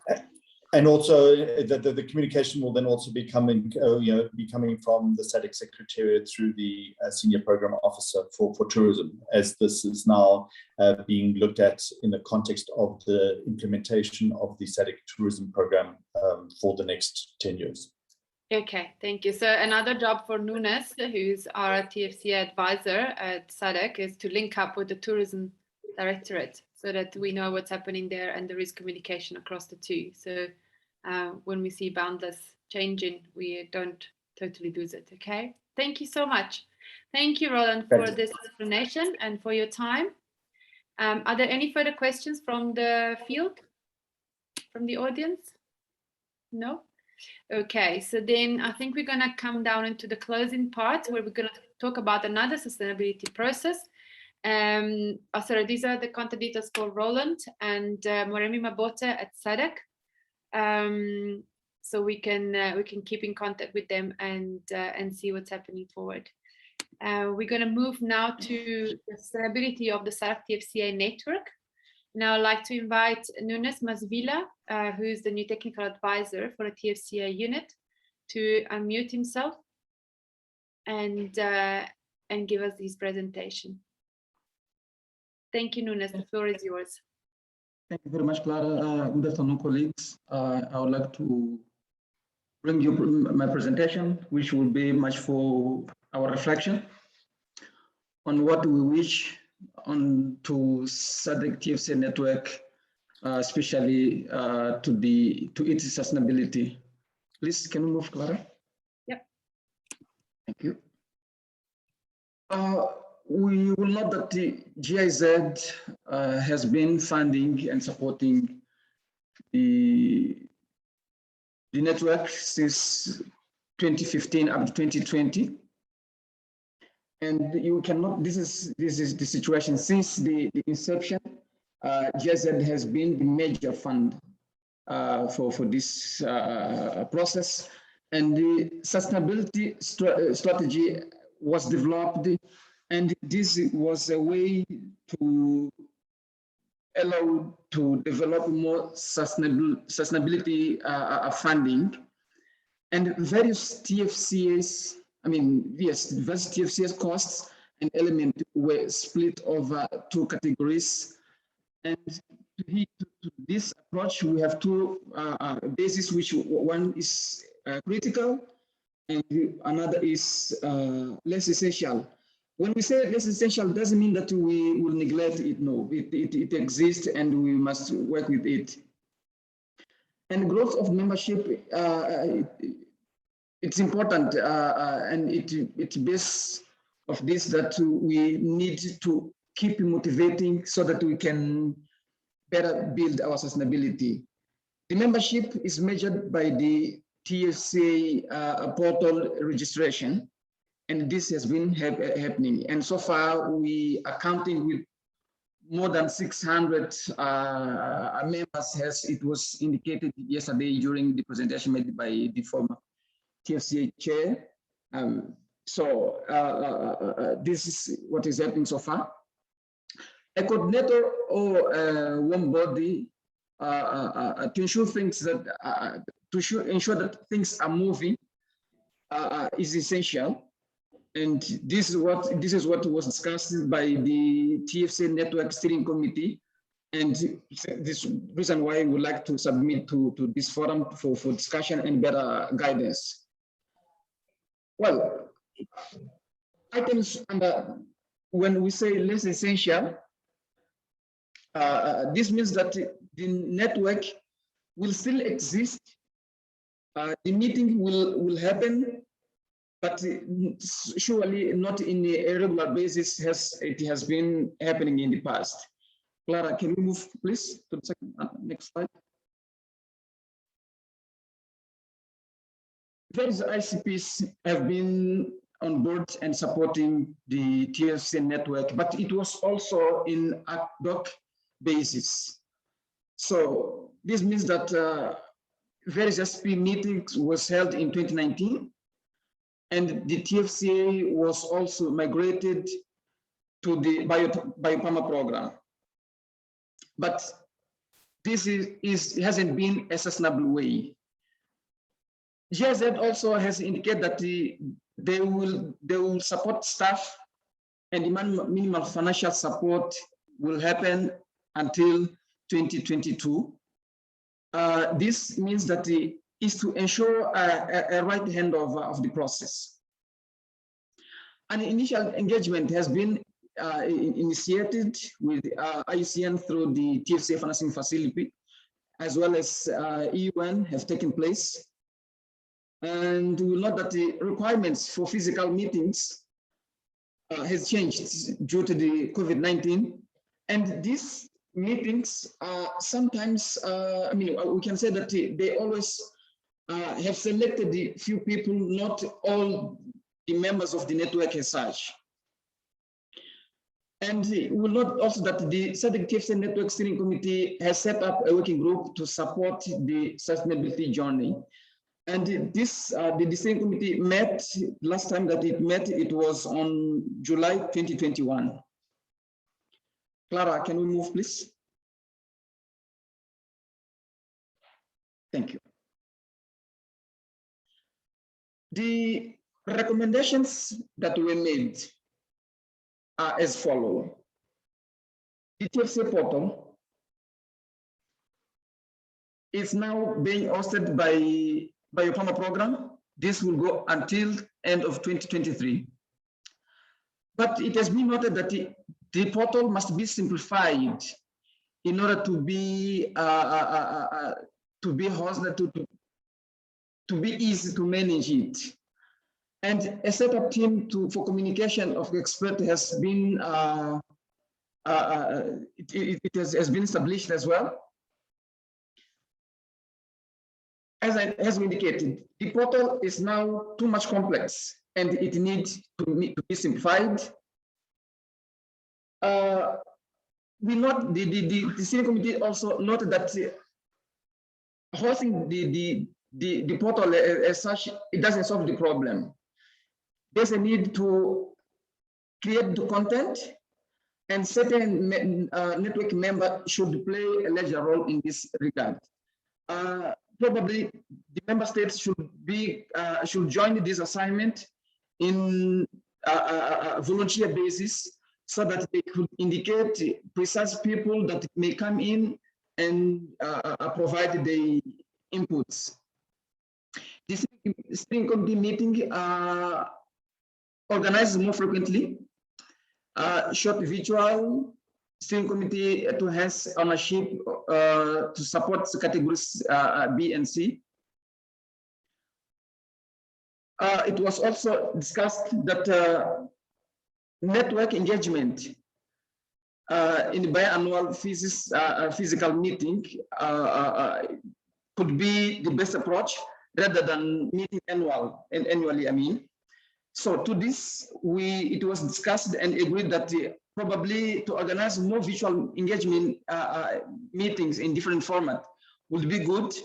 This is to share ownership of a virtual engagement with interested TFCAs, ICPs, NGO, and volunteers. It was also discussed on the one board perspective, on which it was noted that probably the SADC TFCA advisor would play a major role in this regard, but there's a need to find the sustainability finding to solve the entire continuity, as well as sorry, possibly find ad hoc support to facilitate a certain events. We are calling possibility of virtual events. Clara, can we move? Other matters to note is the TFCA network members.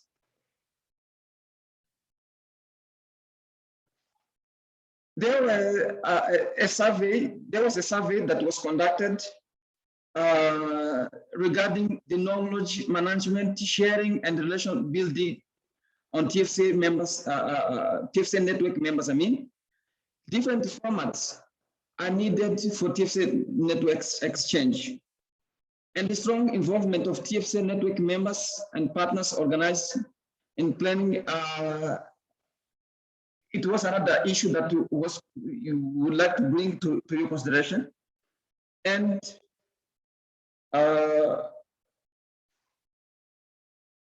For general support, including, sorry, I think I'm a bit lost. Okay. Yeah. Clara, can you go to the previous slide, please? I think I'm a bit lost. Yeah. Sorry. Yeah, I was saying the other matters to note is on the TFCA network members, on which we said that the strong involvement on TFCA network and the partners organization in planning and execution is always also needed. Can you move, Clara? To this end, the steering committee charted a way forward and would like to propose. The first one is the general support for the TFCA, on which a costed budget and TORs from one board have been developed. The network funding will be tabled at the TFCA project steering committee.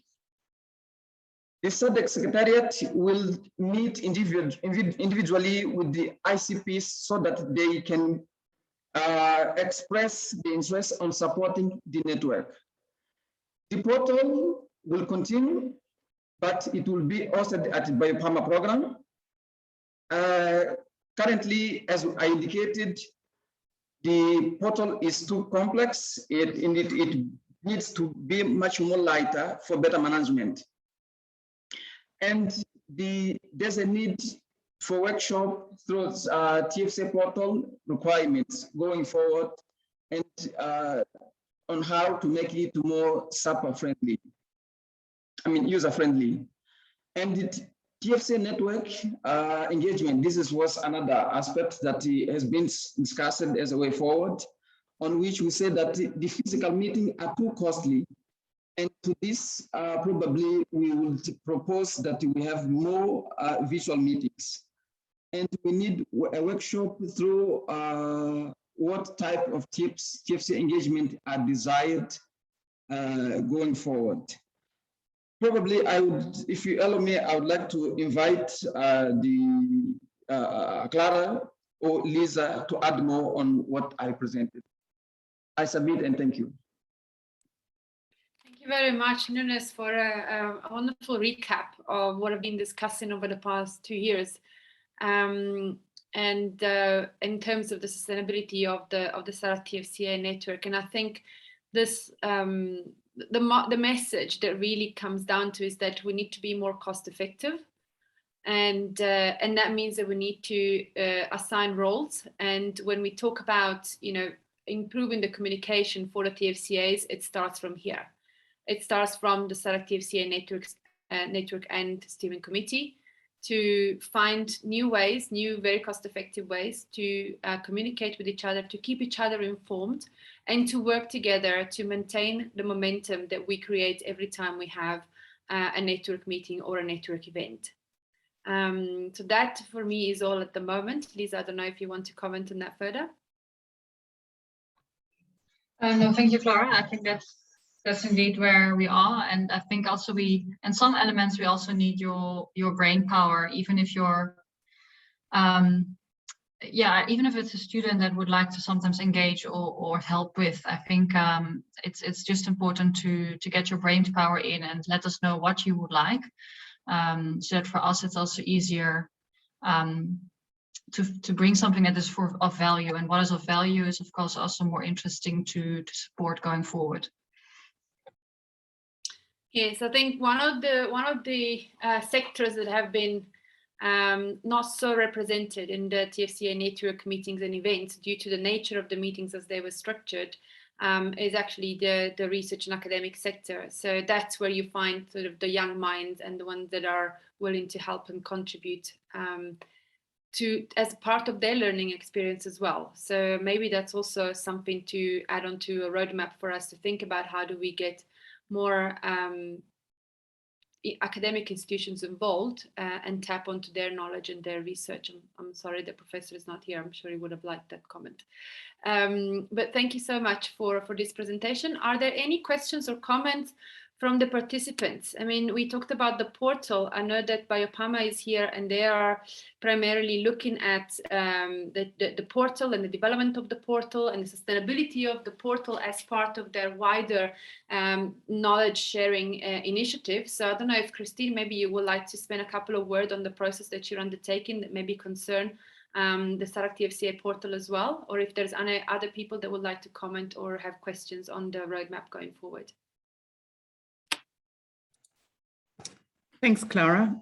Yes, thanks. Just very briefly, nothing more specific than what has already been said, except that we are, by the end of the year, for the RRH portal, which is the TFCA portal is linked to, we are working on a sustainability strategy, looking sort of over the next 10 years, trying to see how we can make all of that sustainable and figure out what we need to do now to try and keep everything going. So that will also include some support for the hosting of the TFCA portal. But added to that, this what Nunes has just presented would really give the portal a boost, because the role that RCRD currently is playing is more the technical hosting type of role, and anything beyond that is we do need to plan for. So just that from my side. Thank you, Christine, which brings me to two issues that pertain to the portal. One is sort of internal, if you forgive me the expression, pertaining to the steering committee, which is to decide what is really the portal for and what of the portal is important to continue having. And again, being cost effective about it and being realistic, because the portal was set up in its original structure, again, almost 10 years ago. So a lot has changed within the network and within the world that requires an update. But also external to the partners, not just internal to the member states, in terms of providing information. The portal is only as useful as you put information in there. So if it is not taken up by the projects to put in there their information, to give us an idea of what they're doing, to keep us updated on what they're doing, then then the information doesn't flow, and then you'll always need somebody that, like the RCMRD, does the technical part, and somebody else. That has been Lisa, it has been me, it has been other people that have specifically been tasked to do so by the GIZ program to provide the content. And that is in a way paid content, because we pay the person that provides it, whereas it should come ideally from the actors in the SADC TFCAs and not from an outsider, if you wish. So that for me is all. Nunes, are you happy to close this presentation? And just quickly, we go through the survey that we have prepared for our audience to help us in designing and finalizing the roadmap going forward. Nunes, can we go forward? Please, let's proceed. Thank you. Okay, I just see, sorry, a question from Michael Strang. Are you connecting the portal to the portal of the CASA Secretariat? Michael, it's kind of the other way around, because this is the portal for all the TFCAs of SADC. So in there is a page for CASA, which has a link to the CASA website. But then the portal is also twofold. It has an external face, which has news, calendar updates, like this event is on the portal, and general information about each individual TFCAs. And then it has a login part, which is where really we had planned it to find the richness of the work that is happening in TFCAs. So it was supposed to be sort of an archive of all activities in TFCAs, or all projects in TFCAs, by TFCA, an archive of documentation, policy documentation, planning documentation created by each TFCAs, and so forth. And what we're saying is that practically the uptake in terms of input and information of that specific part of the login portal has not been as great as once we had anticipated. So for more information, maybe I'll just put in here the web address, tfcaportal.org. So Mike, if you go in there, if you put it in your web browser, you'll see, and then I think the whole branching out will be clearer to you. Okay, great. Thank you very much, Clara. I thought that was the answer you were going to give me. I just wanted to ask it. Well done. The USAID funded Combating Wildlife Crime program that we have in Kaza and Namibia is funding the work at Kaza Secretariat for their portal and wildlife crime database. The traffic is doing the work for that, as you know. So I just wanted to ask that kind of for everybody's information, but thank you very much for that answer. No, thank you for making the point. I mean, there is clearly an uptaking of the importance of having portal as knowledge places. But then what we wanted to do, and I think it in a way is still relevant, is to coalesce, make all that information coalesce in one page. So say, for instance, you are a new person or a new entity or a government or an agency that wants to do something in transnational conservation or wants to know something in transnational conservation, and specifically in the SADC region, you go on that portal and everything is there. Everything that is of public access is there. Okay, we don't need the accounting if needs be, but you know what I mean. So it's all in one place, and that was the idea of the portal to begin with. But if you go in there now, you'll see that the information is a bit dwindling. Sometimes it's old and all the rest of it. So that's really what is under discussion now. And for Biopharma as well, of course, because they're committed to fund part of it or to fund the maintenance of it, but again, from a technical perspective, not from a content perspective. So the question is, why do we have such a big structure if the content in it does not justify that bigger structure? But in any case, Lisa, also thank you for putting the full link. And you're welcome to go and have a look at it and take the chat forward, Mike, anytime. So Nunes, thank you for allowing me to close this. Thanks, Mike. And we had planned a whole discussion around the sustainability network, but we're not going to do that now. You will have this slide though in the deck that you receive, but I'll just summarize in here the 3 critical elements that we need to think about going forward. One is engagement, which is partially also communication. The other one is topics, what are we talking about? And the other one is the role of the steering committee and the ICP forum as 2 critical initiatives that need to be maintained. And this is taken from the survey that we did after the 2020 webinar series. And before we close, I would like to leave you with this slide, which is basically a 2-minute survey that we have created to understand what is your, to understand on our side, how do you see your role going forward? So you've been in the audience of this webinar, of this workshop for 2 days. Some of you have been presenters as well. Now, if we were to go forward, how do you see your engagement maturing to contribute to the network and to sustainability? So we would like you to have this survey, which is really short, and it's partially committal. Like if you say you would like to do something, we'll take you up for it. But that's not something that should scare you off, because we need to go forward together. So we would like you to give us your feedback by the 15th of October, which is on Friday. And this is really a 2-minute survey. I'm not trying to tell you it's 2 minutes and then you're going to end up spending half an hour in it. And the link to access it, you'll find here. I'm also going to put it in the, in the chat box. Lisa, so thank you. She put it already in the chat box for you all. So that you can you can see it there, and you can access it anytime you want to, and we will pick up the responses and then give you feedback on those as well by the time we complete the reporting from these 2 days, these 2 very interesting days. So from my side, as the facilitator for the sessions and also the coordination support to the coordinating team for the SADC TFCA network, I would like to thank you all. Thank you to the member states and the SADC for hosting. Thank you to all the presenters who have come through over the past 2 days, and the audience who is born with us as we were trying to adjust to Wi-Fi connections and to timing constraints and all the rest of it. My message to take home is really one of good goodwill, in the sense that it's clear that transfrontier conservation areas, especially in Southern Africa, are really still a hot topic, and a hot topic not just for discussion, but for implementing projects and programs that can bring about change in the region. Every single presentation that we've heard is about change, and some of them have already shown how much they can transform the local reality as well as the regional scale.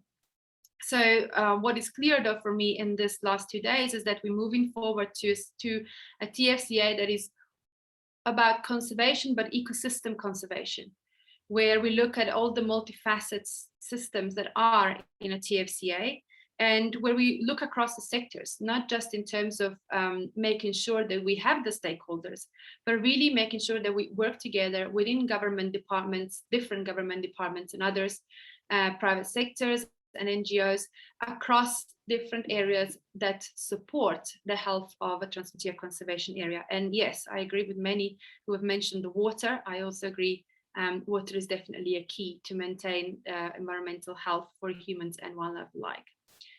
So this, and I don't want to steal my colleague's thunder, but will also require focus management and coordination. And that to me is the focus for this next phase that is coming up.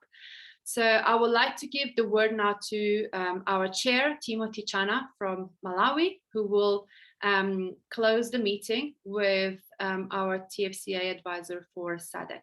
Timothy, the floor is yours. Thank you to everybody, and I hope to see you soon. Bye-bye.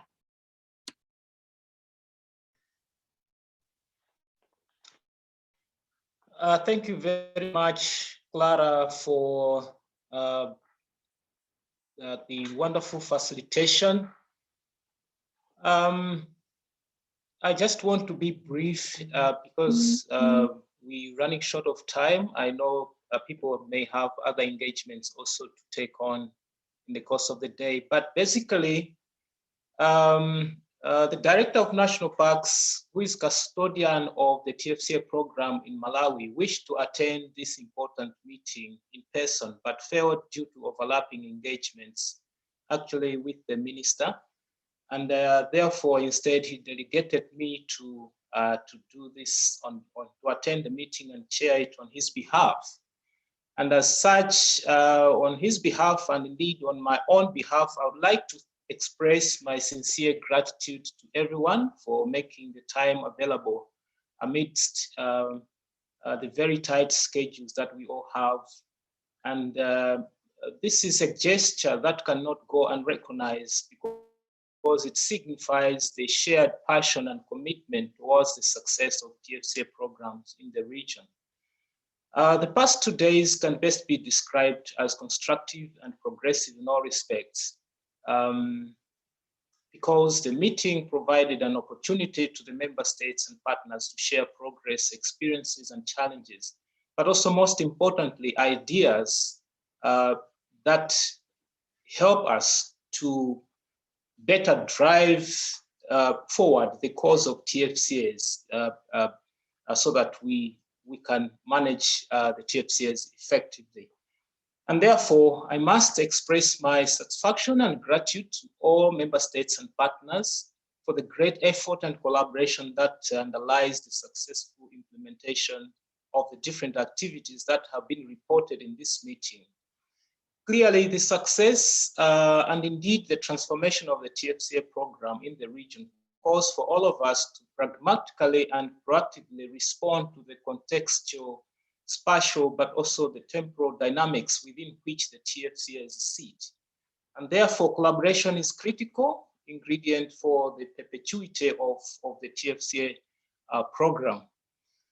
Before concluding, let me urge the member states and partners to take on the landmark recommendations that have been made in these meetings seriously and translating them into actions that will move forward our TFCA landscapes. And of course, to continue, better still, by upgrading our collaborative efforts, leaving no stone unturned in resource mobilization, which is a key issue in most of the TFCA landscapes, but also exploring potential partnership that can support the different programs that we're implementing. Finally, allow me to congratulate and thank Mozambique, particularly Cornelio, for the wonderful job that he did during the tenure of office as chair of the SADC TFCA network. I would also like to extend thanks to the member states for the continued political will and cooperation that is creating a conducive environment for the implementation of the TFCA programs. I also want to go on to thank the SADC Secretariat for organizing the meeting and pulling us together, hosting this meeting and even the previous meetings. And moving forward, we still need the support. The collaborating partners for the financial support and the various forms of support that they are contributing to the TFCA should also be recognized, because that is what is bringing about the momentum to the program. And finally, let me thank also Clara for the wonderful facilitation skills that triggered our thoughts and made it easy for us to follow the discussions and made it interesting. I really thank you and salute you, Clara. I would not do justice if I don't thank the interpreters who broke the language barriers, which are, you know, our transboundary natural resources overcame sometime in memorial because they crisscrossed the boundaries. So we are also heading towards that. I really thank you, interpreters, for the wonderful job that you've done, and everyone, once again, for the great attendance and participation for today. This marks the end of my concluding remarks. But before I conclude, we close the meeting completely. Let me ask Nunes to say a few remarks on behalf of the SADC Secretariat. Thank you. The floor is yours, Nunes. Thank you, Chair, for the floor. SADC Secretariat wishes to thank the member states for the participation, but also to the members of the TFCA network for making themselves available for this meeting. As you indicated, Chair, Clara played a good role, but also we need to note that SADC Secretariat alone wouldn't make possible this meeting if GIZ, our partner, wouldn't be there giving his hand. We would like to extend our sincere gratitude to GIZ for this support. And as you indicated, to all interpreters that they did their best to service our meeting. But we have also the team that is working behind the scenes. We call the SADC Secretariat IT. To them also, we extend our gratitude for making possible the meeting. To you all, thank you very much. See you next meeting of the TFCA network. So I submit, Chair. Thank you very much, Nunes. And therefore, I finally declare the 21st SADC TFCA meeting, annual meeting closed at this point. Thanks a lot. God bless. Bye-bye. Thank you, Chair, and thank you, everybody. Thank you very much. Thank you. Bye-bye. Thank you. Bye. Thanks. Thank you. We'll switch on your camera so that you can have the family photo, if it's possible. Cheers, everybody. Oh, Clara, can you close the presentation so that I have everybody on the screen? Yeah, yes, everybody has gone. It's fine. Amazing is that. Nice. Thank you. Yamini. Bye. How are you, my brother? Bye. Thank you. Bye. Bye, everyone. Bye. Camera. Bye. Clara, Yamini, let me call you. Lisa. Hi, Dita. Nice to see you. Yeah, great. See you around here. Thanks. Nice event, really. Congratulations. Yeah, it was. Thanks to you, Dita. Thanks to Yeah, well done, everyone. Absolutely great. Thank you. Oh, Salif, how are you doing? I'm doing great, Nunesh. Thank you. Great job, hey? Thanks a lot. Cornelio, viva, que bom te ver. How are you, Cornelio? I'm fine. Thank you. Thank you. Namba, is it cold in Namibia? You're muted. You're unmute. I'm saying it's cold in Swakopmund. I'm in Swakop. Aha, I remember you said that yesterday, yes. Yeah, it's cold. I have a microclimate here. I'm freezing in my room, but it's 40 degrees outside. I see. Nambo, nice to see you. Nambo. Oh, Sydney, I like your outfit. Nice. Okay, Lisa. We'll keep in touch. Lisa, Lisa and Clara, can you say a bit, please? Sorry? Lisa and Clara, can we stay for 2 minutes? Can we do another call? Because I think we have a lot of people still on this call. Yeah, I think we'll just... Okay, send me the link, Lisa. Yes, I will. Thank you. Okay, goodbye, everyone. Goodbye, everybody. Thank you for everything. And we'll be in touch soon. Please fill the form by Friday. I'll also send an email out. Thank you, Lisa. Yes. Thank you, Lisa. So we don't forget. Bye, everyone. Bye. Thank you, Angel. Thank you, Lisa. Thank you, Clara.